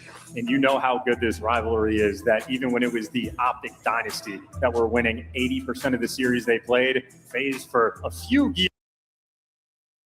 years was the only team that could consistently go toe-to-toe. Optic and FaZe, it is always a treat. Here we go. Time to get to Scar. Time to get to Overload. New mode here in Black Ops 7. If you haven't seen it before, we play around an EMP. Circular device in the middle of the map. You pick it up, try to run it through to one of the 2 goals. We played 2 halves, no halftime show, but we will run a highlight package. At the end of the 10 minutes, if we're all tied up, overtime. And to go back to the big advance, if you see that Exposure versus Vegas, where Optic got the dub, Exposure was a bit of a wild card in the last series. We were surprised to see through. It's been a testing ground for the final test of the grand finals. FaZe, you don't see no Exposures anymore. They played with fire, they got burned, so to Old Faithful we go. Sweet, sweet Scar. Here we go. First half. Looking towards the middle of the map, and Simp has flown his way through alongside 04 for those early kills. Again, playing for possession of the middle of the map. Playing for those early kills. See if we can get the grab first. Might be Merc. His reign of terror. Yeah, he's going to open up with 3 before he falls. Merc has been trying to put on a masterclass here in the grand finals. Opening salvo. FaZe right now just trying to contain these players. Anytime Hook gets a kill, he's traded out immediately. FaZe at the device. Big pick up. That's a big run now. Dashy's got to find something here. Stun connection over the top. Now Shotzzy on the back line. He's the sole defender for now. Here come Optic. 04 got to go big. He goes high, and it's no good. First stop there from Hercules and Hoop. Hoop loves for the defensive stands. And Optic right now, they're showing the device on the playing side of the map. Trying to get a little bit weird with it. Maybe trying to play on the tendencies. Atypical. Now a decision to make. Do you force it or do you wrap it back? See Optic on the mini-map. They are stationary. They're almost waiting for an overcommitment. And Shotzi's got the timing. He's got the intel. This is almost like an S&D round looking for the first blood. You can't be too overzealous. With the EMP, you lose your primary weapon. You fall back to your pistol. If you lose that firepower, you've still got a bit of an awkward situation to deal with right now, Optic. Moving forward. Oh, a boozer. What a kill on a Hook. And they're trying to slow the pace down, but FaZe handled that pressure to a T. Like some experts, but now it's the corner. At Shotzi at close range, but the kills, if anything, going towards FaZe. You do have Draza behind enemy lines. Kill the carry, just slow the play down, just a little Draza. We're trying to buy that time. You've got men on the A goal. Here we go, Draz. Got to find another kill here. Somehow Dashi picks up 2. A boozer gets a kill. Trying to stay alive here. And the shuffle and the scurry. It's another nervy moment on the goal line. Yeah, big Brucey though defensively in the stun grenade on point. Again, no mistakes in this lobby. And dashing out with the frag grenade might be the opening. A player in the corner who gets the drop, and the device is in. Mercules first to score. It's a lethal counter-attack from Optic. Chelsea trying to keep in spawn. This is exactly where you want him to be. Device position change to the top side of the map. After this capture, it will go low. I mean, unbelievable. The quality in this lobby. A stun grenade defensively and the frag for the attack. The devil in the details. We are hungry for these rings. You've had 2 fantastic attempts here from FaZe. You have been unable to capitalize. Chelsea last man on this side of the map. Pops over Device, stays out of the play for now, and does get spotted out. So this is a big moment. There's the catch, there's the kill, and here's the aggression. Draws, no good on the front line. Next man in line though, 04. This is not the position you want to see him in if you're a fan of Optic. Trying to get to work, getting the trade. Well, there's your kill, and the device is oh so close. This is your defensive stand. Optic, it's always going to be mixing. A 1v1 for the bread, and drops it, gets it in. My word, how hard it is to capture. And that A goal, FaZe finally find the equalizer. 1 minute and 45 in the first half. You really do have to fight tooth and nail for every single capture. Getting weird with it up top, and hey, you get the trade there on Shotzi. If anything, though, P2 control in the hands of Optic. You got to deal with the double pinch rolling through. This from 04 finds that kill immediately, going for the reinforcement line. Do not let anyone get close. That's a big problem. Abuza now, last man left up. Optic with the grab. Here comes the possession. Abuza's nade good from spawn, getting into the action. Oh, Shotzi, what a stop it is. Another man now, Mercules, the flank. Down again, Dashi. Down again! FaZe survive! Holding on, still though, Optic do have this pressure. Hoop getting the kills, the device not going to reset. Get a little bit of time. Shotzi goes for it, and he finds the route. The speed demon in Black Ops 7. Shotzi pulls off miracles. And man, he's in the house. Give him that goal. The chance taker. A massive moment now in a lead change with less than a minute on the clock. Sim trying to will FaZe forward. You have positional advantage, but you don't have the numbers. No one there to pick up that EMP. They've got to keep the production going now. This is a tough task. This is what Shotzi is doing. He needs to be the protector of the device because his teammates, well, dealing with the spawners. Device not collected. You cleared out your spawn. We are now stable on the map. A few extra kills for FaZe. They have the pressure. 25 seconds left to play. It's anybody's score. Final 20 seconds now. If someone is carrying the device at the end of that time, we will get 30 seconds of extra time. 0-4 court. Optic want to keep you off of it. FaZe, a touch is essential. Optic, though, finding these kills. We might be looking at a grab and run. There it is. A few more. Can Draza save it? No, it's done. Pick up now with 30 seconds to play. Optic, they have a chance to get one more before the half. It'll be a dagger if they convert it. They have players all over the map. Well, first man in line falls. Shotzi, it's time to shine. Here we go. Starting to get cooking. 15 seconds to play, though. Luke's got to get moving with that device. Dashing with the coverage. We're getting that bit closer, just to the outside now of the zone. And Luke goes down. Halftime whistle blown. And at this point in time, FaZe kicking themselves. Highlights from the first half. 2 incredible stops from Optic. Yeah, the original stun grenade. That was a dagger, followed by Dashi's frag grenade over the top that gets him this one. You eventually get the follow-up from FaZe. Draza had to work for it, give you 2 before the capture, but it is this magical one in this moment. Device down, inches away from it, and Shotzi finds a way. Well, he's the man that gets there first. He's the man that gets onto that attack first, and before it even gets reset, the gunfights continue. He just flies in, and sometimes that's what you have to do. You just got to grab it and try. And that man has done it all season long. And at this level, the smallest mistakes will cost you the entire map. Optic, slight advantage with the 2-1 lead. 5 minutes left to play. What a moment. Second half, here we go. FaZe, you've had so many opportunities here. And this is an incredibly aggressive start from Optic there up the top lane. Massive pinch from Sim. This could be very decisive. That's all 4 down immediately. Surely you're in a position here to score up. Equalizer early on. You've still got to find the kills. And Sim, big pimping in spawn, finds another. They didn't hesitate, wasted no time. They're going to be setting up for the rally capture. Clear out top green. There's your extra kills. You're going to be spawning out if you're P2 and Optic. Somehow, some way, you got to make sure the nades land over top is the only chance Optic has to stop this. They are getting slaughtered off spawn. Nowhere to go. The rally capture, that is a clinic from FaZe. A 3-2 lead. 3-2 lead, and now to the bottom side of the map, we now go Abusa with the immediate investment. So the positional advantage that Optic have got now, it might just go up in smoke. Everybody's inside. They're going to try to outrun it. Well, nowhere to go. Didn't have the mute field. You don't have the device. Those 2 players inside, they'll find the kills. Merc wants a quick collection. He's hitting the goal push. There's only 1 player to stop it. It is Sim versus Merc, and this stun grenade slows him down. So close. There's a big kill. Dashi, though, still keeping this play up and alive. There's the grab from FaZe. Hoop now on the pickup. Hoop going high. Can he get it through? No, stopped again. Yeah, trying to force it. Going for the heroics. And Abusa, by the way, 27 in 13. He has huge in these grand finals, and they're continuing the slaughter. Bottom lane trying to get it going. So a bit of damage here, and we're trying to cross the line yet again. The Draza down. Not enough firepower up front now for FaZe. The firepower, not the problem. Abusa! Another Hellstorm to his name. This Belgian is unbelievable. 31 and 13, good trophies. You gotta shoot him in the back to get the kill. It's a big one now. Back over to the middle of the map we go. 4-2, 3 minutes to play. Abusa's on fire. He's calling it in. Next one off spawn. Here we go. Should be terrified. Here comes the attack. Optic trying to reposition now in this brief window while the missile deploys. Well, if Draza shoots him in the back, he's playing for kill number 2. Heads up gameplay. The Hellstorm clears him out. Draza, well, looking for the kills first. You don't quite get it, so I suppose the Hellstorm just alleviates some pressure. Optic possession. Looking for an option here. Rotate back to the middle. Try to pull those FaZe Vegas players out of position somehow. He found the kill. Shotzi's going to be that man prying for information. Get you forward. Nice win by Draza. 3 to beat. Making number 4. All 4 down. Here we go. The big one now from up top. This is about some counter-attack right now. Sid trying to lead the charge. Dashi in 15 to the window. It's big damage, and it's enough from the middle of the map to cause problems. Now Draz on the back foot. Optic counter-attack again.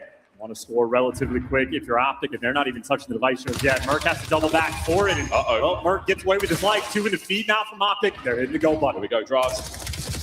Fantastic work, Coop, with the covering fire. We might be looking at 3. Over the top of Abusa. Damage is fantastic. Oh, the stoppage. It's good. What a save. Sitting that one around. It's that desperation effort. An interesting moment. Chauncey's behind the whole squad. Sim just wants to get this as far away as you possibly can. Oh! Made it to top green, but device collected. Chauncey died out of spawn for Optic. 1:30 left to play. Stevens right now, but bad looks. Optic have got to find themselves at least one more. Give themselves a fighting chance. Playing it slow, waiting for the kills. 04's position now. That's right, take your time. You've got a little bit of it. Merc what a read. 2 dead straight away. Abuza still holding that front line down. Sim now the reinforced. Surging forward here on Scar. Mercury's not enough for the second. Every trade is huge. You're just playing defensively. You just need these kills. It is TDM here for FaZe. No one grabs the EMP. It's going to reset. This time, we're back to the middle of the map. Optic with a little bit of pressure here. Merc, there's the grab. Trying to get away. Attack now through the top lane yet again. Who lead the charge? Great shots and a kill. Through the middle. Chauncey's found it. That's the go button. Send in Mercules. Here comes Hook. We're looking at the third. No! What a stop! A second chance now from Hook. Chauncey trying to cover it. And it's good. Kyler Garland over the line. 35 to play. FaZe though to clear out their base. There's no Optic members surviving, and now it's going to be a plain side spawn. That is a slight advantage from Optic, but the time is not on their side, and they lose the plane heady control for FaZe. You just play this. No, they're going to pick it up to 0-4. This is a pistol that he's going to try to hold this with. We're trying to park it right now. We're holding on. 15 seconds. What an aid. The trophy interception. Chauncey now trying to pry it out of the cold, dead hands of the FaZe players. Dashie goes high, and it's done. Can Hook save this final moment? A few seconds. And it's done. FaZe take the lead here in the grand finals. That Belgian is a bad, bad man. One of the best star overloads we have seen all year, given the moment. The best star overload we have seen all year. Abuza separated himself from this lobby and dominated it. We saw it in his player cam right from the Colossus. This man is a cold-blooded killer. He is hungry for a ring. 42 and 20, he just gave you more damage than you could ever ask for. That is a hard tip for Abuza. What a masterclass of a performance. Yeah, 6-3, 2 Hellstorms, 2 overloads to his name. He really did it all there for FaZe. What an unbelievable performance. And Optic again, I mean, the scoreline could be so different. Both squads defensively so brilliant. You really had to fight to find those openings, to make those captures count.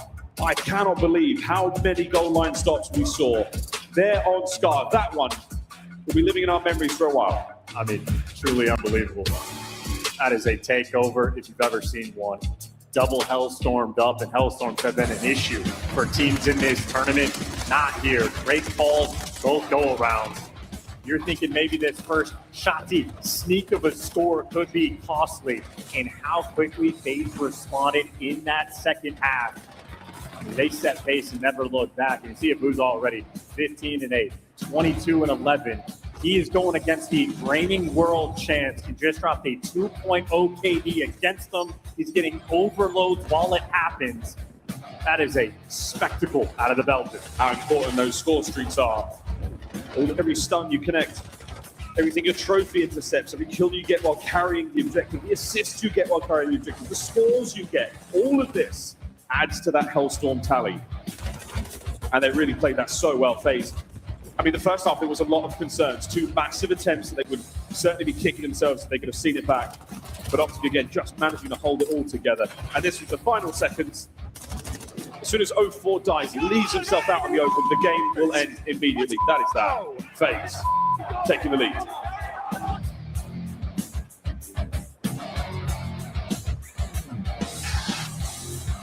Revenge is a dish best served in the grand finals. FaZe 2-1 lead, but a long way to go. We will stay on Scar. AR players love it. There's absolutely no mistake about who has the hot hand. Up 6-5, 4-3. Yeah, look how close the first hardpoint was as well. Expectations for this Scar hardpoint through the roof. Then a double dose of Den. That'll be the last time we see those maps. Hacienda, Gridlock, Sarcade. The latest additions to the Black Ops 7 map pool here at the very tail end of the series. And these dens have been very delicate. The map that Optic played against FaZe just yesterday for the Den Hardpoint might have very well been the map of the year. Down to the wire, 5-point game in the game. 11 seconds left on it by the time the game ended. It was as close as you could possibly get a map to be. Any given gunfight seals the deal. Draza in an interview spoke about it for this map in particular, about how he thinks they have figured out better than anybody else how to hold down these P4s. That's where they effectively won the game yesterday. That's a difficult thing to do on Scar. FaZe looking to be dialed in. Talk about revenge though. Dish, best served in the grand finals. You know Optic, they want their get back. Oh yeah, if you're an avid Champs watcher, you might have seen a game yesterday featuring these two teams on this very map. Whether or not this one lives up to the same level of drama or theatrics, we will see. But my goodness, what a display it was. Here we go. Scar's been looking pretty good for Optic. The last one though, not all that. Here we go. Back into a hardpoint mode now. The center of Scar.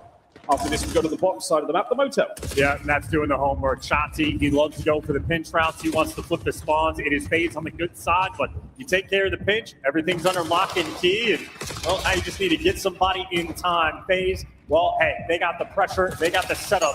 Just need to start collecting. That's a lot of movement there out of Smith. That's a lot of big kills.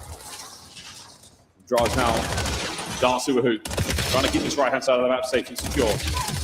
Not a terribly productive P1 by the team. I mean, it's beautiful. Again, though, you know they want to try to flip these spawns. You know they're going to be taking those routes. The pressure on the routes is enough that FaZe has not been able to super soak the time. So in spite of the fact that FaZe have seemingly gotten every single kill, it is not even going to be a lead. Optic will actually have the lead going into the new time, but a neck and neck game. Down to the bottom side of the map we go. To the motel. Draza had the early check-in. It looks like his room's not ready yet because here at Optic already on time. Merc is dancing on him. What a wicked moment. And for Optic, that's all four. Mercules does the dance, and well, getting down to your back spawn phase. Everybody welcome to hell, and who all the space in the world. One of the better P2 setups you're ever going to see. Force spree here for Merc. Look at that score rise. More time he spends in the hardpoint. A dud nade. And a clean feed so far. Oh, a nade over the top. It's unfortunately a team kill. Merc still alive and well. And FaZe have lost the sauce. I mean, we're missing the first nades. There's no trophies. Then the follow-up on your teammate. You make a couple mishaps, and look at the lead. Optic have built an early one. 55-13, and still 10 seconds of scrap time. FaZe, two players putting the pressure on, and they're going to win the rotation. Abuza pushing out towards both. Seem to be in the new time, but make no mistake, Optic, that is an electric start. Yeah, new time now is the top side of the map playing. We saw the overload game end there. This is a brand new hardpoint. Our players to soak and keep it going, FaZe. Got a couple here. Abuza's got that left flank now on the watch. Optic trying to pry their way through. That's going to be Mercules, the first man in. It's him. One of the best power positions we have on the map now has to be forced down. Lovely lethals and tacticals. Here comes 04. Looking for the second. Lovely teamwork from FaZe. They've cleared house. That was an early rotation, and they understand the value of the plane heading on top of it over and over again. Still no trophies. Who's going to get it here in just a moment? We see Mercules makes the impact. He got the nade, he got the double kill, and he just sent FaZe all the way back to spawn. Oh boy, final 20 of play. We're going to go to the right-hand side now. To blue, to the big old post office. That's where Dashi is now in position already. Making sure that FaZe do not make their way across the map, making sure that as many of those Optic players can get in a position. What a way to stay alive. Good shots against the first kills. Well, FaZe are indeed going to be spawning out. We get to test the P4 holds. The most difficult one in the game to do it on. Optic, their first drop. Starts here for Merc. A lot of problems to deal with. Who's up next? Probably kill on the first. Wave now here for FaZe still continuing. They managed to get the man on behind. Front door, back door. It's about to be a breach and clear moment, and that's going to be Draws there through the front, down and out. Merc still trying to find a play here. Still dancing. Lovely work from Optic. Is it a break-on-break situation? Great moves, 12-7. Looking for some extra kills. Tagged up and trying to get out of dodge. I mean, look at the mini-map. It is just players everywhere. So difficult to maintain. FaZe talks about how they're good on it, and they're going to deliver again. P4 has been the difference maker for FaZe on this map. They got the break, and they're looking to get the final hole. Still down by 30, but look at him flipping some of these spawns out. Number 5 across the map. Number 6 is going to join them. Able to pick up a kill, but you have 2 phase players roaming this new time. And it spawns mean it's going to be a long journey for Optic to the new hardpoint where FaZe have already nestled themselves in. 5 now in a row draws. No 6. Chelsea gets 6 to the window. Now Sim cutting down a pair. Another man to deal with there, and he's got enough bullets for his NPC to get the job done, no problem. Throwing 4, now a hard point for FaZe. And Draza's hard blocking the spawns. FaZe right now, this is monstrous. Convert the P4 to the P5. Shots for Draza on point. 15 kills currently leading the lobby. But there's your mistake. The spawns are opened up in the back. Number 6 is going to get it in the timing for the pierce of the setup. Sim looking to recollect, and well, does indeed FaZe handle the chaos, and they might just take the lead. Destroys the trophy system. His boys now push the front out. So FaZe, perfect control of the hardpoint. 20 seconds to go. And there's the flip. Opening up the back now, allowing Optic Texas to spawn top left. This is what FaZe won, and FaZe are getting it. Yeah, this time it is intentional. See though, Dashy, Hard Iron, he was over towards blue. Optic, these are the spawns they want. All the pinch routes they take, it is to maintain blue. To have that as G1 starts, if they lose the first gunfight, it's going to be tough to collect time. Working for the backup 4. What I like this pick so far. Dra's done tons of damage. Lovely nade there from Shotzi over the top. 6.5, no need. Hellstorm secured. Again, on this map, very impactful. 0-4 made it out. That's a 4 spree, and now he's going to be the thorn at Optic side. Before he forces to try to keep this play running. He's making moves. M15 in hand. I do believe he's got NPC if he wants it as well. Flip successful. Optic spawns now on the top left-hand side of the map. A long journey through the guns of FaZe. I mean, FaZe are just so fast on this map. The nades start off the break for the rotation. 0-4 just barely able to get in towards blue, and now they're trying to keep it stable. The break's going to be here, though. Optic, 2 players making it time. Starting past the bullet, and Mercules gives you 2. Optic, well, needed that moment of keeping the game close. 9 streaks. No need to worry about that. Draws yet again shooting very hot here. 3 dead instantly. Over to the motel. B2 went up, and the numbers certainly here for FaZe. Luke's trying to slow down the entire squad. He gets 1, but traded out. Reduces Draza down to near 1 HP, but that's been enough. Shotzi now trying to pinch, but he gets spotted. So a delicate movement on the flank, but on time, it is a slaughter. Draza 22-13. He has the hot hand. Hot hand. Hot gameplay. 5 spree for Draza. Listening to FaZe.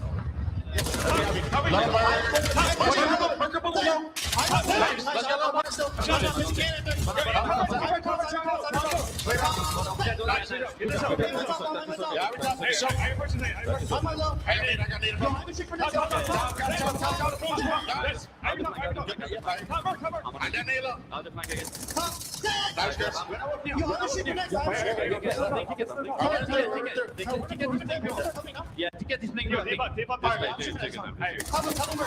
hit our blue. Get something on street. It's one of you moves.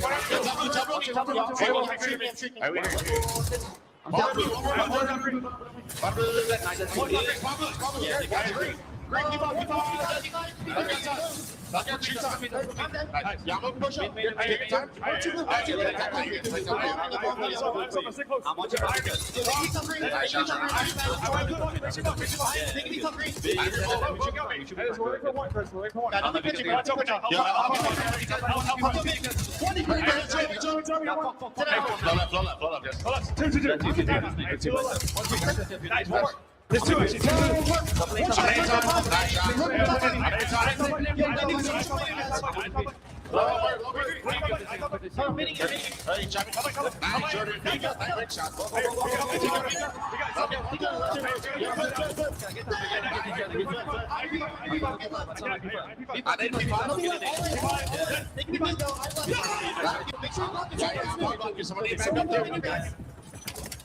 And FaZe have just got Optic in a bear trap right now. Another perfect Hellstorm and a perfect rotation of blue. I mean, they are breaking them down. This is front running to the extreme. Somehow Mercules has found himself near the time. Those pink arrows clean house immediately. Hoop gets behind enemy lines to FaZe turn. Well, you stay alive, draws himself to dance, and Hoop, well, at least keeps it active. The P4s continue to be mixing, and Hoop, that might be a game-saving type play. He is trying to keep his team alive. That's it, got the defibs out. He just hit a big bang on the chest of Optic Texas. He's got his boys in. Now Merc pushing the front line out. What a turn this is. FaZe still trying to knock their way through the front door. Make an entry. No hope. Dashi pushing out there with the Jaeger. Spawns down the back for Optic. Instantly identified, but the guns of FaZe are up. Merc trying to hold them down. The FaZe find a way. It's going to be an easier rotation from Optic, but still that scrap time. Yeah, Hoop doesn't want to give them any more points at all. It is going to be 2-13, make it 2-12 for FaZe. Going into new time, and Hoop spawning across the map. Look at this. Look at this. Patient play there from Shotzi. The discipline now on the attack. Is it enough though to keep his boys alive? They've got to win their own gunfights as well. Dashi does all he can. The damage is all there. And now Shotzi, a little bit late to it. FaZe have marched across Scar into time. I mean, this is just overwhelming. FaZe, they're making Optic look like a different team, handling them on Scar. Get the entry kill though from Merc. Shotzi's made it to the top. The nades are here to meet him though. There's no trophies. It is going to be so difficult to stay alive. Who good for two? Dashi in the feed there. Draws the last man standing in Optic. They're doing this from the front. Optic to fight here. Still, Optic finds that they can on the contest. Keeps it together now. There's a bruiser from the back line. Spawns for FaZe. Will be on that close left. They're so close to the hard point, but Optic again, with that green building in between them, they can keep them back. All things considered, I mean, this has been a good chunk of time for Optic to be able to try to play keep away. Still though, the same problem remains, a 60-point difference, and now FaZe, they got the right spot spawns as P1 pops. Optic, you don't have time to take any more pinch routes. You got to start banging out this time. Big opportunity here for FaZe. 20 seconds for the win. Attack now for Graz. He's going to find one. Evicted from the hard point immediately over to Abuza. Merc finds him. Optic hard point.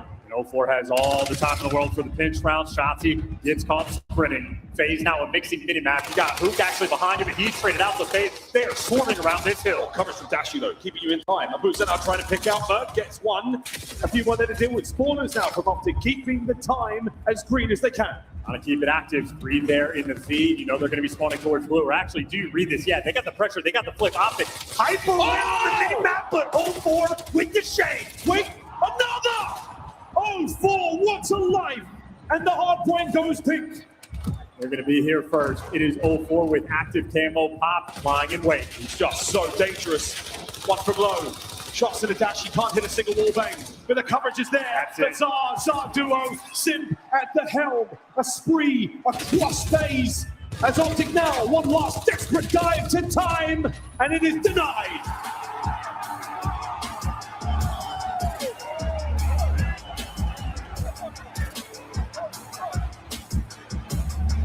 Victory on Scar makes it 3-1 to FaZe. I think now I finally understand. When 04 has these takeover moments, we see it from his perspective, and it doesn't make sense how he finds the kill. We just saw what it looked like from the Optic players. That man is invisible, so difficult to deal with, doing kick flips on it to drag you to hell. FaZe right now on another level. There is no revenge for the Scar Hardpoint. They get the final say, and they were the better Scar Hardpoint team. Learned the lessons of yesterday, and they had absolutely run Optic over there. What a hardpoint that was. What a lovely Scar Hardpoint to close out the season. That will be that, no more. As now, we make our way to the den. Ooh, what a final. 3-1, the current score. FaZe make it to 5 for the championship. What a wild day we have had. That Den S&D, an absolute theme for this squad. Shots maybe the guy you're paying attention to because he has had issues getting first blooded on the map. Well, on the raid, he looked on point. But FaZe have just had the extra edge. Every single map we have had been very close in this series until now. 250, 194, 39 kills there out of Draza and 4,800 damage. On the flip side, Dashi suffering, Shotzi suffering, Boom, negative 11 at the same time. That is FaZe in absolutely lights out performance. Miles, it did not start that way. You had P1 and P2 from the jump. Optic took that early lead at a 50-point run, and then FaZe just simply took over every single hill they were able to beat them on. especially those P4s, man. Absolute class. A couple of key moments again. Hellstorms so far in this grand final have been absolutely perfect. Denying those plays, breaking hills, catching players, and saving the P3 hardcore to face. Incredible work. All season long, we've seen some duds. It's gold here in the finals. And it was mentioned in the S&D how the comms need to be at an all-time high. Synth earned that Hellstorm on that P2. Where they had that 45-second jump, and his comms after that, absolutely perfect. Guys, I have a Hellstorm. You need to make sure you take green. You need to make sure you take blue. We're watching guys in P1 turn and check out Mercules up in that window. They clean house. They take care of everything. And they end up holding the start of that hill from the wrong side spawns, and then they flip it perfectly for the second half of that set. I mean, that is gameplay as good as it can possibly get for FaZe. In these clutch moments, they're looking the best they've ever been. Yeah, very much the best they have looked all year long. This is an incredible run in the grand final so far. 3 straight maps for FaZe. Desk, what do we make of that? Ladies and gentlemen, give it up for those two beautiful humans while they take a sip of their monster. We are going into a game 5, and we are not nearly done, are we, Vegas? Oh, I don't know if the Optic fans have any faith in their own team right now, Dave. What is happening? They're a little nervous. I got to say, the MVP from the last event has not shown up yet in this final. These maps have been electric. This is the grand final we've all been waiting for, but Optic have to claw back on these next 2 dens. Let's take a look here at our bracket and remind everybody how we got to this position at the World Finals. Alley 2026 has been so fun. We've had 4 different teams win our 4 different majors, but Optic was the one consistent. They were at every single grand final, and it wasn't until Major 4 that they finally got their trophy. They lost to FaZe in the winners bracket, and just like last time they won a trophy, they come through the losers for a second opportunity. I mean, I think we just couldn't be in a better situation. I mean, as far as having 4 different winners and then getting blessed with the Optic and FaZe winners final, and now this is to set up the position of Optic Texas to kind of be the underdog in this series. And I don't think that's even shy of a statement because of how FaZe is playing right now. Those last 2 maps were unbelievable on the ARs from FaZe, and that's their X factor in this situation. We know what 04 and Simp can do on a championship Sunday. We know what they can do when their backs against the wall. It was up to the Zaza brothers to make sure they step up. Dylan, for FaZe, they went through T2, they went through the Falcons, and they are guaranteed at least $480,000 as the first team to enter the grand finals. But you know, they've got enough money already in the bank.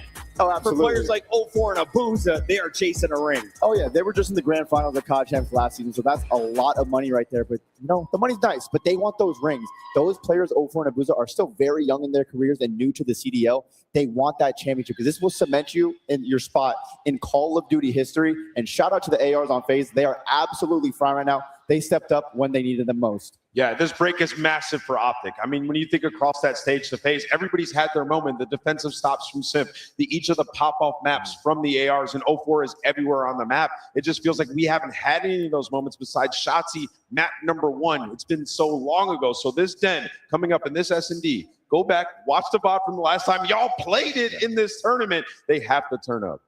Ladies and gentlemen, let's hear from our players and take a look at some of the numbers. Do you still have faith in this Optic squad? Because judging by the numbers, you should. You've got Shotzi, a man who just won back-to-back rings, looking to go for the three-peat. On the left side, though, it is the GOAT, the man who has some of the best numbers across his career, already 2 rings. He's chasing his 3rd.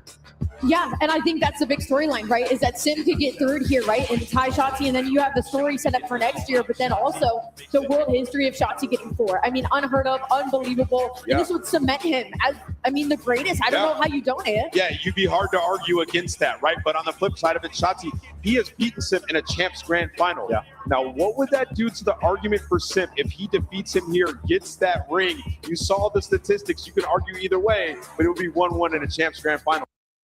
I agree. And I think, you know, a lot of people. He has been here, Dylan.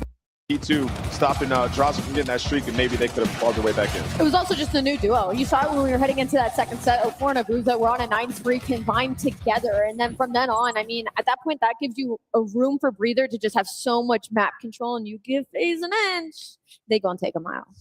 FaZe is going to take a mile, and you should take yourself to the CDL store online if you didn't make it out to Vegas. I just got word that we are selling out of merch. If you are a size large XL, pick up your gear right now. And also, I'm told we are looking for the biggest FaZe fan and the biggest Optic fan in the venue. If our cameras catch you doing, seal the deal. It is. Player right now, the A-bomb site, eyes on that B. Your presence there from Optic. Are we going down? And a smoke in front of the A window. Yeah, Dashy's ready for the pressure. Number 7 thinking about wrapping back. Well, now with the noise being made at the B site, Optic making that wrap over. Everybody will be here for the square up. Yeah, we know it's on. No trophies to be found, so everything you throw should meet its mark. Less than a minute now. 04 will be the first man to make his way forward, but not without a couple of shots. Here comes the counter-attack. And 04, still good to find that first. What a kill. Shotzi poking his head out through the mid-cut. A lot of gunfights going down, a lot of damage. 04 is going to fall, but Shotzi gets caught. Abuza, that was his responsibility. He gave it the extra edge. Reads that one. And now the lineup. Draza finds another Mercury's a 1v3. And plenty of presence here from FaZe on the bomb site. Strong round to start things off. And if you're watching the mini-map through these rounds, Abuza was posted up all the way in the depths of spawns. No Shotzi loves the pinch. You don't know where it's going to come from. Once the noise is made towards the mid-cut, he hightails it to go and make sure he can get that trade. That was a battle of survival for FaZe, giving their teammates just enough time. Their teamwork on raid was the difference maker. They were trading out nearly every single kill.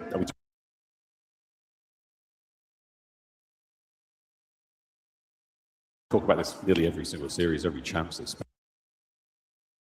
especially how important time is. The extra half second you can give your teammate to get in position to help out. Just throw something, find that trade, whatever it may be. What a gift it is. And this time, Optic on the immediate retreat, but FaZe, they are pushing that pace to the middle of the map. Shotzi spotted one. There was a second nearby. You know Simp is around, and that is going to slow you down. This is an initiative taken there by FaZe for a moment longer. Now Optic back on up. FaZe over towards A. Now we can hear lethals being used.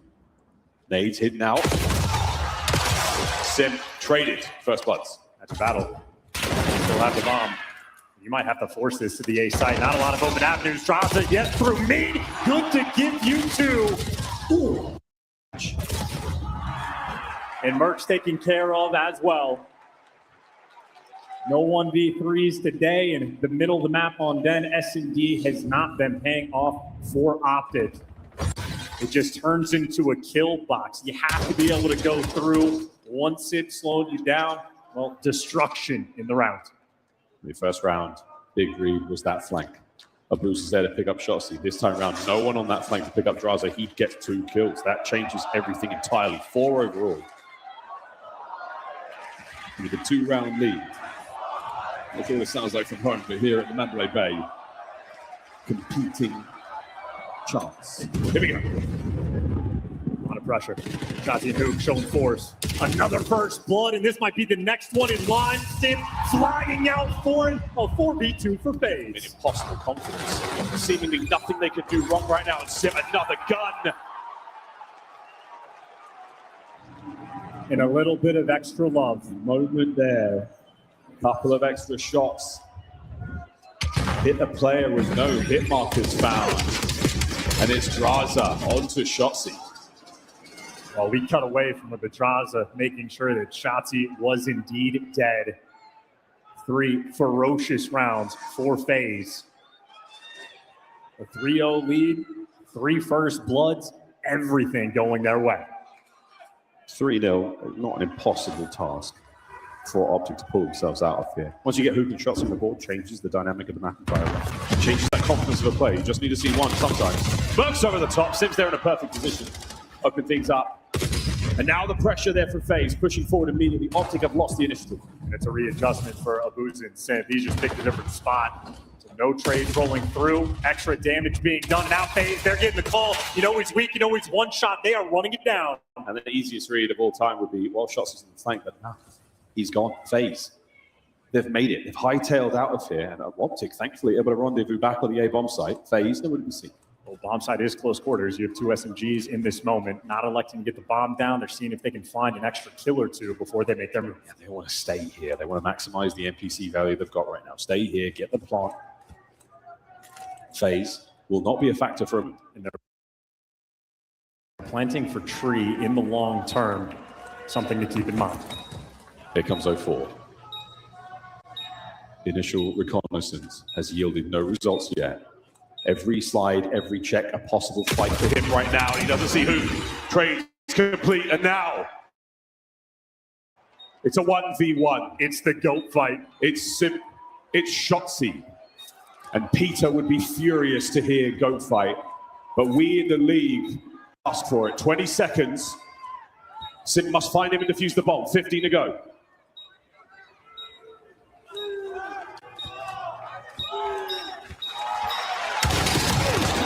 And it's over. Optic on the board. Yeah, Optic has shown their hand through this tournament. They know they have that fifth man on their side. They don't have to check the bomb a single time. They know it'll be done for them. Simp was ready for the response. He knew where the bomb was planted for. He knew where the check is going to come in, but that is round Optic needed. That is a 2v3 from Hook and Shotzi. When you needed them the most.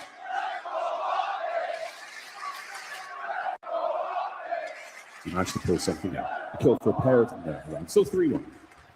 0-4 now. The boys of FaZe on the attack. How about Simp, by the way, 6th grade? It flows to the Hellstorm. Not electing to give him the bomb. They've cleared out the space. They got the smoke front dojo. This is a free bomb plant. Should they elect to go for it, they're playing kills first. Yeah, look, way back in the dojo position there. The top of the lockers with an M15.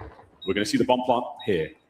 Optic do not have the numbers in position, but Merc now trying to fight his way forward, trying to buy some space for the boys. Now some time as well. You've got the mid flank. It's all there. Shotzi making entry, finding the first. Here comes the battle, and Hook's over the top. Last man left alive for Boozer. Will they read it? A kill. Oh, no goods. 3-2 Optic.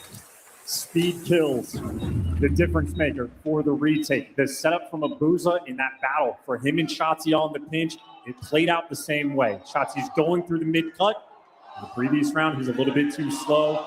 Abuza there to get the kill. This time, light speed. Everybody from Optic attacking that bomb site, using the man advantage they have. Interesting enough, maybe a miscommunication, but from where the bomb was being diffused in the smoke, Abuza could have attacked that. Whether they're prone or standing, there wasn't a lot of time to make the decision. 3-2, back-to-back rounds for the green team. Here we go. They're throwing the nades for mid-control yet. Shotzi from spawn. Hit the nade. They're looking for mid-control. Mercury's looking over, and Sid sent to spawn. Shotzi, he's behind you. He's flying. And he knows you're up top. Is it going to be number 3? It might well be. We've got some noise, but there's the coverage from Zaza. The Zaza duo live to fight another day. That day now is today, and they're both there. So Abuza, it's a 1v3. He's making a case for it there on the defense. Could be a bomb plant here by B. Optic should be looking for the kill. They're waiting. And Abuza, nothing as of yet. Loud footsteps. Maybe an important decision. Bomb's going to go down at B. It's an extremely difficult retake for an AR player. We wish him the best of luck. Here we go. First contact. A lovely attempt. A nade still to play with. The bank. And it's a dud. Pressure from Abuza as he digs his heels in, desperately trying to live. Optic 3 in a row. EU versus NA education. Abuza understands down better than we do over here. Weird nade bounce coming through, but the 2v1 execution. That is 3 rounds in a row for EU NA geometry, Japanese architecture. It's getting complex. Tough scenes. 3-3. Here on Den. They've had success with these B bomb plants. If they go back to it, it has been the mid pinches from Shotzi that have been that key factor. 2 of them on the way towards B. Mercury's there yet to get the lone defender. But as we've seen, takes his time, plays it very, very safe. He gets information. He stays alive in the gunfight. It's now waiting for the play. Abuser in mid. Yeah, no longer in spawn, much more aggressive. The stun's going to back him down, but a different setup. You already see Sim. He's making the move. They need to make something happen there. Here we go. Sim the long route. Optic prying forward here on the retake. 2-2 on the attack. They've got absolutely no idea that the pimp is at their rear. 1, 2. Shotzi's on the ball, and he had got it. The ninja from Shotzi makes something magical happen again. Sometimes all it takes is a smoke. An instant, this decision, the coverage from the team, they swarm around them and they fall like dominoes. It does not matter. A perfect play call, and there's no time to rest. Ain't no rest for the wicked. We go with that. Now, front row. Dashy couple tags, backs on up, but yet again, FaZe playing the same way. Hyper aggressive. Push right through.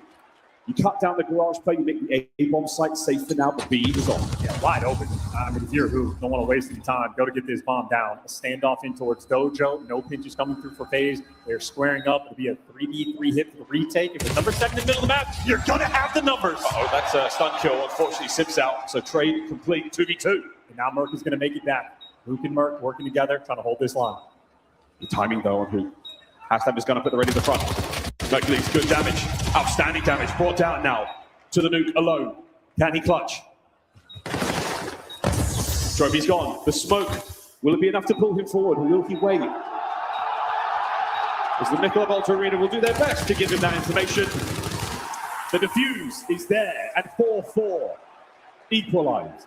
Yeah, crowd can cheat as much as they want. 0-4 learn from the Paris event. They have made these adjustments. Know when you need to hop the bomb. That is a clean 4v5 clutch for FaZe. Back-to-back defuse. 4-4. What a dent this is. We still haven't seen a snipe. Sim at 11-4. What a performance. Here are bomb carry here for FaZe yet again towards A. First look, they've shown in this direction, so only a 2-2 split here on defense. Shotzi so quick back to sight, but he's the lone defender. No trophies up close. He's found his corner. There's the shots. Immediate work at 0-4. Looking for number 2. But great pressure. Now the flank dealt with. Close range gunfights won yet again, and it all comes down to Hook, and he's nowhere to be seen for FaZe. FaZe, everybody grouped up together. 0-4 on a 4 spree. In the meantime, Hook is flying. He wants to catch them while they're planting, and he's got the timing. Take him. Got it. The nuke. Oh, he misclicked. He misclicked with the grenade finisher. It's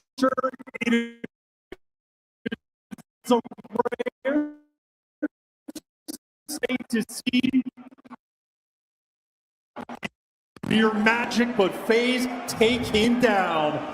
Sim 12-4. And I hope more than anything else, we get a FaZe listening in that moment to hear that one back. That has to be hysterical. Either way, 7 first bloods for FaZe on this map. The first bloods have been Optics. Bang, here on Den. Map point for FaZe to go up 4-1. Grab 0-4. He didn't get the kill. The spree's still alive as well. Aggression right through the mid. Smoke, we are on. Shotzi wants to take this round by the throat. Well, they needed the first blood. Shotzi gave it to him. Great nade. Enough to now cause some havoc on the inside of the dojo. Shotzi spots him out. Can't get away with his life. Mercury's unable to help out here in the battle. It is a 3v2. And they let Shotzi out the drive. They're running for the hills a little bit too quickly. FaZe, their teamwork continues to be their factor of success. Nades on point. They don't fall for the bait. This is great work out of Merc. The damage there with the nade allows the boys to infiltrate the A-bomb site completely undetected. Here comes the plant. And this is to force a final round here on Dead. Abu's on the close. FaZe are taking their sweet time in approaching the site. And I don't think there's any way they know Dashy was in that corner. Draws will be the first man out on rooftops. Mercules brings him down. Trade, effective 2v2. Dashy slid away, so I think Abuz has a little bit of intel. He's trying to pinch this together. What a win. Abuza. Fighting for all of it now. 13 seconds. Dashi holds the window. We go to another round 11.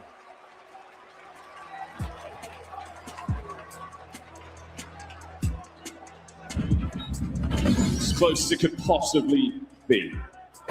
A final round on deck. Iron will and cool composure has got us this far. This one might be up to the COD gods now. Optic will be on attack. Here we go.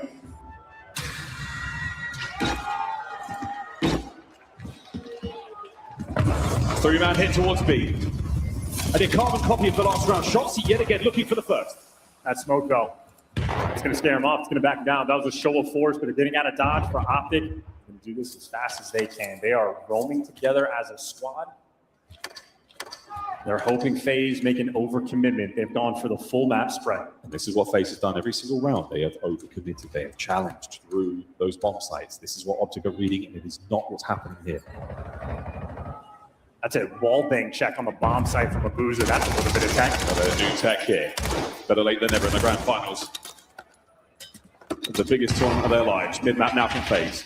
Bomb site starting to get crowded here for Optic. And you got a battle. Number 4 versus number 6, potentially all about the timing. Actually, well, it's going to be Shotzi responsible to deal with 2. So bomb plant, but Shotzi, 2 players in front of him. Surely they check it together. They have not. First. Eyes on the second. What a win. Now to the dojo. Abuza battles his way forward. Hook on the outside tree down. It's a 2v2. Dashi trying to play it close. Backs up. He and Shotzi, the long-time duo now. FaZe biting forward. Aggression as the time marches. It's down to Bruce.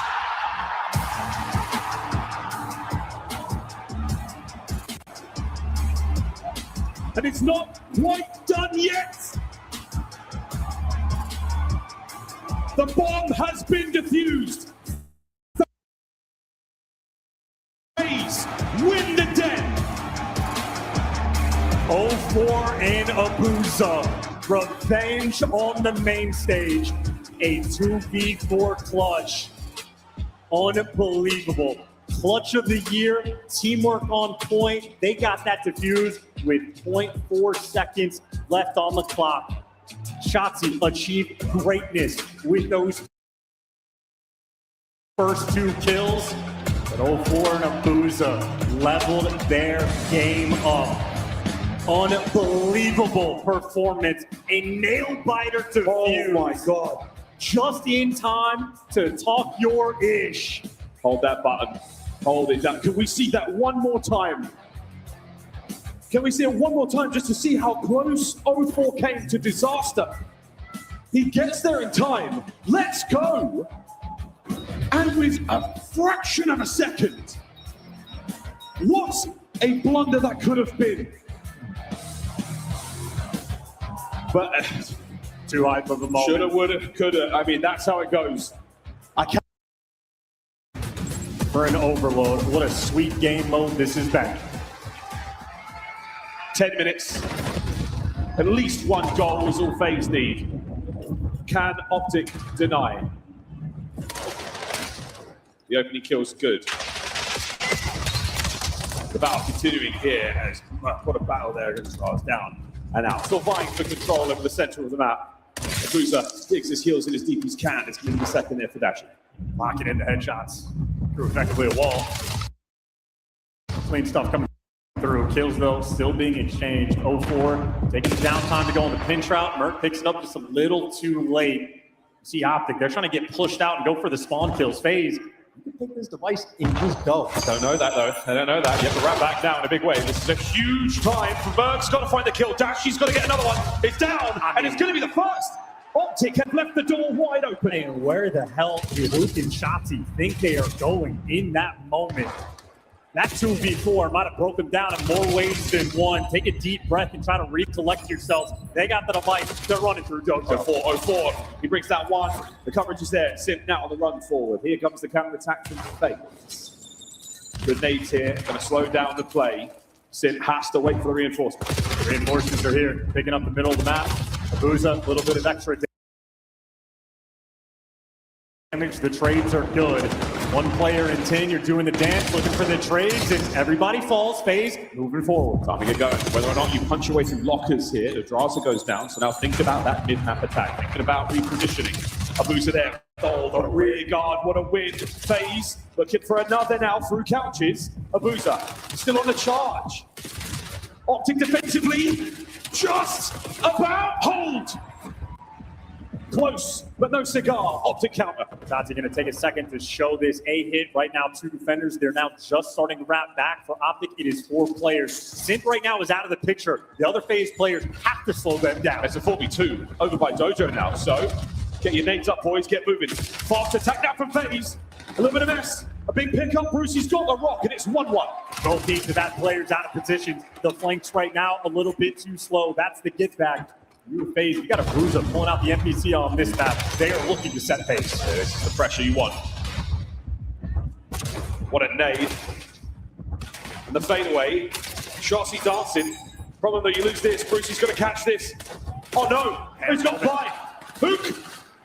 Merc is there for the pair. 2:20 on the clock. Optic now on the run. Pressure's not done. Again, Bruiser with the NPC. FaZe are looking to try to light this kill feed up. The device though getting wrapped all the way around. That is 2 kills in favor of FaZe. Got a Abuza working the pinch, and he is soaring at you. We're going to send this one forward. And Sim and 04, they're going to hold down the gates.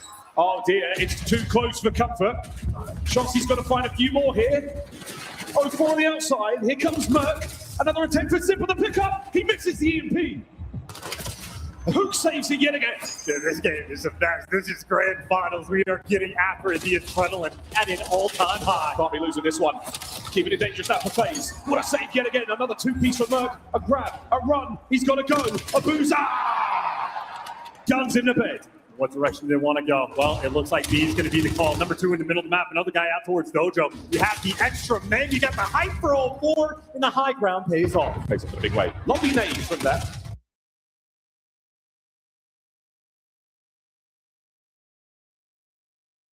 Merc, he's still on the run. Shots are good. Numbers are still here. Shotzi might be able to pick this one up. We might be looking at a second. Big Brucey with the pistol to take the lead. Through sheer force of will, Optic trying to battle back. Back to the middle of the map now. FaZe have been on the back foot on their side of the map for quite some time now. Final minute. Optic still holding on. The A goal now looking very dangerous. Options through the middle, and FaZe can't control mid. Well, now you get device control for Optic. You were looking for the spawn kills. Merco does get traded out. You've restabilized the position. Now you're looking for the extra kills. 45 seconds and our first half. Another goal here for Optic, looking very comfortable going into the second. But FaZe, good enough on the attack to make something happen. Here we go.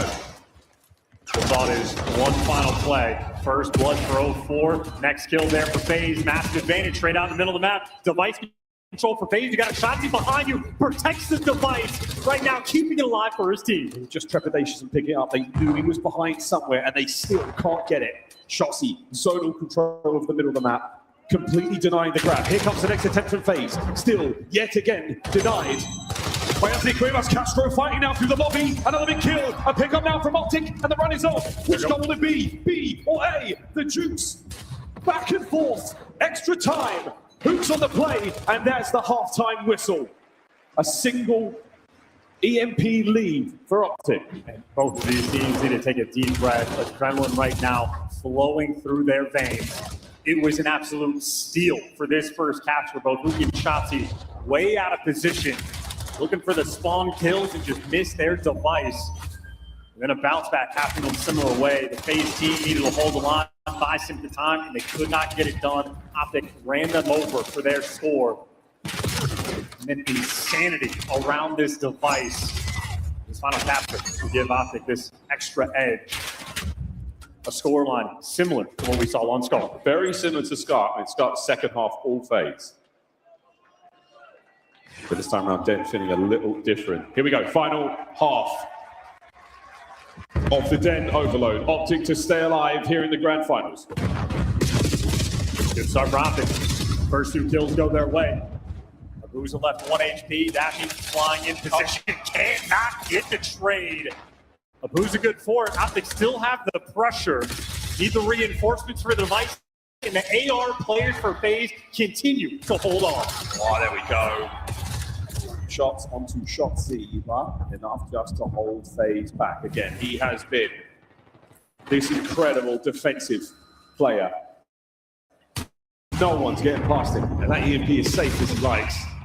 Trying to make something happen now by B. Optic not happy, very much so, with only a 1-point lead. Able to get one. Shotzi's almost been the fail-safe, protecting this device. Well, now FaZe firmly have it in control. Never mind, Shotzi continues I'm telling from you. downrange. I'm telling you, it's making something happen here. A big three. Abuza, what a play.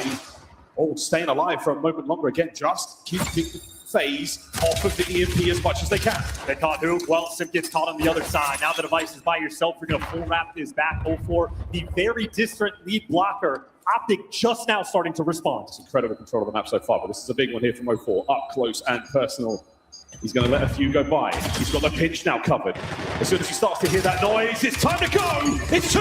The third not good enough. Another man in lobby. Raza still lives. The capture at A. Here comes the equalizer. FaZe yet again. The second half. Shenanigans are on. Raza with the turn and burn. That's the extra. Abuza keeping it going. 3 now in a row. There's number 4. The 5th's no good enough, and now the EMP open for business, trying to maintain control of the bottom side of the map. Sim's going to reset. Sim does get traded out. Raza, next man in line. The pace FaZe are playing with, undeniable. But Optic, well, they catch it out, take a deep breath. One more pinch is coming through. Trying to slow the pace right down. Optic yet again, objective mindfulness across that EMP. No one able to get a free touch. Down low, couple of big ones here for FaZe. But kind of able to get effective. Defense now for Optic is essential, and it's Sim there with the Jaeger. Coverage through the middle of the map, good. You've only got 1 man left though for FaZe, so Optic survived for them. And Abuza doing the heads up thing. Keep the main gun out, don't throw away your life, get these extra kills. That is going to slow Optic down, and got to be careful about the wrap. You got number 3, 0-4 working on the pinch. He's going to have the back up, and Abuza has held the line. 0-4 ready to snap in position, but he gets caught. Shots it with the read. Optic heads up gameplay. 2 minutes left to go. So another hold here. Optic on the counter. That momentum starting to build. Draz sucks the air out of the room for a moment. Here we go. Hoop starting to wind up the hit. No more days to throw. Trophies work overtime. 2 minutes to play, and we're trying to find another one here by the B goal. Shotzzy on the flank. It's going to be red, but can he catch the kill? Good for 1. Here comes the carrier. EMP's up. And the recover of fire. Dashy's doing the job he can. Send it forward. Still waiting for the play. No one here just yet, and the EMP retreats. They couldn't quite get it. Square enough, though. Ready for war. Extra nades, extra stuns in the back pocket. 2 kills on the feet. Number 3 out of position. And Optic are going to get it. A war of attrition. They have the extra edge. They took the time. They took their chances. Immediate wrap down to the top side of the map for FaZe. They will have the EMP as it spawns. Anybody's ball game. Pressure's there for FaZe, but the kills are good for Optic. Device in their hands. 1 minute 20 is all they need to do to stay alive here. FaZe defensively. A 2-2 split for now. There is no rush for Optic in this moment. A minute left to hold on. They're keeping the pressure going. They have possession, and now they have a lane to fight through. Shotzzy starting to push forward. 1 minute on the clock. He's found his corner. We're waiting for the kills. Sim, the perfect position by goal. Can we peel him from an angle? It's looking like that. Oh my God, what a win! Oh, but it's 0-4. A second kill, and now a 2v2. 45 seconds. He's gone. He's gone. Number 4. 40 seconds to play. The line at the lines. Shooting these players in the back. Trade's good. Mid-map's under control. You got a deep pinch if you're going, but everybody else is from a spawn. Sim has to be the hero, and he gets red. Optic have this map under lock and key. They're trying to find a 5th. Trying to find another. What a play. Dashy from the top stairs. Damage dealt. FaZe with a chance. 15 seconds. They can get 1 if they find all the kills. They will never be able to find a second. That is game. Final chance to slide it through. They will never be able to catch that off the respawn. What an effort. Optic stay alive here in the grand finals.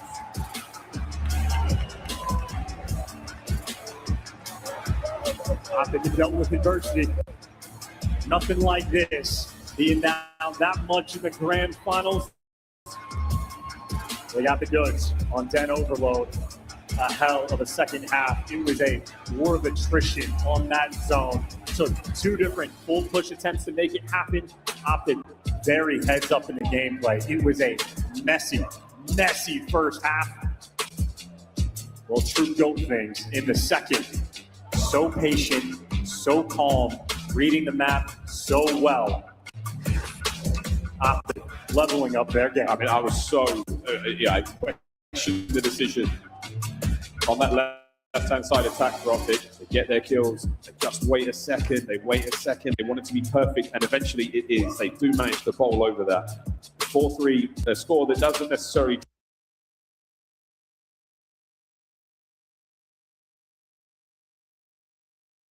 the Major 1, there was so much hype, but it took them 4 tries before they lifted that trophy. And Dashi surprised everybody by taking home the MVP, also as the oldest player in the league. Dash has been the backbone for this team all season, especially in the biggest moments in the grand.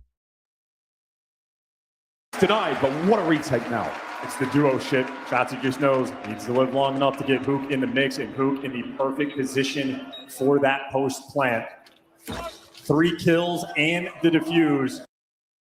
Hook, Black Ops 7 demons. True demon.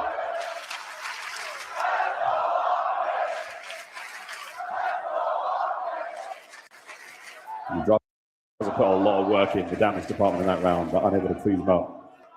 Seeing that 3 kills there from him. Diffuse as well. Score starting to build. Optic's first try on their attacking round. Leaning towards the safe side, but similar to the Den, it'd be a bit of a full map spread. Merc will be the island player. His decision's the most important. The gunfights for everybody else. Near this A site. Trusses, oh man, he's knows. The players are so close. Intel, perfect coverage here. Hook's got his shoulder there, so they now know. Out we go. Straight from the doorway. Oh, Merc, just a little bit too much out there.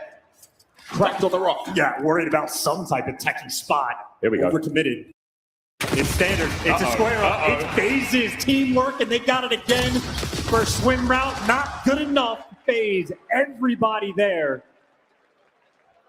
And Mercules, too smart for his own good.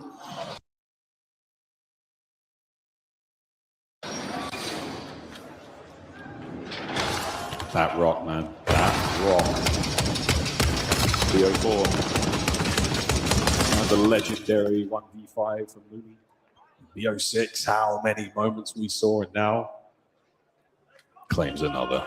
Draws a COD kid, purist. Tweeting out the Reaper gifts, talking all the smack, shooting all the bodies.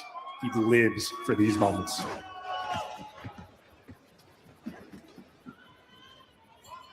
Three through the middle of the map right now for Optic. I'm thinking about that B-bomb, the Naser get exchanged.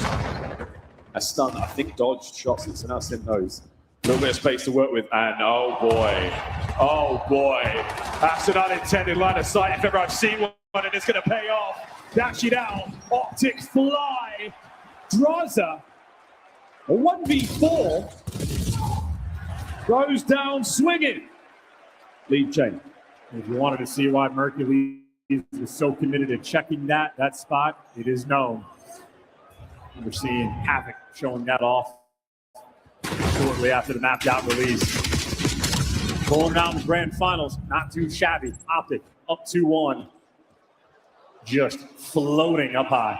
Spider Ant, he's got many nicknames. The master of the movement. Now that is one hell of an angle to find. Now that might be the reason FaZe never go to that bomb site again.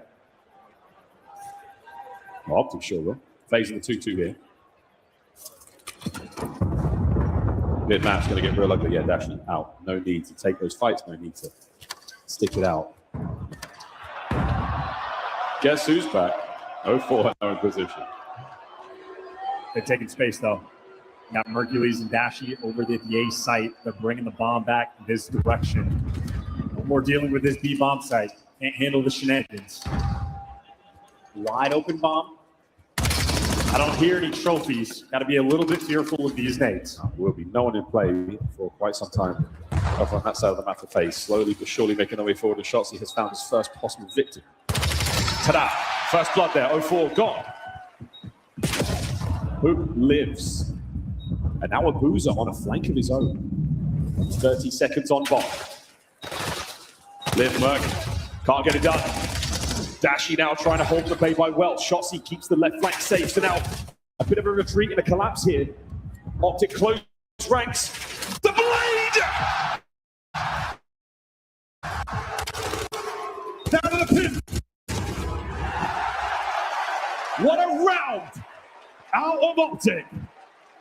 Is it a blade or is it a batarang? Big Bruce doing it different. Down to 6 HP. Still finds the kill. Optic are digging deep. 5-1 for Hoop. The knife kill for Dashi, 6 HP, one of the straightest shooters in the league, as straight as the edge of that blade. 3-1 here on Hacienda. And for FaZe, you're back on the attacking round. Do you have any hope of dealing with this B bomb site? You're going to be worried about the spot. You take the bomb towards A. 2 through mid, 2 through the left side. Well, the spot's nobody on the cross. Yeah, Shotzi out in position. Looks like he's probably trying to make the jump again. So that B-bomb site, yeah, don't worry about that, boys. There he is. He's up in his position now. However, the plant by A. Optic looking to take this back fast. Over the top they go, and Mercury starts things off. Trade's good. Middle of the map, not great right now for Shotzi. Can he survive? Oh, he goes high. 04 does get the call. Now the Dashi last man. And he's still swinging. FaZe. Bounce back round 3-2. It's the good decision making. Shotzi pop a smoke at your feet. You want to deal with that? I certainly don't. I'd run away too. Let your teammates recollect. Once again, FaZe showing off the teamwork. No unnecessary gunfights. Mixing things up. Draza was the guy that gets the instant bomb plant, but 04 in front of them, and we're watching that arrow. They just dip out. Number 4, Simpus, who spots him, sets his teammate up for the kill. Efficiency in S&D phase. And every round is an incredibly challenging battle of trades. Who can take initiative, who can get something tricky. It's so hard to pull off a win here convincingly this late in the tournament, this late in the season. Simpus is the type to go for the spot.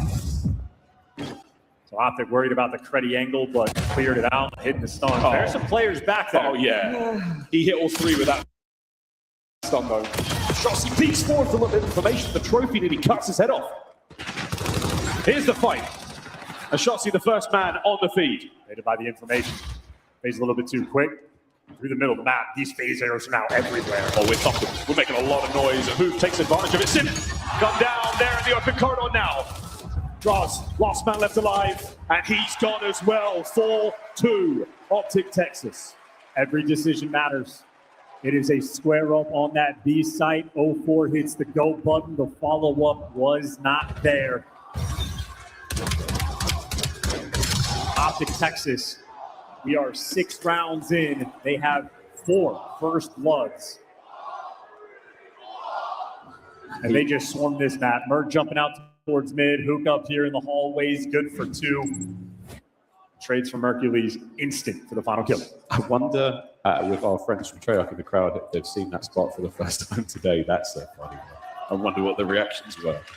Right, here we go to A.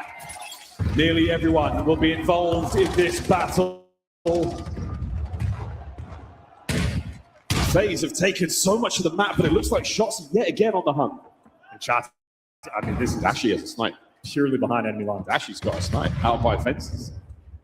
I mean, hallway control for Optic. The pinch potential is here. Such a delicate moment. I think they're waiting for Draza to get some information. Yeah, they want the hallway control first. He's taking the long route. He's going to catch it. Got it. Sniper eliminated. And now, looking for the bomb site yet again. If we go all the way around, Hercules is coming out from both sides. The damage is there, but not the kill.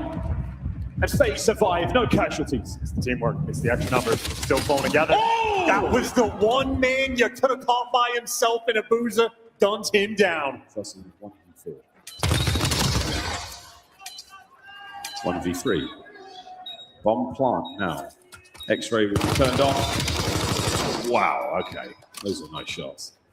FaZe keep that defensive line across the bomb and across Hacienda. Trying to play with the intel. He's dragging those FaZe players over. They're worried about the top hallway shots. He has gravity. There's a smoke as well. Here we go. On the Chow. FaZe, aggressive. Don't let him take the space. Don't let him get involved. And a huge round, allowing Draza to get to work. He is the S&D grinder. They don't go for the bomb plants. They wait for him to sort of kickstart the play. He finds that first blood on Dashy. They get great information. They get grouped up together.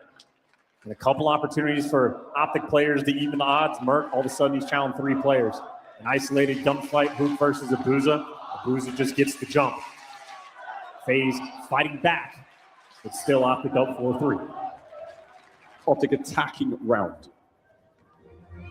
Uncharacteristic of the young Miracle Maker. He's lost a couple of tough 1v1s. So if he can't reignite the fire. Oh, those stuns are going to sting, and that's going to be a ton of information passed over as a groaning Shotzzy now. Tactical retreat, bomb plant, 4v4 retake. Yeah, Hook has had a dozen bomb plants in this series. The hold, though, a different story. Time is ticking. Shotzzy now making a maneuver through the middle of the map. He's going to have some presence. Fouled by fences, this young Merc. A lovely first blood. There's the rebuttal. Shotzzy always being pressured. Time now not in favor of FaZe. They have to make something happen now. Down a man. 15 to go. Optic are good for it. There's just not enough time. Yeah, get a forced commitment. Draza, you can't clutch a 1v2 like this. Desperation with the pistol. Not good enough. Optic up 5-3. That point. One round at a time. One map at a time. It all continues. Hook has been wildly efficient in this series, getting the bomb down. Optic are clutching up now. You plant the bomb. Create a space for your team to work with. You change the state of play. And Optic's post-bomb positions here on Hacienda have been so strong. Last look here, Merc dancing, diving. You have the numbers, you have the comms, and you have that focal point to worry about. That secret window, time and time again on Hacienda. Another round now, and it's going to be a lot of Optic through the middle of the map, and that's where Simp is going to be finding this information. Big tag, eyes are on. Let battle commence. He's just there to make noise. 0-4 going for a swim. He's only going a quarter of the way around, lying in wait. Dashy's there at the window. Doesn't quite see him, so he will remain undetected. That is a blessing for 0-4. Takes his time, finds the kill. And Shotzzy makes a splash. Fish in a barrel, 2v2. 2v1. Kill. Here comes Hoop. It's a stun, and that surely denies the chance of the clutch. Isolated gunfights. Oh, Hook's not going to spot how he feels it now. He just got the comm, but a little too late. I think his teammate might have just told him, hey, 0-4 in the boathouse. Oh, yeah, that's right. But too late on that one. FaZe good for the round. My God, draws 11-6. The timing on that call. And the stun grenade to stop Hook from going for that trade. Draza, amazing piece of utility in this round.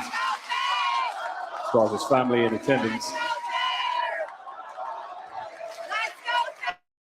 A nervy moment watching one more round for the equalizer for our third round 11 of this grand final. FaZe all over the A side of the map for now. Dashy, those shoulders.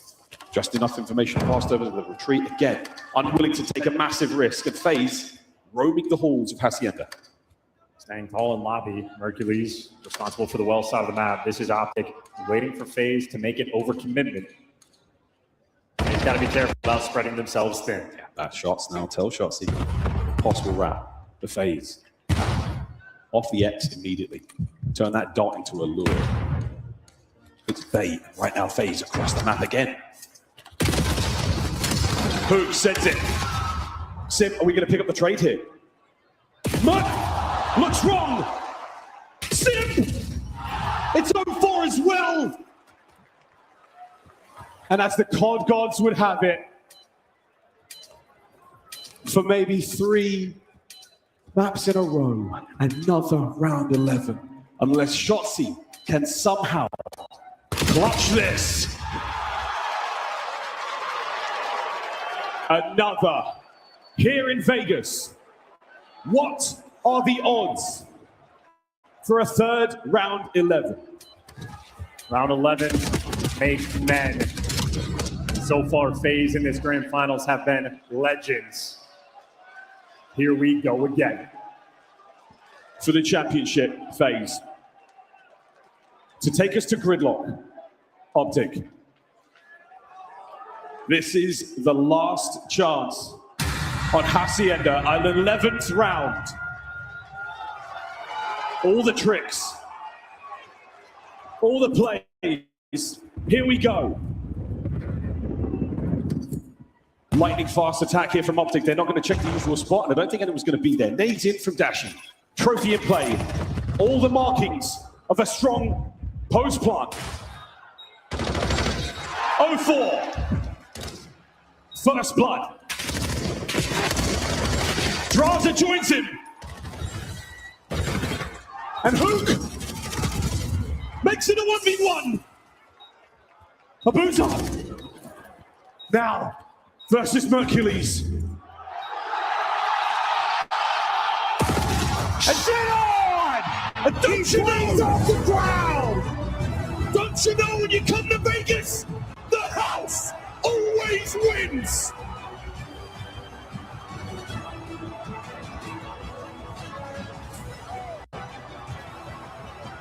That might be the greatest 1v6. How many people in this venue? Abuza just beat them all. Abuza just broke down the green wall. I cannot believe that finish. Abuza, what a win. The championship for FaZe Vegas. It's a first for Abuza, a first for 0-4. What a moment for those young men. Paris taught them well.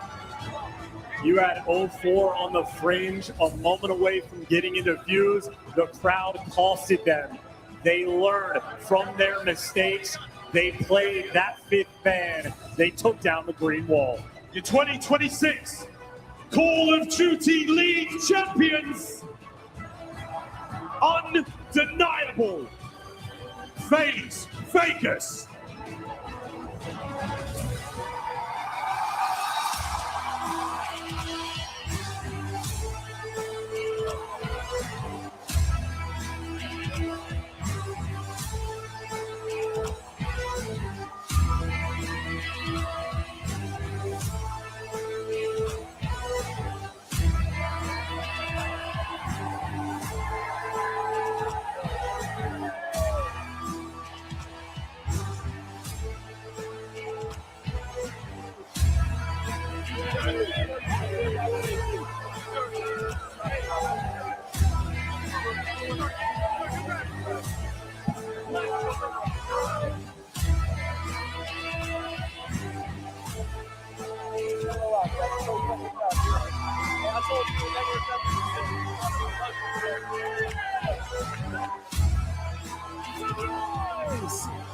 For your 2026 Call of Duty World Champions, FaZe Vegas.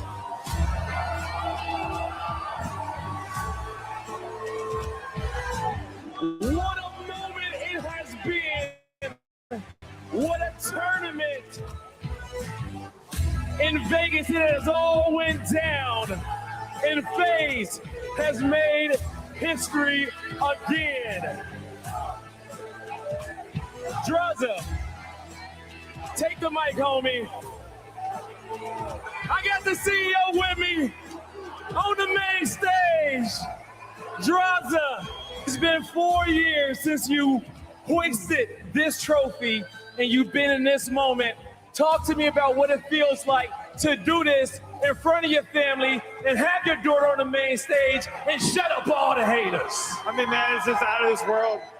all the hard work we put in. We went to the gym for 6 months. I read a fucking book this year. I feel like we just did so much this year. All the time away from home, it just finally pays off. It finally does pay off indeed, man. Everything in which you guys have did here on this stage, man, accumulated to this moment. And now I have a Boozer here with me. Make some noise for Boozer. Get his first champs ring. I mean, what a wily AR player we got here on the main stage. And you hear how the fans love you, Boozer. Talk to me about what it feels like to be a Call of Duty world champion. I mean, I have no word. It's just insane. It's the best feeling in the world. Wow, we fucking did it, bro. I mean, you know, to come over as an EU player, to do this in front of your family, in front of your fiance, what do you want to say to everybody who supported you on this long journey to be a world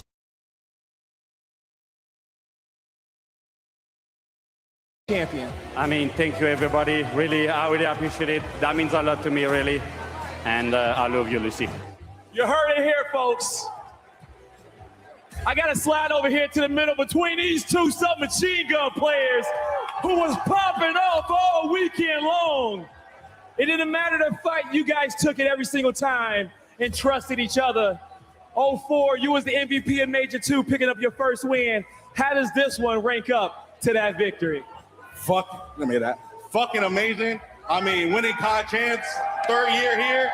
Holy fucking shit. Holy shit. But I can't thank so much, so much enough for my team, bro. I love my team. Chris fucking Lair, my sub duo. You can't have anything better than that. You can't have anything better than that. All right? He's here. He's there. He's every fucking where. And he is your tournament MVP, Chris Simp Lair. Chris, the tournament, the season in which you had, there was a lot of haters about this team. There was a lot of doubts out there. But when it mattered, when you got on the biggest stage, you showed up. How does it feel to be the MVP of the 2026 Call of Duty champs? I mean, it feels amazing. I feel like this was a long year, a hardworking year, and I mean, all of us trusted the process. Everyone behind the scenes, everyone here, and I mean, the trust showed, and I'm just so fucking proud of our team and the process we made. And like Zach said, we read a goddamn book, and I haven't done that in fucking years. So I just love these guys, love the team, and thank y'all, man. Seriously. You gotta make some more noise for him, everybody. He picked up his 3rd ring and joined the greats throughout Call of Duty. Draza picking up his 2nd ring as well. But there's one more person who I want to talk to who was influential on this team and everything in which these boys did. Crowder, can you come up here to the front, man?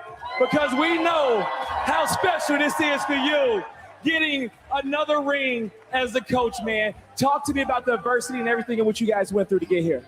Man, I mean, this has been one hell of a year. I mean, from Major 1 all the way to now, I mean, we've worked so hard to get to this moment. We've worked so hard in S&D, and just overall, so much went into this championship. It feels so good, and I'm just so proud of everyone around me. I know you are, man. It's for FaZe to come out here and do this again and become champions, man.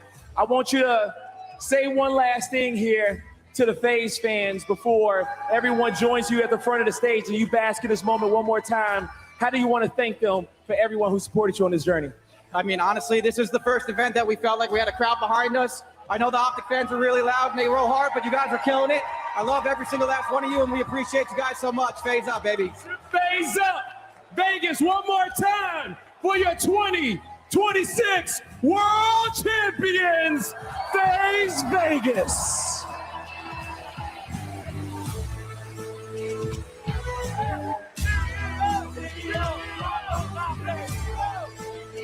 Las Vegas, make some noise for FaZe Vegas. We are going to be partying tonight. K-Son and crew are going to be making some noise. And that man, I could not be happier for Chris Lair. When the rest of his team left his side, he says, don't worry about FaZe. I am him. He proved it from day one of the online qualifiers to the tournament. He concludes as the best player in the league and the best player in this tournament. Allie, what a performance. Can you guys help me with this one? He's here, he's there, he's every fucking way. Chris Lair, Chris Lair. I mean, what an absolute season it has been for Sim to get this world championship ring after breaking